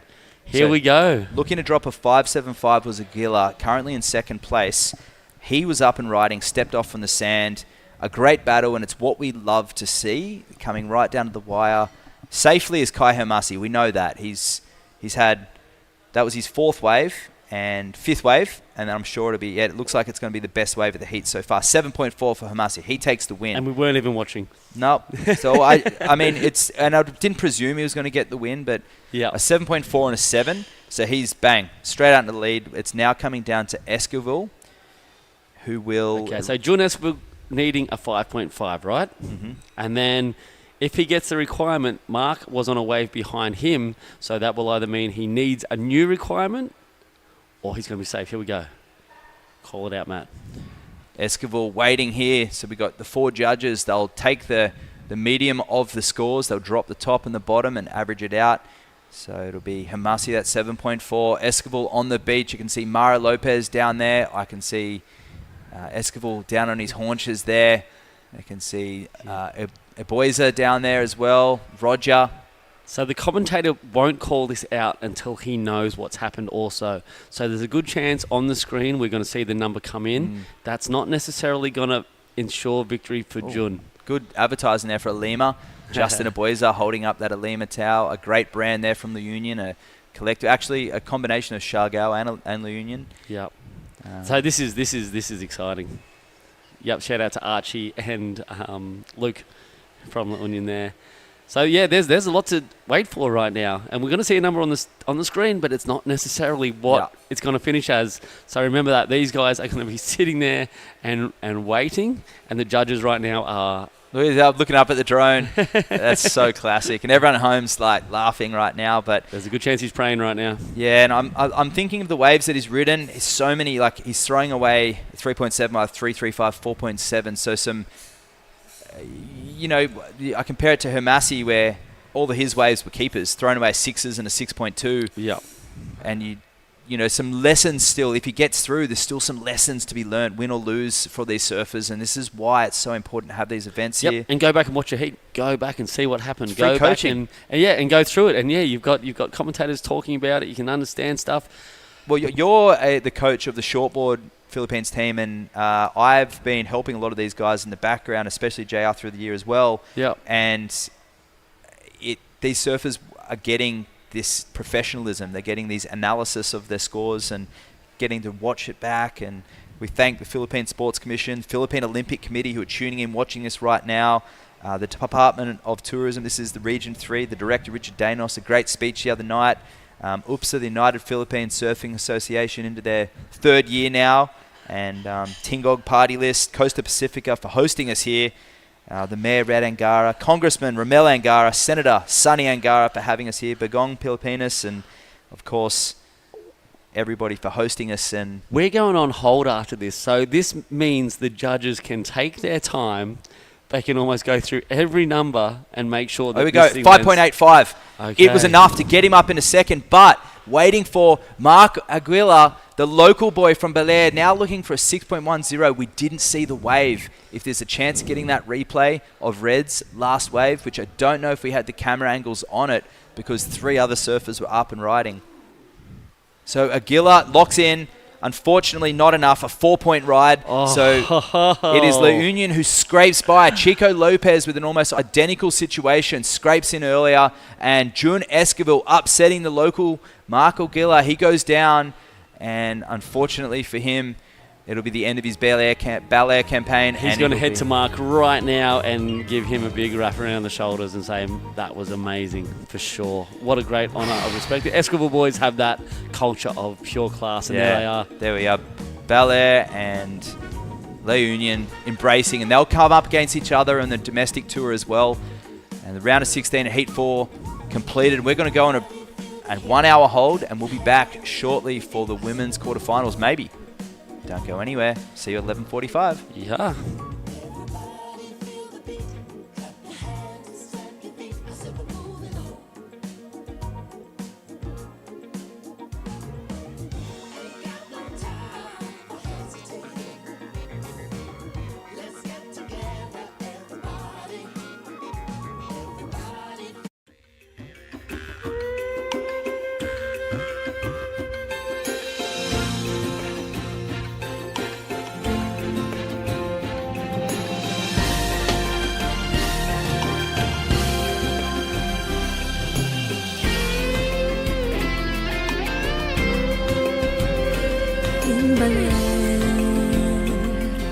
The sun begins to spread light to the land,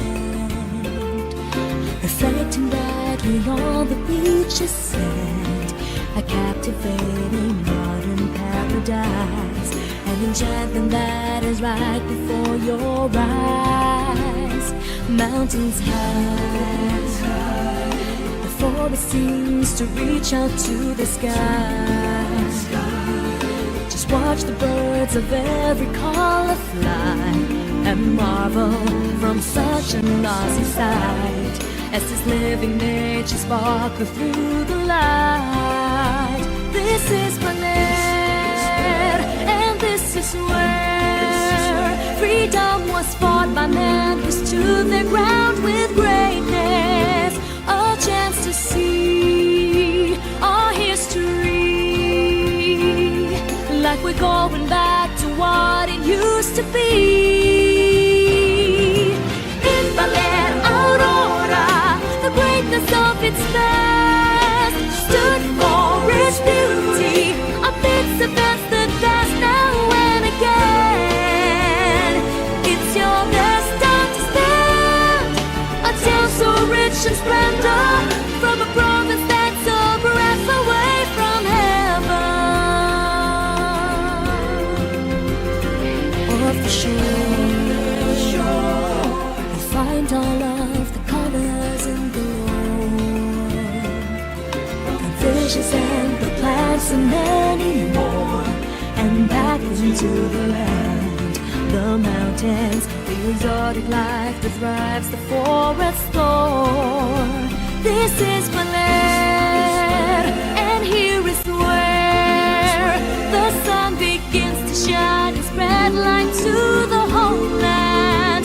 Yes, it's my land, the weather's fair, and the atmosphere of friendship fills the air.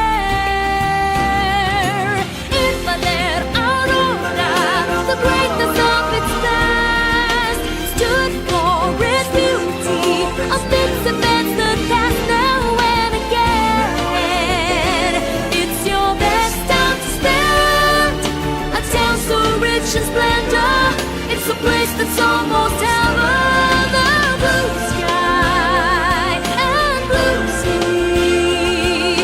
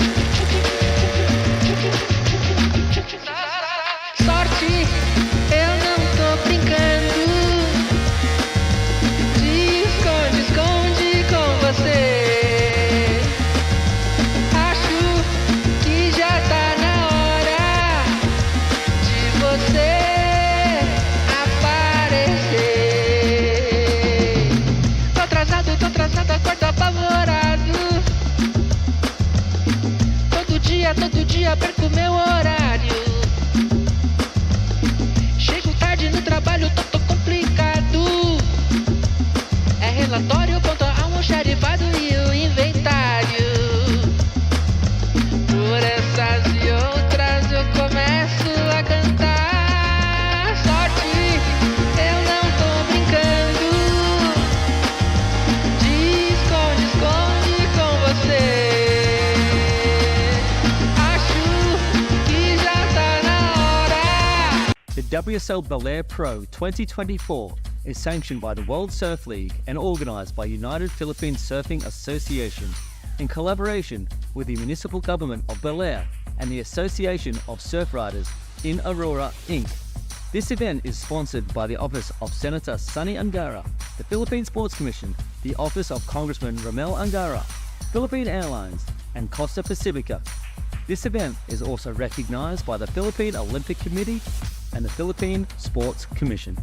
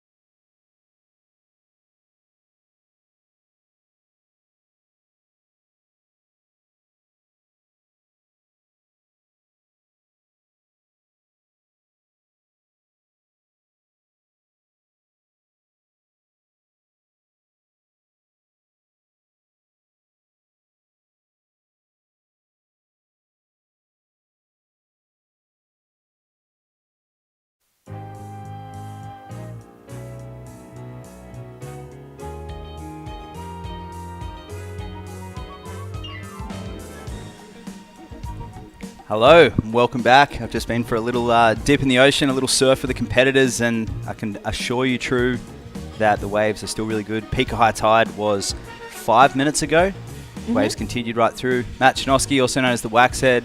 I did wear a hat. I'm not too sunburned, and I'm with True Starling, professional surfer and analyst with us today, calling quarterfinal heat 1 of the LQS qualifying series of longboarding. The third of 3 events.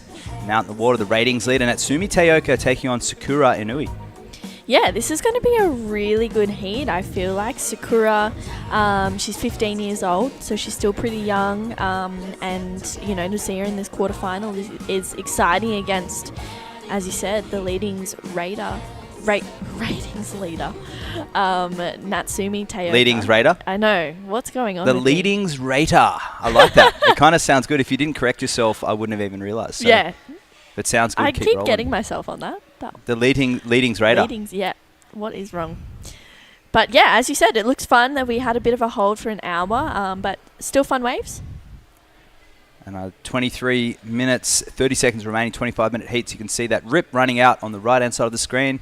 That's the predominant left of the day. For some reason, today, that left hasn't... It performed really well mid-tide, but on the higher tide, which is what we've seen as the go-to, hasn't really performed as I'd expected. So there are ripples through the surface. I had a couple of really nice inside sections. Maybe got a high 7, low 8, and maybe a backup 5 in my little 15-minute heat that I had just before.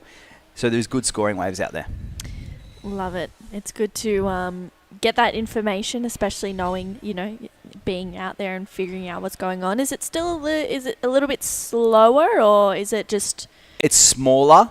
I wouldn't say necessarily slower. It's just smaller. There's no bigger sets at all. It's breaking in the one spot, pretty condensed. Really good for longboarding out there right now. And these surfers still opting for the leg ropes. An interesting choice, given that it is 1 foot. Very small out there. And but hey, they don't want to swim, so good on them. But my idea in the heat's not to fall off. But here goes Sakura Inui and splitting the peak with Natsumi. Natsumi up on the nose, and she goes down as Sakura. Ooh, and she goes down. So, just, you can just see why I was oohing and ahhing, because when the board pokes back with the leg rope, it nearly takes your head off. Anyway, enough on the leg rope debacle. I just am perplexed because it's just so small out there. 22 minutes remaining, and Natsumi ratings leader, or leadings rater, as our wisdom from True would have us believe. No, I do like that. It doesn't make sense though. I know, of course not. Yeah. But if you say it fast enough, and the It leadings rater, Natsumi Teioka, 2.4 for her opening exchange. No, a pair of 1 and a 1.4. And beautiful conditions, looking like the beach break at Noosa Heads. Anyone who's tuning in right now from Australia knows that we're about the same distance away from the headland as we are right now at the front. And Noosa's got the beach break down the rock walls. Noosa Festival of Surfing coming up in 2 months there, and that's equivalent to Tea Tree Bay out on the outside. But here we are at Baler. We're on the east coast of Luzon, the big island of the Philippines. And first time an international surfing event has been held here on the east coast, and the local township of Baler and the province of Aurora are stoked to have us. Natsumi up and riding. I didn't see her free surfing in between that hour break, but she was out there 5 minutes ago, just probably got a warm-up wave. And there she is, just looking to link a nice left, a rare left, because I can tell you I was watching. There weren't many, so that'll be a great complete wave. True, what are your thoughts? Yeah, I liked it. She had really quick, concise steps, and she negotiated that end section well, and she's still going on this one. Gets a 10 on the inside, so she's really milking this wave all the way through. I know that she's aware that Sakura is definitely a fierce opponent. So yeah, I liked that wave. I think Natsumi is off to the same start that she had in her round of 16 heat this morning. I think that'd be a really strong wave for Natsumi. And it was the tail of the red singlets earlier in the round of 16. We had all our top seeds getting through, and pretty much in the men's side of the draw as well. And as I flip back to our results of the LQS, there were some convincing performances there. So it was Natsumi taking the win. Daya in Heat 2 took the win in red. Daisy Valdez and Kaide Inui as well. And up next in quarterfinal 2, we'll be seeing Dea Novodasari and Hiroka Yoshikawa, who took out second place last week at La Union for event number 2, and she didn't compete at Korea, so she'll be looking to climb up the rankings with 2 out of 3 events counting. And if there happens to be a 4th, there'll be 3 of the 4 that will count. So Hiroka really in for a chance, but Dea, she came second over there in Korea, and she made a quarterfinal over there in La Union, so she's not far behind. She's 4th in the rankings, and I look forward to seeing how it all falls after this quarterfinal round. Yeah, it's important numbers, and this is important points as well. All the LQS events are 1,000 points, so I like that. I like that it's all the same points. Makes things a little less tricky when you're trying to tally up. But that last wave of Natsumi locks in at a 6, so she's off to a pretty good start.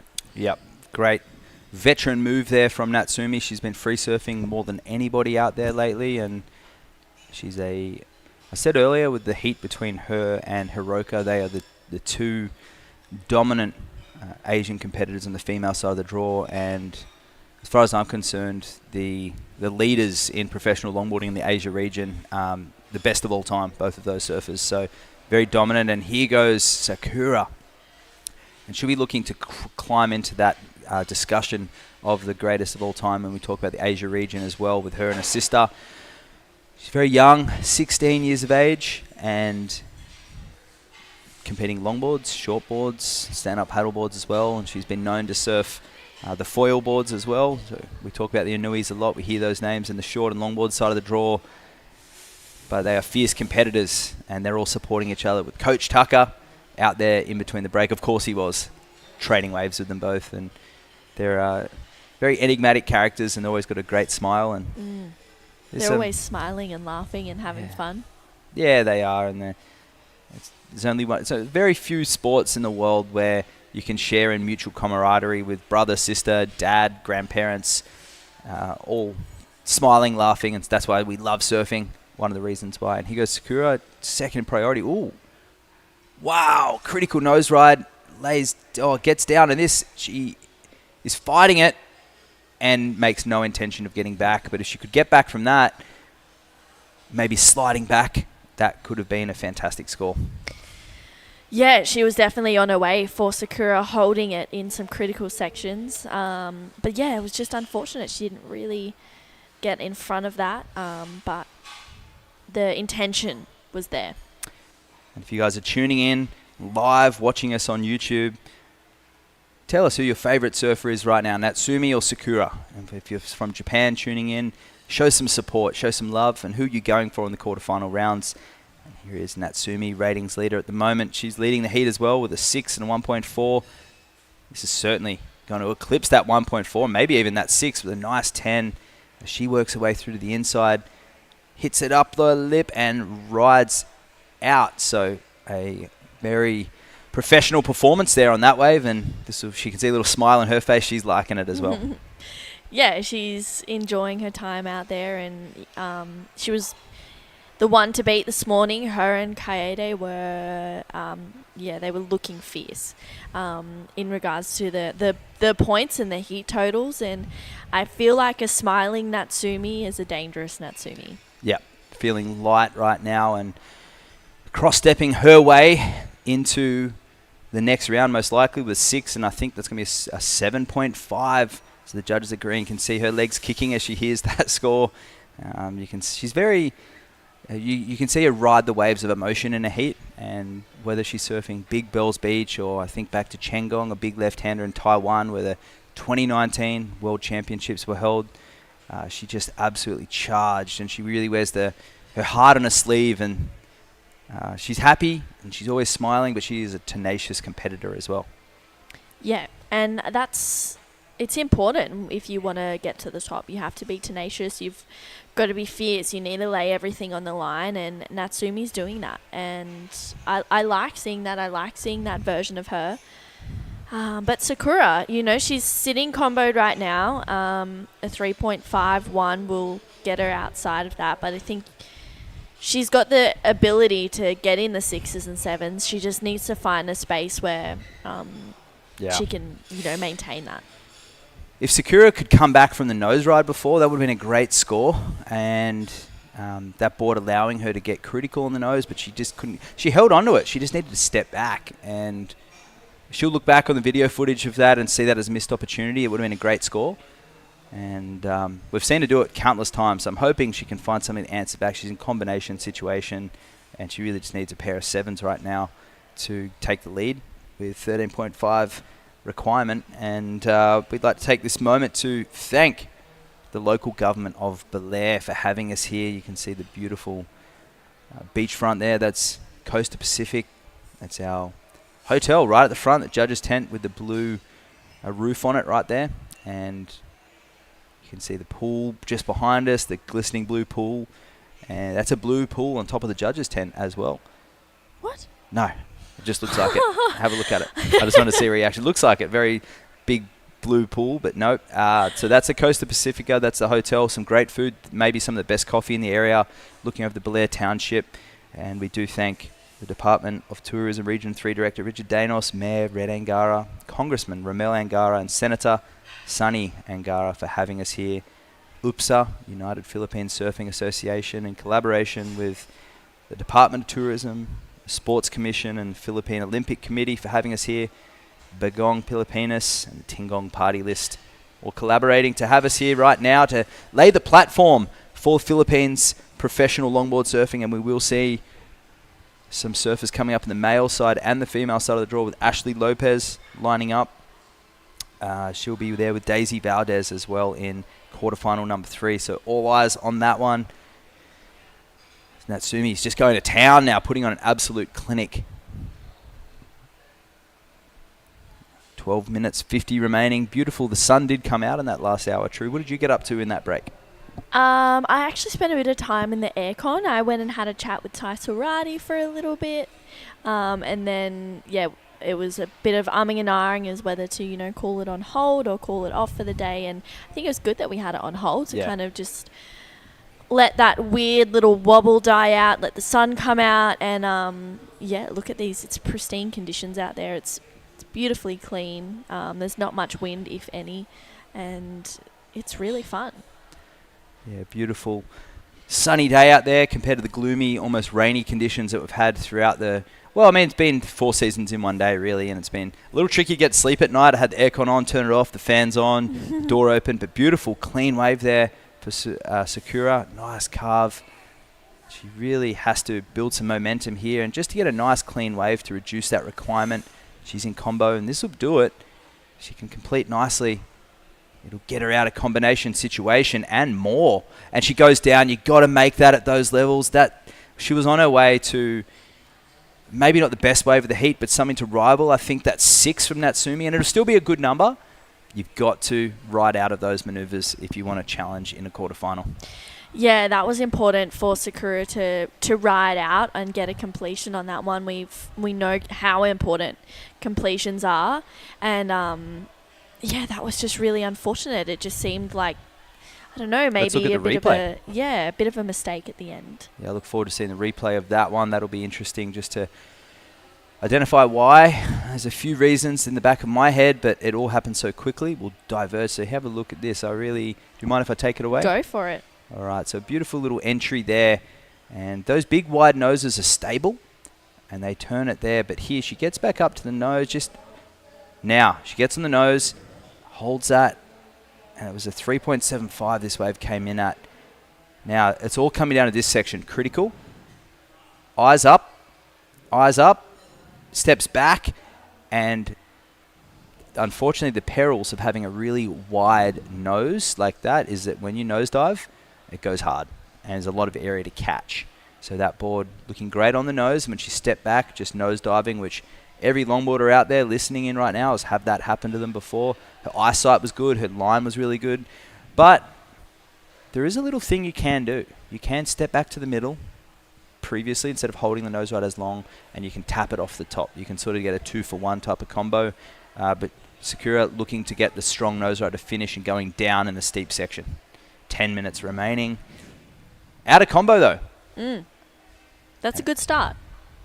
I mean, it's a little bit late, but I think, you know, finding her feet, it's just, Natsumi's just been on the best waves, and her surfing's been effortless. I'd have to say, without the two fall-offs from Sakura, she could have a pair of sixes herself right now, but Natsumi just gliding and sliding on this wave. And beautiful poise, and she holds that one deep in the section. She drives off the tail and completes. And we're just so used to seeing this, along with Kai Hamasi, the two ratings leaders, and looking fast and electric, looking fluid, graceful. What other words can we use to describe Natsumi's performance? Stylish. Yeah. Elegant. Did you say elegant? Elegant. No.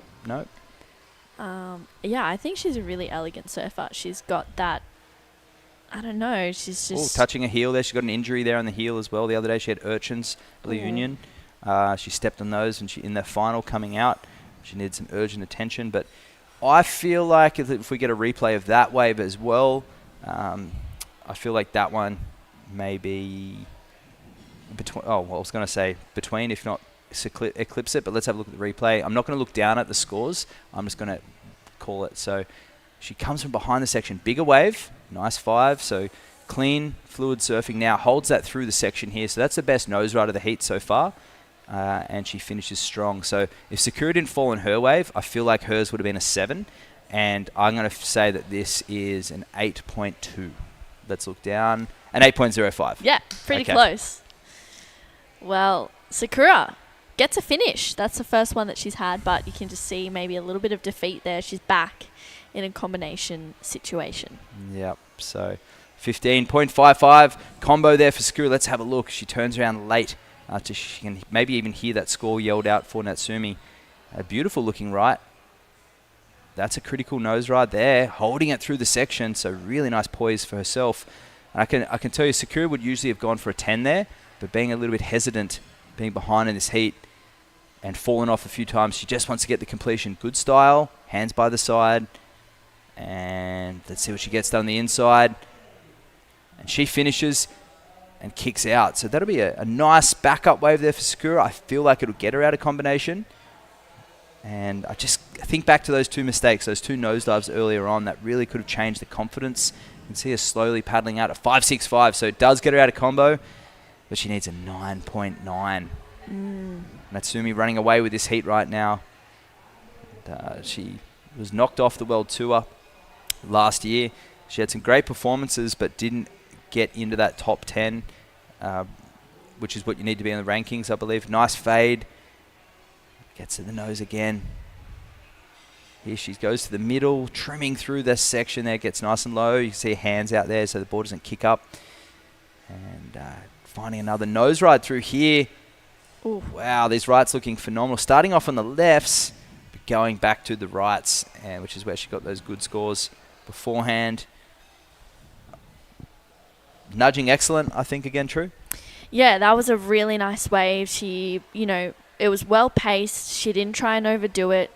Did the whole less is more kind of thing, and I liked it. I liked that she was surfing to and like listening to what the wave was telling her to do. Yeah. I enjoyed that. Yeah, absolutely. And here we have 9.9 required for Inui, holding the nose ride, smaller wave, but she's going to give it her all. Gets a 10. She's got to step back now, and she doesn't. She kicks out, and that board's going to kick back so close to the head. I'm just like, the surfer in me is like, actually got my hand up right now. I'm like, waiting for the board to kick back. Because with a leash, what happens is it rebounds back, especially with a longboard. And one of our competitors does have a nasty gash above her eye and a black eye from that board kicking back. I mean, you don't want your board to hit anybody, but if you're relying on the leash yourself, a 9 feet board or a 9.6 board and a 10-foot leash is nearly 20 foot of obstacle. Add momentum to that, you have about 30 feet of obstacle to hit somebody. It's very dangerous. Plus your body, your 5-foot body as well. So got to be aware of where you're at and where your board's at the whole time. Yep, surf safety, 5 minutes to go. And it's Sakura Inui chasing the 9.9. She was on her way to a great score there, but a 1.35 incomplete on that nose ride. And you have to complete. She knows it. and her brother and her sister would just be pulling their hair out, going, no. You know, I can just see them animated on the beach, just thinking the mum filming right now.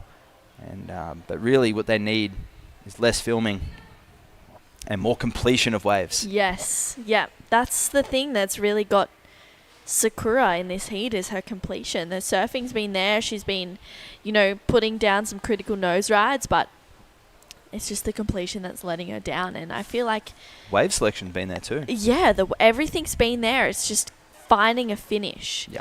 And for Sakura, I mean, it's not a tall task to fix. It's not like she has to drastically change the way that she's surfing. Not at She all. just needs to readjust a little bit. The positioning's great on the nose rides. The wave selection's great. The way she knows her board, she turns are nice. You know, maybe just having that sumi, just that edge.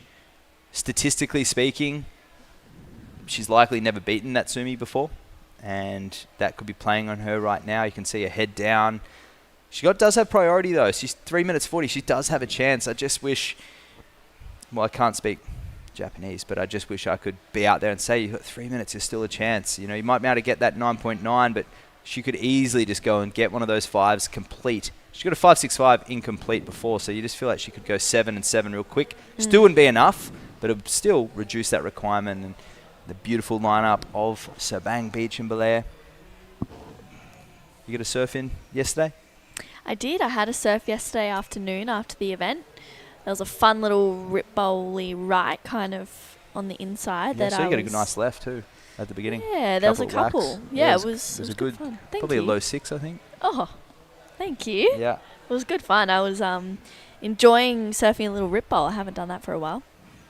Yeah, classic of the northern beaches where we are both originally from, and familiarizing herself with this wave, very similar to what they get in Chiba in Japan, is Natsumi, and she goes 10, multiple nose rides, nice carve there, so a bit of vigor in that turn, and very sure-footed. As I say that, she falls off for the first time in this heat. Well, no, she fell off in the first two. Here's a set wave. And kicking out is Sakura Inui. And up next, we do have Hiroka and Daya. Daya comes in ranked 4th. Sakura is equal 3rd with Sakura right now. So I'm going to get those ratings up right now. So 2nd is Kaede Inui. Daya Novodasari from Indonesia is 3rd, equal with Sakura on 1,150 points. In this right now, if she was to bow out, Sakura will take with her 500 points. And moving forward into the semi-finals, it'll be another 650 to Natsumi's total. But at this point, only 2 events are counting. So she'll take that final with her as she came 2nd and the win in Korea. And really, it's up to either Hiroka or Daya, who could really make things interesting. And I'm sure then it would go back onto a 3rd result, which at this point, progressing through, it would actually go to Natsumi Teioka. So at this point, this is almost guaranteed her to qualify. And I've just done the maths in my head, and wow, big heat, lots on the line. If Natsumi makes it through this, I'm going to go out and say it, that she has taken that qualification spot. Wow. And Daya and Hiroka would have to make it very interesting. They'd have to go for the win.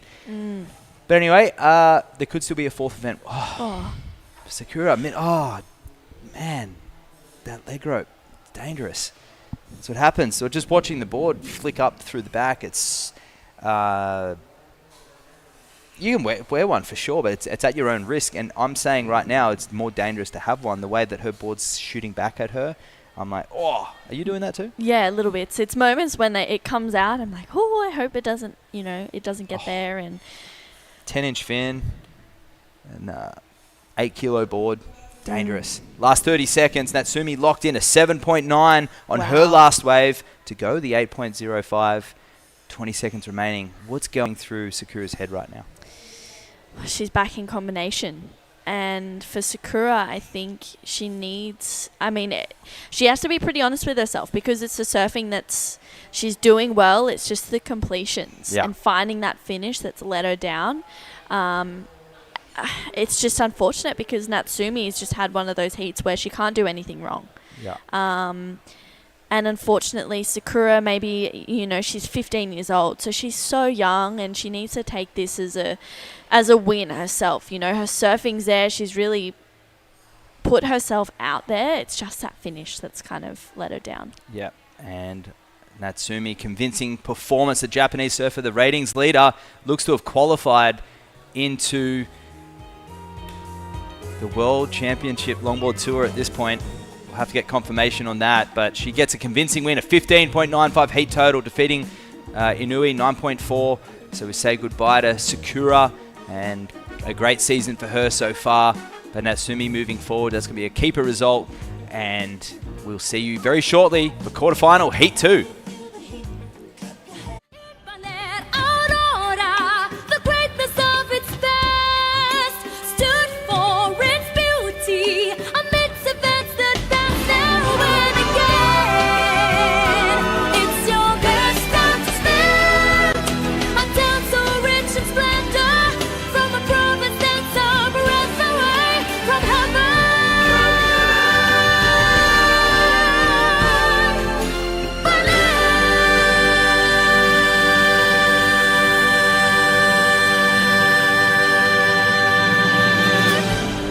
The WSL Baler Pro 2024 is sanctioned by the World Surf League and organised by United Philippine Surfing Association in collaboration with the municipal government of Baler and the Association of Surf Riders in Aurora, Inc.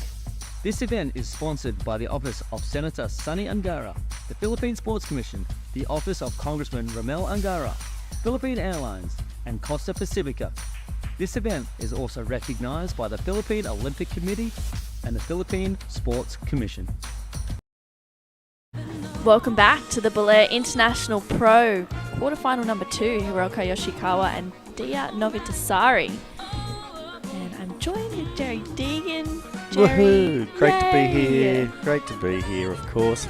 And into the pointy end of the event. A little easier for everyone except the surfers to call only 2 people out there, and the judges to judge only 2 people, and the priority people to prioritise only 2 people. So I like this part of the event, and of course we get to see the most high quality surfing as well. Yeah. One would hope. Yes, one would hope. I feel like coming up to this pointy end of the draw, you start to see people bring a little bit more risk into their surfing, which is, it's exciting for us. We get to watch that and dissect it a little bit. And we've been lucky with the wind today. The wind's just beautiful. It's actually looking cleaner now than it did before we had our little break, so that's really nice. And we've had one wave ridden already from Hiroka, 4.75. This is live action right now. Dia up and riding, gets a quick nose ride. Dia had a great round of 16 heat as well as Hiroka. Dia moving up to the board, getting a locked in nose ride there. Wow. Steps back in time and gets a completion. We saw Natsumi Teoka take out that last heat. Sakura Inui coming in second, who wasn't getting completions, and that was what was letting her down. Well, that was a nice completion there from Dia. Really nice nose ride. And I love the way you say she stepped back in time. It makes me think we're going back in time. You said it the last time too, and I had a chuckle then, I've had a chuckle now. I just thought I'd let you know. Love it. I hope I can get a time machine. Yeah, I hope I can use that. I hope you don't mind. Oh, of course. Go for it.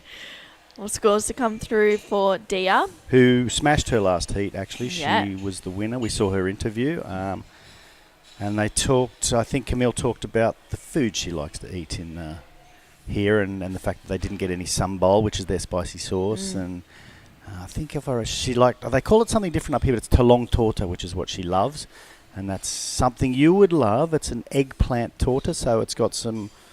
Oh, no, there's egg in it, actually. That's okay. Okay, so it's eggplant fried with an egg and then, onions and tomato and cooked tomato, not green tomato. I know you don't like green tomato. When you're in people's pockets for however long, and I guess we should be talking about Dia's wave, but you learn the habits and the likes and the dislikes of everyone you're working with when you're on the road for 3 weeks. And what I do like is Dia's surfing. Did you like that? Yeah, that was great. Segued into that there. Loved it. She stepped back in time just a minute or so ago there. I need to do a shout out while we're in between and we're not waiting for our scores. And Hiroko got, that was the early one, 4.75. A guy named Taz Tamaki is a Philippine expat, been living in the States, but Filipino. And he is forming the Philippine Surf Museum. So we donated some rash vests and some other things to him. We're hoping to get a rash vest from this event. It's a slow process, and he's trying to go back in time. He's trying to step back in time to grab some of the older surfers from the different areas and get their stories about what's happened and whether they've got relics and things from the past. So this is going to be at the Date Heritage Centre.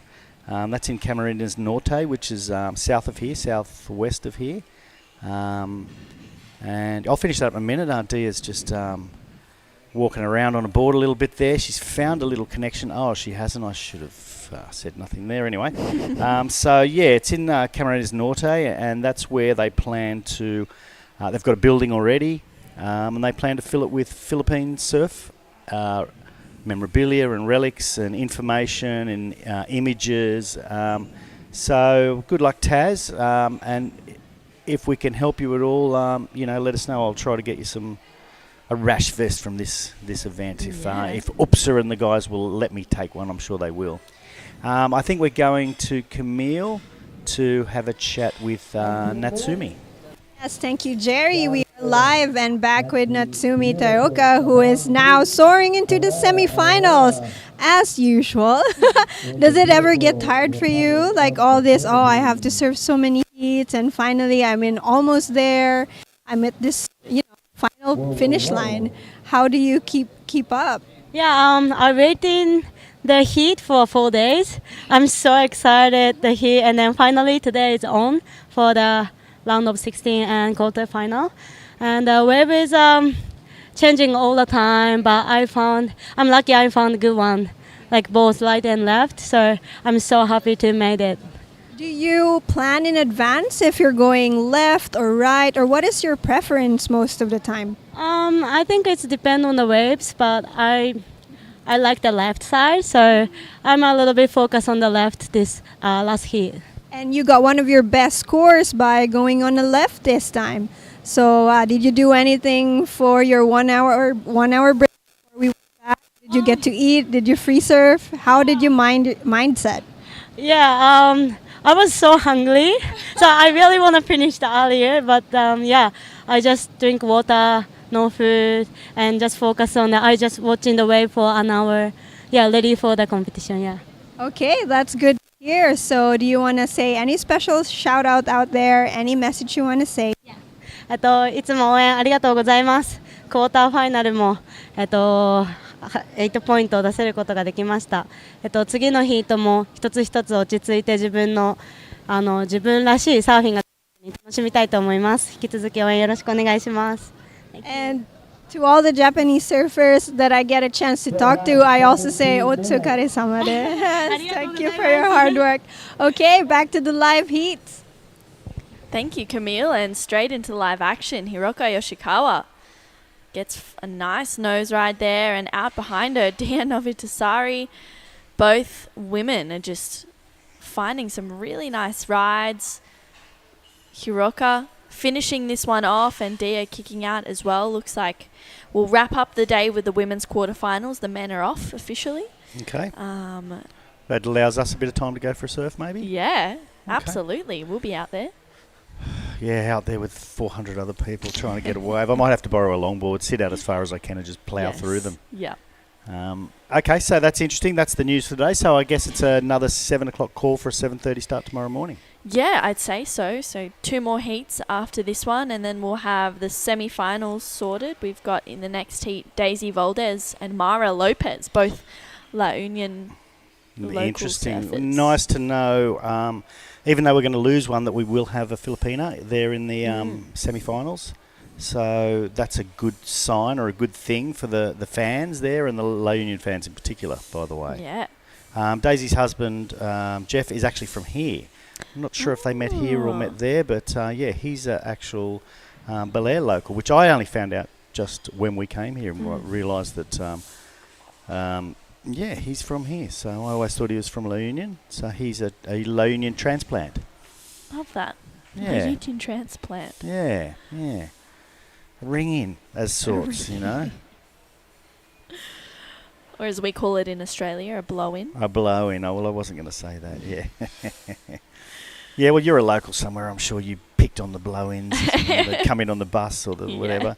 I mean, I'm from Cronulla. They come in on the train. And but I have to admit, I wasn't originally from Cronulla, so I guess I was a blow-in as well.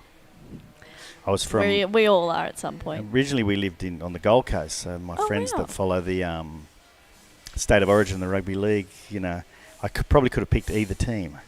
Yep. But I'm a New South Welshman. I'm a blue, just like the screen there now. I'm blue all the way. Yeah, how is that? Blue skies, we've got blue water, it's clear, it's clean, and it's looking fun. Yep, and go the Blues. I just spoke to Dylan Longbottom, actually. We're going to go to the State of Origin. His family and our family always try to go together. We don't always manage to do it. And this is Hiroka.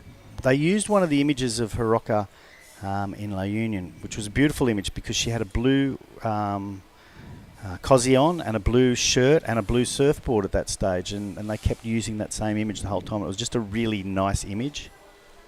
Yeah, it was. I remember that, actually. That was beautiful. So interesting to know that she's on a different surfboard. Yeah, different surfboard. I think she's brought 2 over to the Philippines with her. She's got this one, and then she has that blue one. I think it's blue with purple on it. Maybe? Yeah, it was majority blue, and yeah, they just used that shot everywhere. It was just so graceful. The shot was graceful. I think she was sort of arms up, and yeah, no, it was really nice. I don't know that that's going to be a huge scoring wave, but she's in the lead nonetheless with a 5.5 and a 4.75. That must be... What am I looking at? No, that's a 6. Wow. Okay, so maybe I was just chatting during that and not really concentrating very hard, thinking back of that other image. Yes. And then I looked at the scores and looked at the blue score. Hello, how you doing? Good to see you.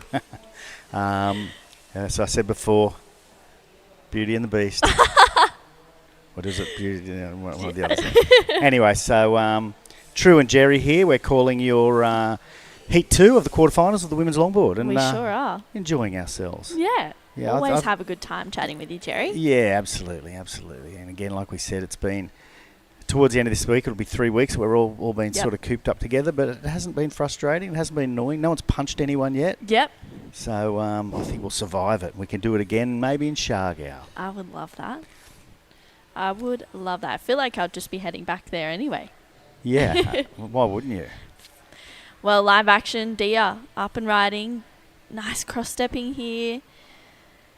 Moves up and down the middle third of her board. This is where she gets up to the nose, but unfortunately just digging that nose in and she goes over. She needs a 6.25 right now. It doesn't look like that will be the score. No, it doesn't. And in her previous heat this morning, she just dominated. She didn't have any missed steps. So this one so far, she started off quite well, and her next 3 waves aren't waves she'd really like to keep or necessarily remember probably. So the waves aren't, the excuse, she's maybe just a bit unsure of herself or a bit off colour at the moment, but I'm sure she's going to come back strongly. And here's Hiroka again, starting off very strongly. Back to the nose there, second time around, cuts back down into it. And she's finding a nice wall here too. Yeah. This was a really nice choice of waves, and I'm pretty sure they're going to pay her well for it. She's going to be able to finish it off. Back to the nose. No hiccups, no issues. Very nice wave. I imagine somewhere around the last wave score. Could I be so bold as to say in between the last 2 wave scores? In between a 5.5 and a 6. I know I'm setting myself up for a big fall there.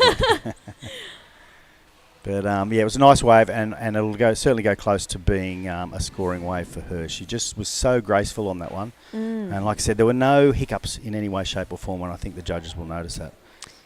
Yeah, she was just looking really at ease on that one. And Matt says, Hiroka is one of those surfers where she's got that real, the subtleties, they're really refined. And this is a replay straight up to the nose, holding it, soul arches a little bit as she drives it back around for a nice carve. It locks in at a 7.5. So her best wave driving through this one, walks back up the board, just patience on this wave. I love how she didn't try to oversurf it. Taps the nose there and gets another one here again and kicks out. So that was her best wave. That was really nice, and I bet she's happy I'm not a judge. What I also like there is she didn't try to do too much at the end. Like there wasn't yet another cutback into nothing and another try to get to the nose. You know, she gracefully flicked off once the wave was finished, and I appreciate it. I think the judges obviously appreciate it, but you often see them just maybe not at this level once we're into the man-on-man, but you often see them just trying to keep going, and often it ends in a fall or a non-finished wave, and it's not what the judges really want to see. Yeah, trying to make something out of nothing doesn't really work. No, because the judges have judged a bazillion heats and they know when the wave's done and dusted, you know, so there's no fooling them. It's like you can't fool them with a claim. And I think claims come sometimes because people think they can fool them, but sometimes just because people are so excited about that wave, the wave they knew they needed or the score they knew they needed, you know. Yeah, it's one of those things where sometimes over-surfing doesn't actually... It's not the best thing. No. Whether it's shortboarding or longboarding or, you know, even anything in any other sport, overdoing it just doesn't work in your favour. And Hiroka just knew what she needed to do on that wave, just let the wave kind of tell her what she needed to do and really listened. And I liked that. Yeah, she did that there as well, really. I mean, I think she saw the wave was running away from her and didn't worry too much about what was happening. We talk about claim. Have you ever, I guess you've probably had a little claim or something in a competition or something. Have you ever had a claim in a free surf? No. Oh, no, I have. Barrel. I'm going to say, was it a barrel? Yeah. At the Korea wave pool, actually. Oh, really? Yeah. And there was one where I was like, I'm not going to come out of this. There's no way. And then it happened, and I remember paddling out to Vaughan Blakey and Ty Sarati and just being like, I claim that and I never claim waves. Wow, live action. Nice long nose ride for Dio. She moves up the board. It's a nice looking left. She's got a good looking wall ahead of her. This one starting to wall up in front of her once again on the inside. She makes a few quick steps up to the middle third of the, like mid section of the nose. And once again, she gets another nose tap there, and Hiroka out the back. Nice nose ride. Gets a quick 10. Steps back before her nose catches. Nice carve. Moving herself through this one. You can see her quick steps up to the nose. Gets another 10. Wow. Really nice surfing for Hiroka. Bit of a soul arch on that 5. And she gets a 2-for-1 kind of bonus section as she gets that hit and... bit of a kick to spin, and she's just having fun. That was a terrific wave. I think that'll be up near the one she just had before. Amazing footwork. Like amazing footwork there. She never stopped. You know, she didn't at really any stage, once she got through the white water, at any stage just stand there with the feet on the deck, you know. She kept running back and forth, and she liked it, and she had a sort of a really cute giggle at the end there. You know? Yeah, she seemed like she's having fun, and I said the same in the last heat. A Natsumi, a smiling Natsumi is a dangerous Natsumi, and I think the same for Hiroka. A smiling Hiroka is a dangerous one. Yeah, absolutely, and she is she's doing very well at the moment. I guess the judges will be comparing those two scores. I sort of felt that Hiroka's was better, but again, I'm not a judge, and I don't have to put my reputation at stake. I'm actually happy to be wrong. I think Sam in there, our producer, loves it when I'm wrong. He's a big fan of Wrong Jerry. He's nodding his head. We can see him from here. He loves it. So, all right, waiting for those scores. That'll be really interesting. The ocean looks just wonderful at the moment. Incredible blue. The sky's blue. We haven't had too much blue skies since we've been here. It's been kind of overcast. I've liked the overcast, actually. Yeah. It's kind of hot today. Yeah. And there's not a lot of breeze. We've had overcast and breezy. And the Filipinos that are here are all, they're not saying it's cool or it's what, they're saying it's freezing. It's so cold here. It's 26 degrees and windy, and it's like winter. You know. Oh my goodness. Walking around in jackets. Yeah. Pretty funny. I love that. Even now in here, it's quite warm. It's getting a bit humid, getting a bit stuffy. But it looks beautiful out there. Just looking out, look at that shot. Yeah, that's the drone. Give a bit of love out there to the drone guy who's been going off the whole time. He lands it underneath I can sort of see where he's. I can't now. He's moved, but in the rain he was landing it underneath the tent there, which was pretty cool. But he's had the drone out there and had some unreal shots, giving us something more to talk about when there's maybe when there's no action, which is a nice thing. You didn't have that in the past. Drones are amazing. I think drones. You watch movies that they used to have to hire an expensive helicopter, and now they can often just use a drone. So drones have changed the face of filming, not just for surf, but for all sports. Yeah, well, scores are in for that last exchange. Hiroka locks in an 8.25. Dia locking in a 6.75. That's her best wave, but she needs a 9. It's going to be difficult. There hasn't been a 9. I think the 8.25 is one of the best scores on the women's side of the draw in the longboards so far. I know an 8.75 was had previously, and at one stage they did show us a graphic. I don't know if that's available now, but there was an 8.75 and then a bunch of 8s. Yeah. And again, I should be able to remember. If Matt was in here, he'd be able to tell you exactly who it was, but I don't have a young brain like Matt or yourself. He's a wealth of knowledge. But the wax head. Mate, it's really hard for Dia now. Very difficult to 9. I mean, if she could get a 7 or something like that, would make her life a little easier. A 9, like I said, on the longboards with the women, I don't know that we've seen one today. So I think we saw one with the boys, but we haven't as yet seen one with the girls. No, not yet. So hopefully we'll see Dia. She needs a 9.0. She needs to get a good looking wave to allow some pretty critical surfing.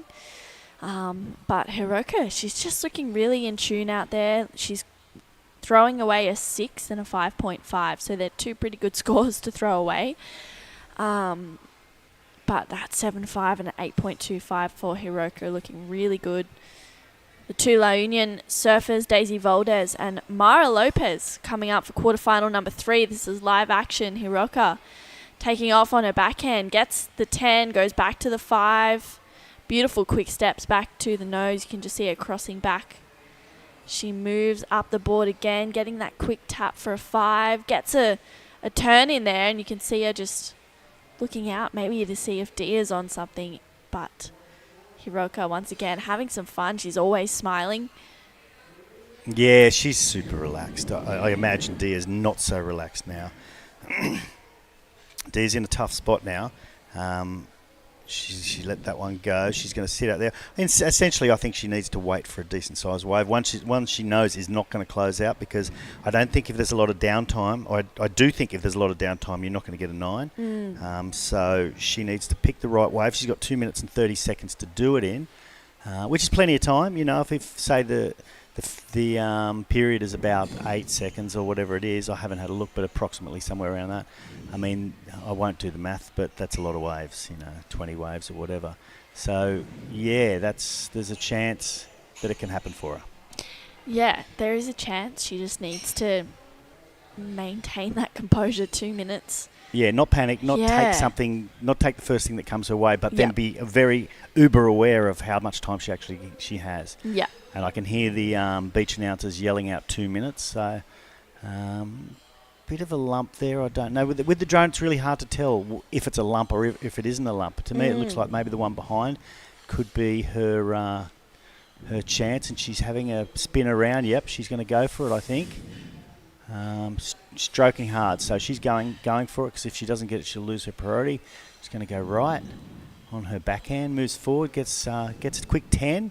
The wave seems to be holding up. Oh, that was not what she wanted. She needs to be really quick, get right out the back there as quick as she can, and she doesn't look like she's racing to get on a board. Yeah, she looked a bit defeated, and Hiroka just wanting to defend her position in the lead, but she kicks out, seeing that Dia isn't too far away. Yeah, correct. So once she's on that wave, Dia can't take it no matter what, and she's far enough out the back to get priority once again. So Dia's just going to...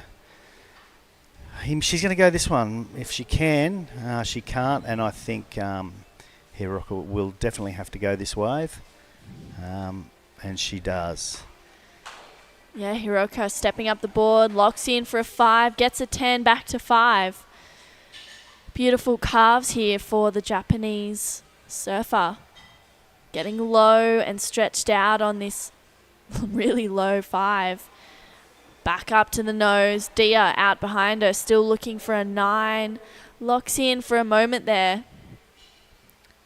Bit of a smaller wave, just coasting through this one. Gets a quick 10, steps back. And doesn't quite get a finish. It doesn't. 15 seconds. She knows what's going on. She's experienced enough. And a big congratulations to Hiroka, who will be moving through to the semi-finals, which we won't be running today. But, that's all she wrote for that particular one. So congratulations to Hiroka and commiserations to Dia. It's a long way to come from Indonesia. But, a quarterfinals result is not so bad. Yeah, pretty good. Pretty great result for Dia and Hiroka. Moving on through to the semi-finals. She'll be meeting Natsumi Teoka. Don't go anywhere. We'll be right back with quarterfinal number 3 featuring 2 La Union locals.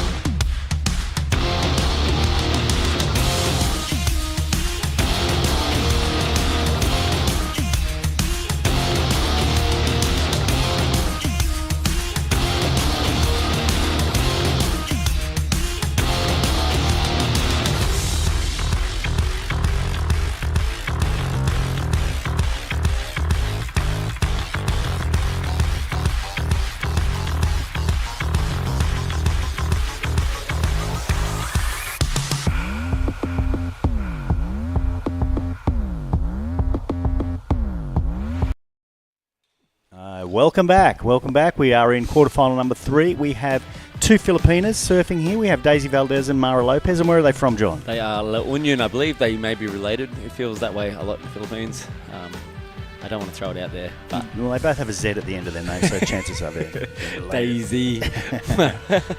Daisy is a stalwart of Philippine surfing. She's in her mid-30s, and Mara is only 12, I believe. Or Yep, approximately 12. So she's the youngest competitor left in the event. Yep, she's an absolute newbie. Here she is, and she's made it through to the quarters, which is fantastic. Nice little 10 there. Just lost a bit of balance, but actually got back on the wave. I thought she was going to lose that wave. Stepping back and forward just to change the weight, give her some momentum. Here she goes up the front. She's going to get another 5. And it's a nice wave. It's had a little bit of a freeze done that section stall there, thing that we saw before. Yeah, it's good to do that. The balance is insane. So that was a nice wave to start for Mara. It's you always want to have a finishing wave, not a finishing wave, a finished wave as your first wave. Get a score on the board, and then the other competitor can work towards that, and you can work on building a better score. Building your house. Building houses. True styling, building a house. And great start. This is obviously Daisy Valdez, known as the RT. She'd probably be auntie level for Mara in La Union. So for sure. So this is a huge heat for Mara Lopez, going up against somebody who her entire life has been competing in surfing. And I think Daisy's been competing as long as any woman in Philippine surfing, and you can go to the Blancada sisters and who aren't really competing anymore. Daisy competed against them, and they were really the best, and Daisy was up there with them. And longboard, she's been a staple forever. Now she's up against the Agudo sisters. Yep. So she's been through everybody. Now she's up against the Lopez people. Exactly. The Alcalas she surfed against, and and she's still there. She's the one who's still there competing, and here she is in the quarterfinals. The quarterfinals, with a huge chance to make it to the semis. So it was a nice start as well. And I believe that Daisy is one of those confident surfers when she's in a place like she is now, so to speak. So she's going to have, I guess, the mental edge over Mara. she's going to feel that she's in a better, like, I don't want to say superior, but you know what I'm trying to get at. No, she's got the experience. Yeah. She's got the ability. She's got everything now.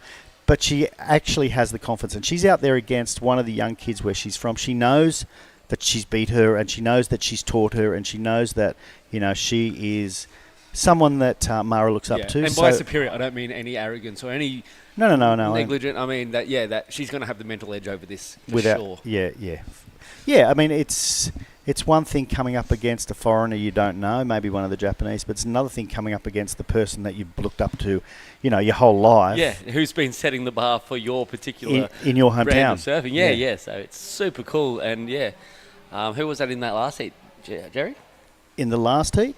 Yep. Hiroka in the red won in the last heat, and she will be having a chat over there on the glass. So take it away.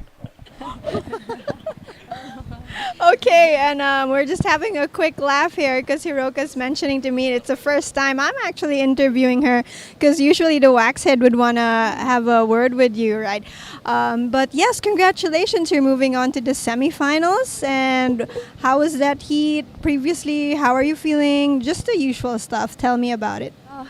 Thank you so much. I tried to build in the big score in the first 10 minutes, but the first 10 minutes was not so many waves, and it was bumpy, so it's so hard to surf. But I was so lucky. I got clean good light waves, so yeah. It was good. You know what I love about watching you surf is you take all these really dainty small cross steps as opposed to like long strides hurrying to the nose. So maybe we'll have a quick poll on the comments, like, are you a dainty small cross steps kind of person, or do you want long glides to the nose? So who is your influence for that surfing style? I like Haley Otto, Kalena Lozang. They are single fin longboard women. And so you brought up single fin longboarding. Is there any chance you're heading back to La Union after this for a single fin event? Yeah, I do. I'm going back to La Union again, and I will join the single and unattached. Looking forward. So excited. Yes, looking forward to seeing more of your dainty style surfing in La Union. And wait, more here in Baler. You're in the semis. Hopefully you make it all through to the finals. Any last things you want to say? 日本から応援してくれてる皆さんありがとうございます。次もいいサーフィンして勝ち上がりたいので頑張りたいと思います。よろしくお願いします。Okay, thank you. Otsukare-sama desu. Okay, and back to last few heats of the day. Okay, thanks Camille, and thanks Hiroka. Hiroka's moving on into the semi-finals, which conceivably will be tomorrow. So, John, you know more about that than I do. Okay, so there is a lot going on out there because we do have a bump in swells coming tomorrow, but we have a shortboard final we also need to get through. We're trying to maximise the best surf, and we've seen it sort of happening around that high tide area. So we may be stretching finals out shortboard and then longboard the next day, just so we give both disciplines the best opportunity to showcase in the best conditions. So tomorrow morning, we may jump in with the quarterfinal of the men's longboard division, just to get that one out of the way as we peak into a new building swell for the men's shortboard, giving them a bit more power, and the women's shortboard. Sorry, the QS 3000. Sorry. Yep. We've got to move towards them as the swell sort of fills in tomorrow, because this would be very hard for our shortboard competitors. Very hard, yes. So yeah, we're trying to maximise the conditions for everyone's best interest in mind. A longboarder can drop an 8-point, and we see Daisy out there with a 5.25 and a 1.4. Yep. They've been dropping scores. If you look there, John, just over that little building, you can see that little rip bowl almost there, that little left hand. You can see it's just there. Yep. I was watching the surfers free surf out there, and they were ripping it apart. But this bank that we're on at the moment doesn't offer that. It's a flatter bank. And that little rip bowl is only there over the sort of highish tide, and then it disappears. Yeah. So it's incredible. We're sort of disregarding the wind at this stage, because throughout the entire event, we've had a forecast wind and it hasn't prevailed. So we're trying to do the balancing game of, look, we're going to stick with this being the most likely option. Yes. while trying to fit in the best surfing in the best conditions to showcase not just Baler but these athletes who are For doing sure. great. So as the co-event director, I bet you're hoping the second we finish Heat 4 of this quarterfinal, the wind whistles through and blows the surf out and you go, see there, I told you so. Yes, and we are now looking at this tide dropping, which is another factor. Yes. So it's not lining up as it was just before, and you can see even with this light breeze, the chop on the face, the lower water across the bank, it starts to act a little bit different. That said, Mara is going to town on this wave. So, yeah, it's sometimes Murphy's Law, but we've done great with the calls throughout this event. Good team, the local knowledge through Jeff, and sort of the experience through us. The other guys, it's just we're threading that needle, I'd say, pretty good. Yeah, no, you're doing very well. I mean, I've been in a couple of events over the years where we've made a wrong call here or there, but you just have to trust those that know, the locals, and I guess to a certain extent you have to trust the predictions that you see, because they're pretty advanced the way they predict the waves and the swell these days. It's not like, in the 80s or whatever when you looked at the synoptic chart and tried to figure it out. We were talking about that earlier. Before the apps, we used to look at synoptic charts on a Friday night. Yeah, well, that wasn't even an app. It was a newspaper. It was Friday's newspaper. We had Brownie's Coast Watch on a Friday night. That was the closest I got to a surf app when I was a kid. Yeah, okay. Well, eyes glued. Thursday, Friday, and Saturday nights. Brownie's Coast Watch. Okay. So we had the originally sorry, this is a great wave from Daisy. So back to action. We'll get back to our chit chat later. So I found another little section there. Oh, just managed to pull it up there. That was nice. So the last wave of Mara was a 4.05, and she's only had 2 waves, so it goes into a top 2. That wave will definitely go into Daisy's top 2 because she's throwing away only a 1.60. So yeah, we used to have the synoptic chart, and then I believe in Sydney they had like the Triple M surf report, and that would come along in the morning. My good mate Mark Apulovic from Cronulla, he used to do the surf report amongst other people, but I'd always listen to Mark in the morning. Yep. But originally, if you were going away on the weekend, you just studied that synoptic chart, and I'd go away with my brother and Richard and Muzzer and Shane and the boys, and sometimes you're a winner and sometimes you're a loser. What else would happen? Those mystery swells where you couldn't explain where they came from because you weren't looking far enough into the charts. You weren't looking at those low pressures up above, say, New Zealand or something. Exactly. That was sending a 24-second period swell right across the ocean, and you'd just wake up one morning expecting 2 foot nothing, slop and end up with 8 to 9 foot. Well, I used to do it. I used to go with my friend Ron Miller before school, and we'd always be the first 2 out the point, when I was pretty young, and you'd go the night before and you'd look, and then sometimes in the morning you'd think, and we'd be paddling out in the dark, and you get out there and it was 4 foot bigger than you thought it was going to be, and you think, I wish some of the old guys had come out here. I made that mistake at Cloud9. I remember being out there and it was 8 foot, and I couldn't see it was 8 foot until the first one landed on my head. Mara Lopez up and riding. Nice car for such a young girl. She's very strong. You can see the way she can move that 9 foot something board around out there in the water. To the nose, also has that delicate nature. A little wobble there, but she maintained it. I don't know if that will go into her top scores, but 5.16 is needed. Yeah, I'm pretty confident she's not going to get the 5.16. Whether she improves on that 4.05, that would be a bit debatable as well. She didn't get that one all the way through. A 4.15 from Daisy on that last wave. Ashley Lopez waiting for the next and last heat of the day, just warming up there in front of Days In. I can definitely say that she's related to Mara. She's the older sister. There you go. But as the family ties between the Lopezes and the Valdez, I'm not sure. You can make something up, John. I've made most of them. That's why I like to sit next to True, because she's true by name and true by nature, and she fact checks everything that rolls out of my mouth, and I wind up a lot when I'm with you, Jerry. Daisy's away again. Nice little fade there. Just up and down the board, moving it around. Quick 10. Good little section. I thought she might go up and hit that one, but she's just going to wait for the inside, see if it lines up for her. And it looks like she might get a little bit of action in here. Another quick 10. She's not going to drive out of that one, unfortunately, so I don't know that they'll give her any love for that 10. And again, not sure whether that will beat her 4.15. Yep, she sort of seems to be around that 4 to 5 range. She's locked into there, and it does make you wonder, is she going to try to change it up a little bit, maybe hold a bit longer? I'd love to see her go a little bit longer on those 5s and 10s. lock in just a little bit longer. She gives it that tap a few times and runs back. I'd like to see her just commit to it and roll through it. And there you go. She got a 4.15, is exactly what her previous one was. And they have given Mara a 4.85. Mara's up again now. Just only little needing a 4.56 now. Yeah, so she got to the nose there. She's just trying to find a bit of power there, trying to figure out how she's going to get some speed and some flow through there. Bit of downtime here, really. Ooh, a little bit of steeze on those arms, yeah, putting the style points nice. in there. Back up to the nose. Hung on to it for a little while and back again. Well, she's going all the way. Okay, well, that's bit of downtime on that wave. A couple of little nice highlights. There wasn't there? It seemed like it was a bit of a smaller wave. It'd be interesting to see if she was right out the back there. There's some of her. They're the Inuits. So they have. They're coming amazing. They're going great, aren't they? They lost one. Yeah, well, that's Katie. They're in the blue. She will be up in the next heat. That was her mother and a sister as well. Daisy up again. These girls are just going in a rotation, wave for wave. Ooh, Daisy. Yeah. Oh. She's out of there. I think she realised she was wobbling, got out of there, wants to get priority before Mara gets back out there.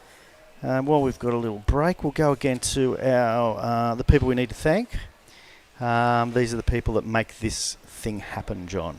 The Tingog Party List, Azrai, which is the local surf community or club, UPSA, the United Philippine Surfing Association, Department of Tourism Region 3 and its Director Richard Danos, thank you very, very much, the Olympic Sports Commission and the Philippine Olympic Commission, Bagong Filipinas, House Speaker Martin Romualdez, who I'm told is the man who makes the finances available. So thank you, Speaker. We big supporter, massive appreciate supporter. that.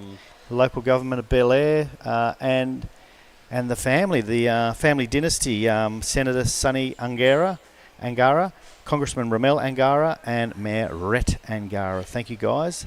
Burra, which are the beach cleaning gang, is that correct? Broha, sorry, Broha, and Costa Pacifica again. We've talked about that a lot, but they deserve the love. That's where we're staying. That's where we're looking at right now. Good on you.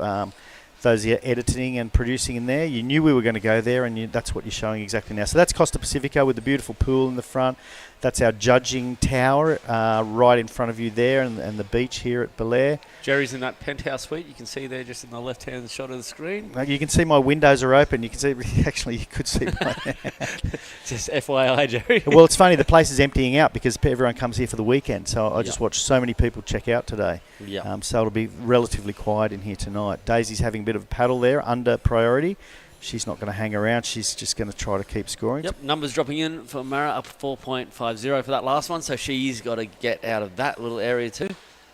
Daisy not doing too much. There's a 5. There's that quick 10. As I said, and then a nice little floater, but going off. So again, Daisy's with that 5. I'd love to see her hold that a little bit longer just to see how the judges react. Yes. Because she's getting a lot of waves. They're very similar without getting the completion judges taking not too long for a 2.75. Would have been nice to see with that climb. But then here goes Mara also. Long held 5. I don't know if that was on purpose so large, but it did look good. It did look good. I don't think it was to start with. She turned it into one. And then a foam climb. And this is where Daisy had fallen off on her wave. So Mara getting the manoeuvre that Daisy didn't get, but is it enough to get into? Correct. I'm assuming she looked down the line and didn't see any value down there. Generally, if you see something down the line, you hang on because there are more points to be garnered down there. So with that tide dropping out, this is what we were sort of making the call based on. It doesn't link up like it does with the higher tide, so you're losing another half of scoring potential just in tide. So I think the call was right. I'm going to back it. You think your call was right? I love that. Way to half-heartedly back myself. You're the best. But yeah, we've had like great surfing. So this is the pointy end. So it does decisions comes with risk and they come with rewards. And we have time. Look, we have time. We have 3 more days up our sleeves. And at the end of the day, it's surfing. No one's going to hang me out on a cross for not running through this sort of stuff. And it's a team decision, so I'm going to throw them under the bus too. Yeah, well, it was their decision, right? Exactly. It's your decision if it was right. It was their decision if it was wrong. So exactly. I heard. There's a set out the back there for Daisy. So last two's waves. Okay. Mara Lopez, a 5.20. So doing what Daisy didn't do. and locked exactly. in a 5.20. So they were very similar waves, but she made the foam climb, and the judges liked that. And that style that we talked about, that soul arch that Mara put on there, definitely contributes to those style points, because when you're showing a bit of flair on the nose, it shows that you're very much in control. Like I said, didn't look like she was, but I'm assuming the judges did. Yeah, they loved it. So it was a point of difference, and that's what they noticed. So it puts Mara into the lead, and Daisy, the legend, is now chasing. She only needs a 4.8. She's already had a 5.25, but so she's well capable of it. Plenty of time remaining. It'll be interesting to see if Mara now will realise that she got the score. What put that number up there higher for her? Was it that nose work? Was it just... And for me, it was the big picture. She flowed really well through that thing. She added that little kick of style. So her confidence might just reflect in the next wave also. Yeah. Well, it's a change of mindset when you overtake your legend, the person you look up to, the person who is your benchmark. Never meet your hero, as they say. Never meet your hero. Mara is now surfing against one of hers, and there's a bit of a wave out the back there. Daisy's seen it. Is it going to break too wide? I think she's going to have a dig either way. Looks okay. I'd love to see Mara looking like she was looking at that wave too, just to make sure Daisy does go it. Yeah, I or think taking it if she wasn't going to take it. Yeah, no, she didn't look like she was ever going to go, but I guess she knew Daisy was. But Daisy at the moment hasn't literally done anything yet. She hasn't quite got to the nose. She's just been up and down a little bit. That's the first part of the nose, and Daisy goes down. So will we see a chilled out Mara holding priority? Or, as this heat has gone, will we see Mara on the very next wave? Oh, I think she's 12. She's going to be on the very next wave. She's... Look at her. I think she's swinging to look at it. Yeah, that's, she's a kid. She wants to go She wants to go surfing, and there she is. Now, for me, I would have happily seen her wait. But then Daisy could have taken that wave on the inside, possibly. But look at this. It's looking pretty nice. She's really in control. And I think you're right. Her confidence is just screaming now. So... she's going to make it through to the inside, go for a little walk up the deck. I know she's going to finish it off, hopefully. And she didn't try to do too. Oh, that's the claim we were talking about last time. I think. I don't think I've ever seen a claim. She barely. No, she did a nose walk earlier, and she claimed midway through a nose walk. Okay, yeah. At the wax head was like not mid wave, it's like claiming in a barrel. If he put it into perspective for me. Yeah. And she didn't get the score because the wave ran away. That's how you do a claim, Mara. So I believe she took some advice on board. She did. Well, I think that's going to be up near her highest score. I think it was a pretty nice wave. She finished it off nicely. And like I said, I was saying maybe she should have held on to priority, but she was confident that wave was going to give more, and I think we're going to see that number lock in. That's certainly more, possibly. Certainly more possibly. More possibly. What do you think? More?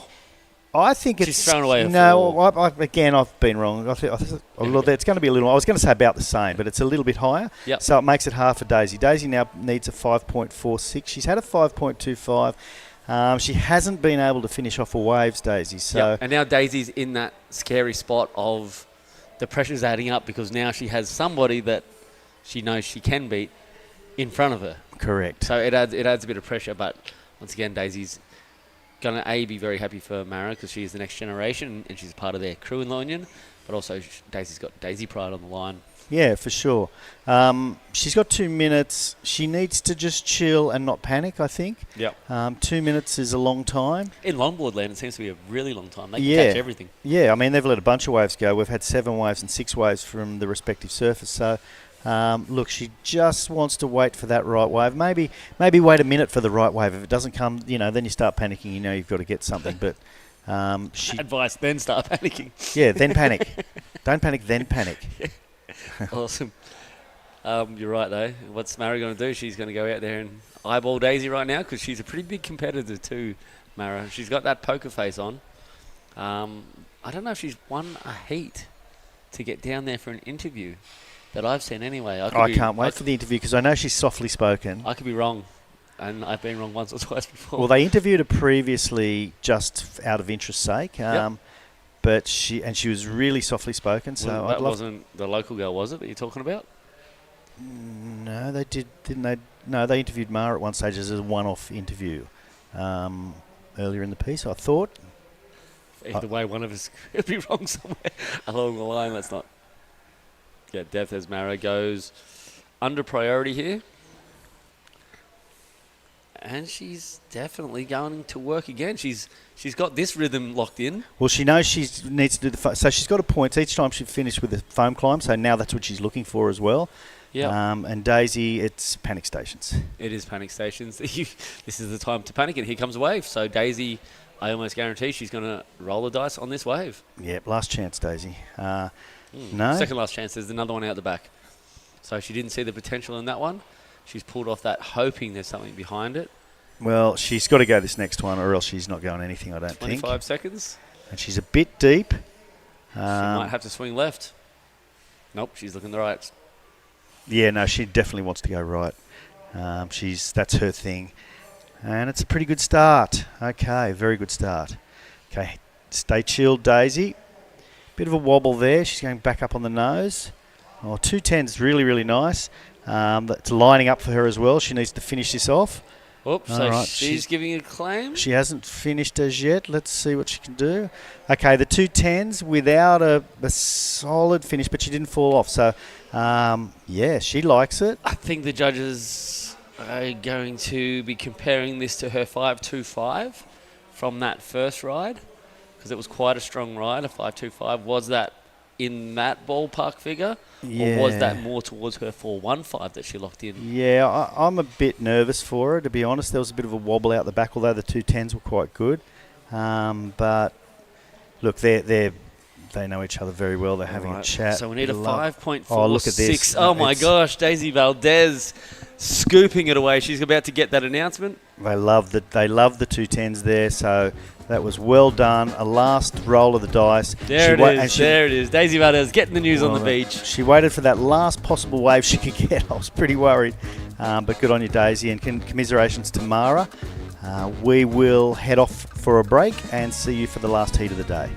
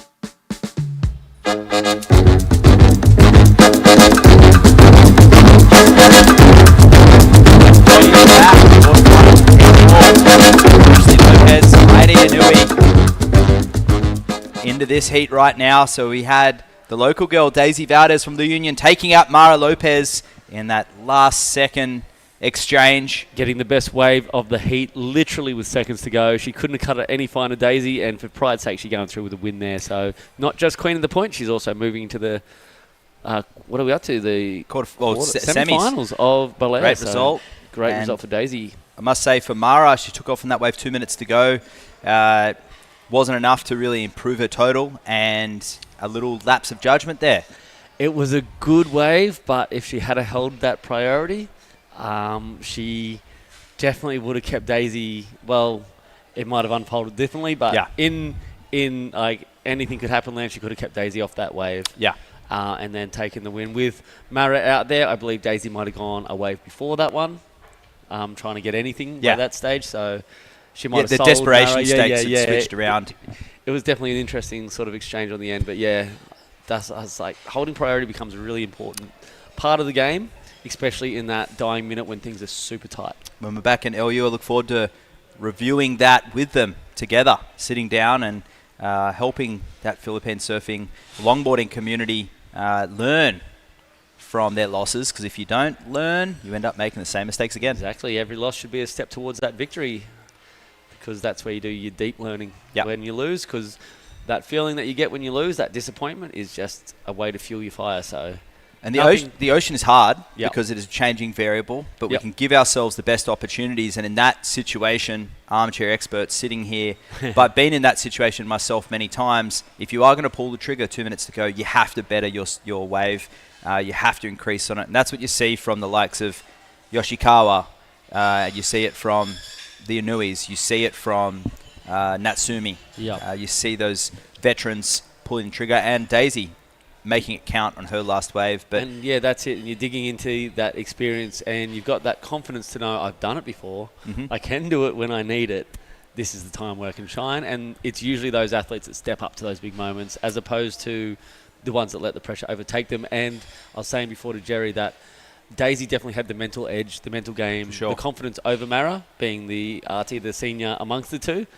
But Mara took it to her. The tides are changing. I feel like there would have been more nerves in Daisy's court because Mara had nothing to lose and everything to gain. Absolutely, yeah. And when Mara was in front for a while there, so Daisy doing really well to get through the nerves and come through with that heat win. She'll be probably going through a round of applause through her teammates there. For sure. Before she gets finally to that interview glass and sort of talks us through that heat, because big moment for Daisy getting into the semi-finals again. She was semi-finalist in La Union, I believe. Yes? Daisy was, yes. Yep, for the second year in a row down there. So now she's made it to the semi-finals again. Super consistent surfer, which is also great for her rankings. I don't think she had a great result over there in the Korean wave pool event, so that will be her throwaway event at this stage. So she came into it ranked equal third with Daya, Sakura, and she'll move forward with Sakura being knocked out and Daya being knocked out. So Daisy will move forward, and she'll be, at the moment, climbing up the rankings, and we'll see who she takes on next. That'll be the winner of this heat. So Kairi Nui, who took out the victory over there in La Union. And There she is. It looks like Camille's had to go and get her away from Team La Union so she can talk us through what went down, especially in the last dying seconds of that heat. I hope she can. Camille hopefully is tuning in right now. Let's get some smiles out of Daisy. She doesn't have to surf again today. Let's poke her and prod her and get some emotion. Ashley Lopez, La Union local herself, they'll be absolutely ecstatic if she can get through this heat, and it'll be a huge scalp with Kairi Inui took out that win just last week, and she kicks out of a little inside section there. So I hope she settles down. I saw her make a little priority error at the beginning of this heat. So Kairi already had a wave. Ashley was in priority. She made a little priority error, and I saw her splash the water a little bit. Early stages of the heat, you don't want those little negative vibes to get into your surfing, into your brain, and to live there. So that's very true. I would have loved to see her just not splash at that one, just reset, maybe choose a different position and go again, because a lot of time on the clock, you don't want those things entering the game. Question, what was the philosophy or the purpose behind not holding the men's quarterfinals? Not holding the men's quarterfinals, just on that falling tide.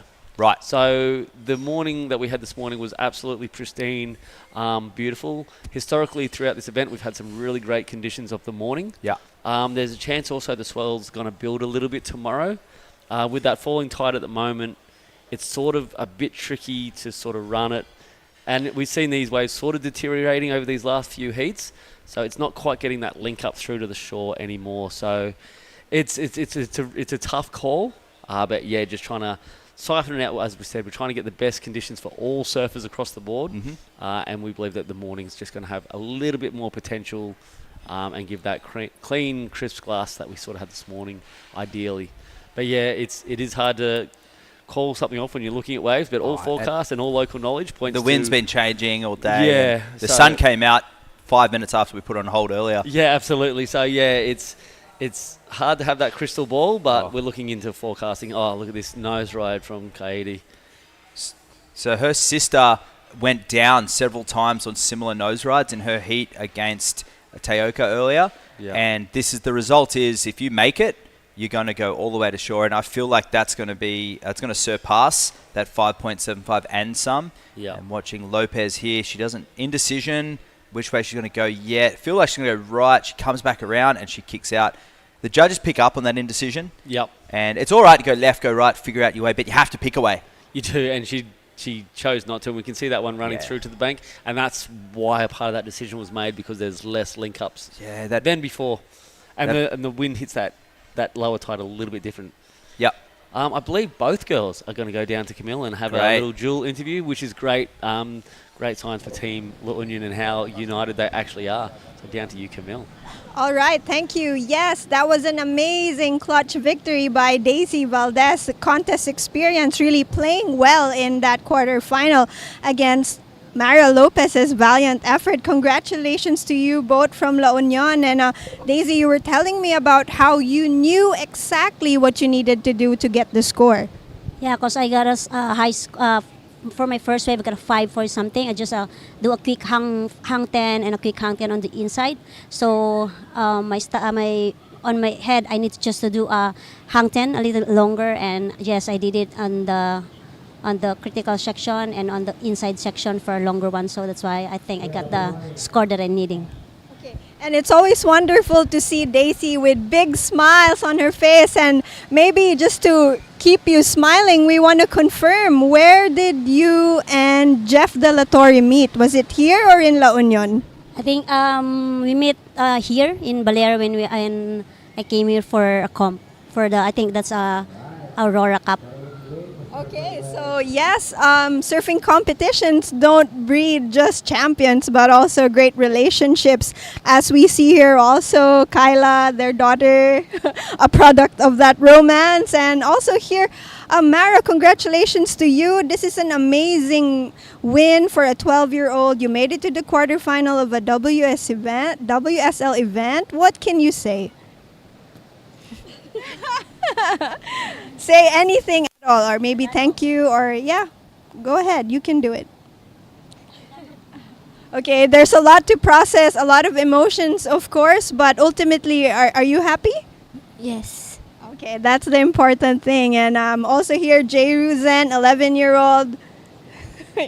Yes, a future of longboarding in the Philippines I have with me today. And Daisy, quick victory speech. It was a really tough hit with Mara there.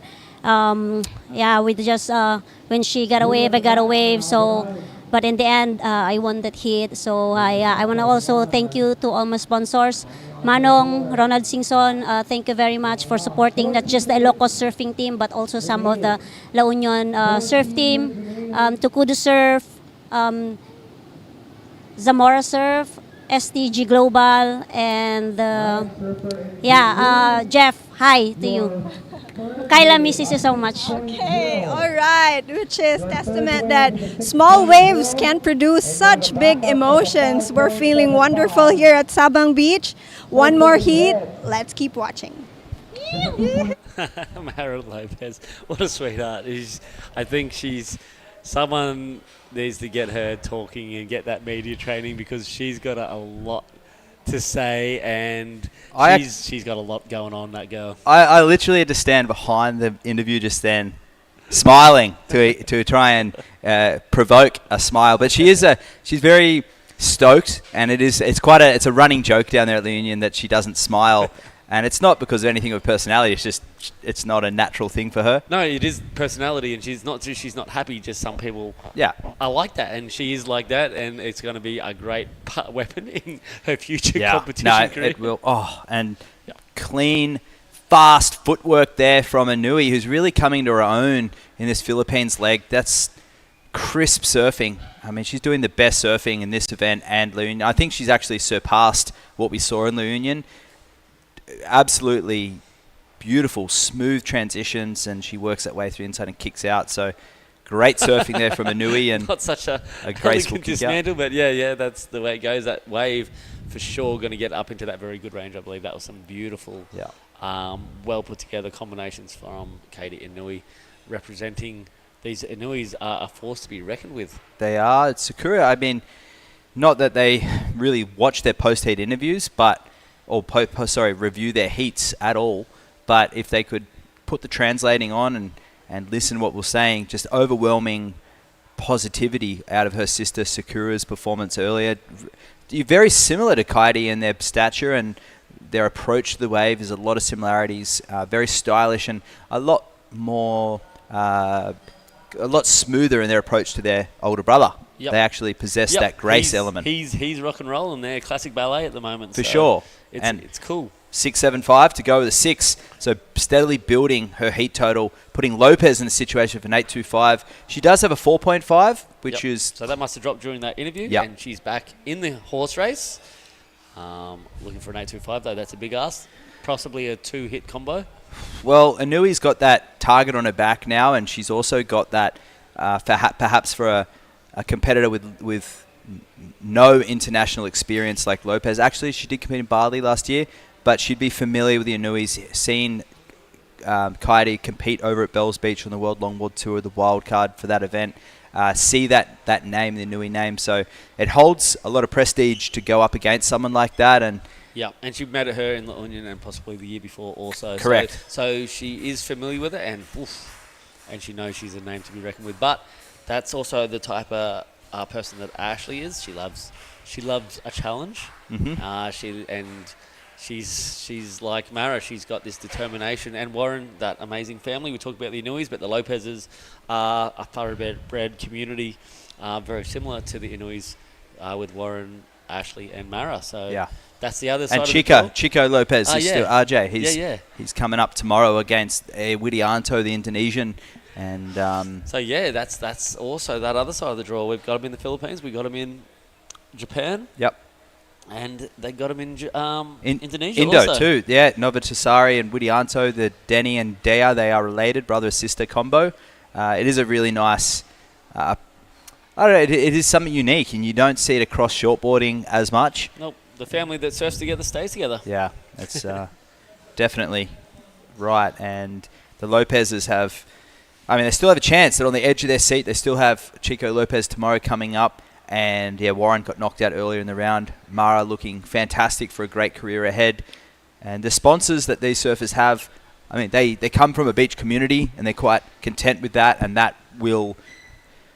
I mean, you could almost be assured that you go back in 10 years and the situation will remain pretty much the same. It's just age, which will have changed. Yep. But with sponsors allowing them some international travel, some opportunity on other sides of the country to chase these tours, it is life-changing for them. Yeah, definitely. And it is life-changing. That's the nail on the head right there. It is life-changing.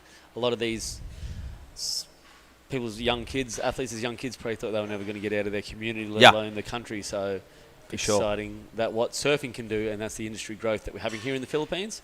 It is changing lives for the better.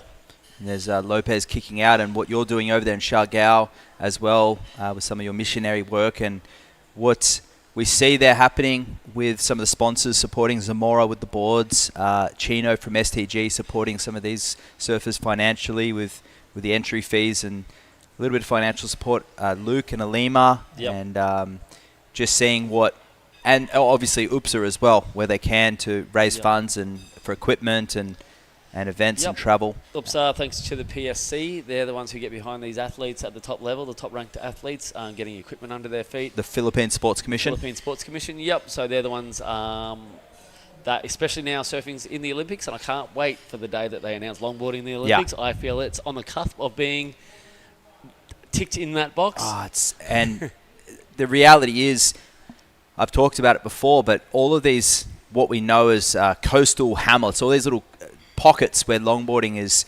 booming right now, and it has been for decades, it opens up a different cultural, it encourages different cultures to get involved in longboarding. I think of Java, Badu Karas. I think of that right-hand point break that's bred so many good longboarders over the years. They're not here competing now. Kuta Beach in Bali, any given day you have Koreans, Japanese, Russians, obviously Balinese, you have Australians, all sorts of nationalities flocking there to surf. Southern California, East Coast Australia, West Oz. Victoria yesterday had a little log event, and all through West Coast of Europe as well. Is traditional longboard surfing is booming right now, and this is the result of As we speak, I believe there's a Queen of the Point going on at La Union from where we just came. So then they'll switch into another one. So get on and check out Queen of the Point, the event running down there at the moment with the Zamora family, helping run that one.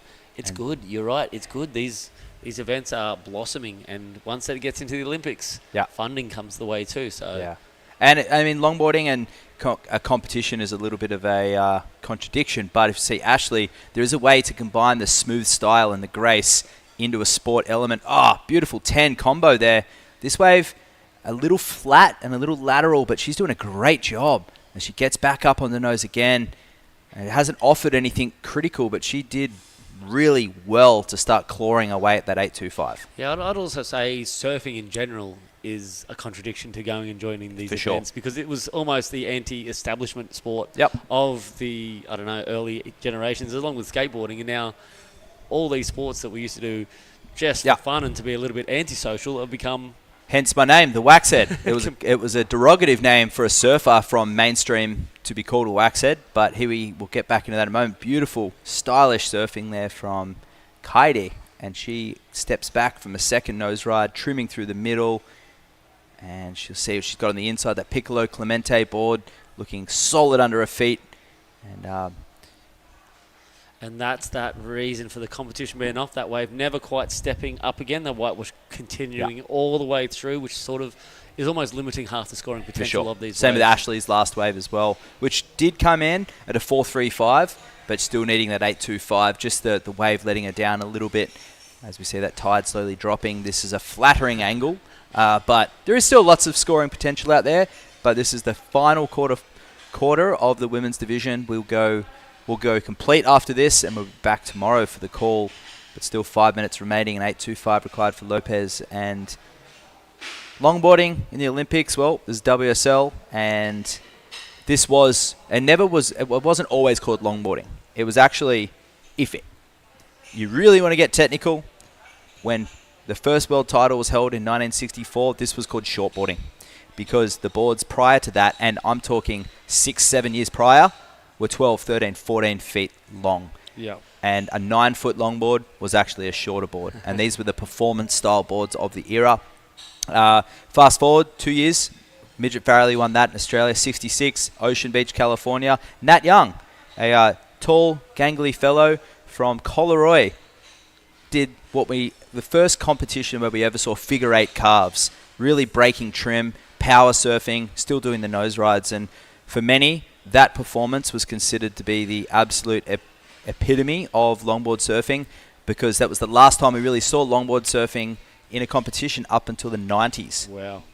Broadcasted. In the 80s, they did have a few attached to some shortboard events, but the World Tour was mostly made up of ex-professional shortboarders, or some are just dabble in both, or some of the original boys that never stopped riding longboards, that got back into it in their 40s. Yep, the sort of shortboard revolution just took the show for quite a while there, had the ball to run with it, so it's good that the baton's now coming back to these longboard, and the longboard community sitting there rubbing their hands, they're going, here we go. Bob McTavish said the reason he got back into shaping longboards in the 80s and 90s was because he needed to ride something when the waves were under head high, and to this day, that philosophy still remains the same, the right board for the right conditions. And here goes Ashley Lopez. She's needing an 8.25, be the biggest score of the last few rounds, last few heats, and she's going to cut back, and she's nearly pearls, but she pulls the reins up a little bit. She goes to the wrench, she goes incomplete. As soon as she had that wobble, leash. She didn't have that score already. Basically, you knew it the moment she sort of just missed the ball. One little imperfection on that wave was going to affect the score, and she probably knew that also. Yeah. So it's almost taken away her opportunity now to two-tap this thing, two-putt this wave to the par required. It's going to come down to one wave, an 8.25. It'll have to be a set wave, I would say, and show the judges a jaw-dropping nose ride. A similar position now to what we saw in that last heat with Mara Lopez. Yep. So Kaidi's sitting out the back with priority. With someone of her experience, I think she's going to sit and protect. Yeah. Unless she sees something that she deems worth more than a 6.0. Yeah. But I dare say that she's going to be watching where Ashley paddles now, and hopefully she'll move on to a bit of a priority defense strategy. and just ride out this heat. Absolutely. And you can see her paddling in, in a little bit. There is a bit of a rip there, but I think she's going to be moving towards Ashley. And she can take away pretty much from anywhere if she sees Ashley looking at it now. So she's a little bit separate to shortboarding. You need to be very close to each other because the takeoff zone becomes a lot smaller. A longboard, the takeoff zone is exaggerated. For sure. Because they can catch away from basically wherever. And build a heat total really quickly. And grab a good score on a wave that doesn't look traditionally that's got scoring potential. We talked about the Waxhead name before, and surfers were labelled in the 60s, and it was the hard work of Bob Evans and Midget Farrelly in the 60s who really professionalised surfing, gave it a good, clean image, and unfortunately all that hard work was undone come Vietnam War and the psychedelic era that was to progress straight after that. Surfers grew their hair long, and the style that we see Kaidi Anui displaying right now was still on play, but we see the airbrushes, the shorter boards, the curly and the long hairs. We saw the mind-altering substances and the artwork that really became a part of the surf magazine, surf media at the time, and it wasn't a great look for professional surfing. No, and you're right. It did set the professional side of surfing to a different standard back almost a generation. It did. 1976, where it was all back and forth. Peter Townend, Rabbit Bartholomew, kicking proceedings off for the next batch of Australian world champions, and it was the IPS World Tour, and then ASP, and then the WSL. And I believe Mick Fanning actually played a big part of setting a new standard. He had a huge hip injury. He was known as a notorious maniac, basically. Eugene was his nickname, and that was his alter ego. Had a massive hip injury, reassessed life and athletic life, and came back as an athlete. Now, for me, that's just a pivotal moment in surfing history, and now it's like that. It's cleaned up, and it's now a lot of money on the line and a lot of it's an Olympic gold medal for shortboarding and hopefully for longboarding. And we do know the Philippine Olympic Committee and the Philippine Sports Commission are watching with intent. And that was Ashley Lopez, unfortunately not progressing through. She gets a quarterfinal finish here, which is still a solid result. It goes down to Kaidi Anui, the winner of last event. She'll go through the semi-finals, and we'll see that tomorrow. So big congrats to Kaidi. We're going to love you and leave you. John Carby and the Waxhead signing off for day 4 of competition. Have a good evening, have a good afternoon, and we'll see you tomorrow. Ciao. Wherever you go, I go. Show you, girl, this is all I know. Don't worry about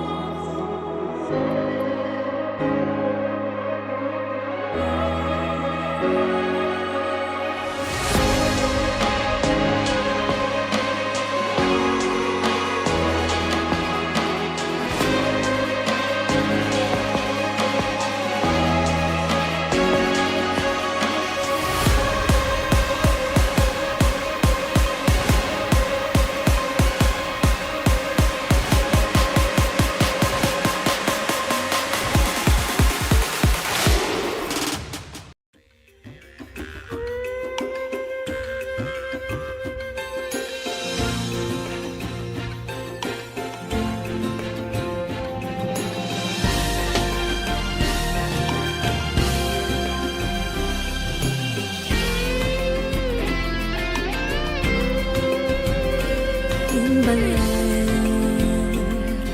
the sun begins to spread light to the land, reflecting brightly on the beach's sand, a captivating modern paradise, an enchantment that is right before your eyes. Mountains high, the forest seems to reach out to the sky. Just watch the birds of every color fly and marvel from such an awesome sight as this living nature sparkle through the light. This is Baler, and this is where freedom was fought by men who stood their ground with greatness. A chance to see our history, like we're going back to what it used to be. In Baler, Aurora, the greatness of its past stood for its beauty, of its events that pass now and again. It's your best time to stand, a tale so rich and splendor, from a province that's a breath away from heaven. Off the shore, you'll find all of the colors in glow, the fishes and the plants and many more. And back into the land, the mountains, the exotic life that thrives the forest floor. This is Baler, and here is where the sun begins to shine and spread light to the whole land. Yes, it's Baler, the weather's fair, and the atmosphere of friendship fills the air. In Baler, Aurora, the greatness of its past stood for its beauty, of its events that pass now and again. It's your best time to spend, a town so rich and splendor. It's a place that's almost heaven, the blue sky and blue sea reflect Baler's magnificence in nature. Spring water, so clear and clean, the rivers and the falls are so enchanting and inviting. In Baler, Aurora, the greatness of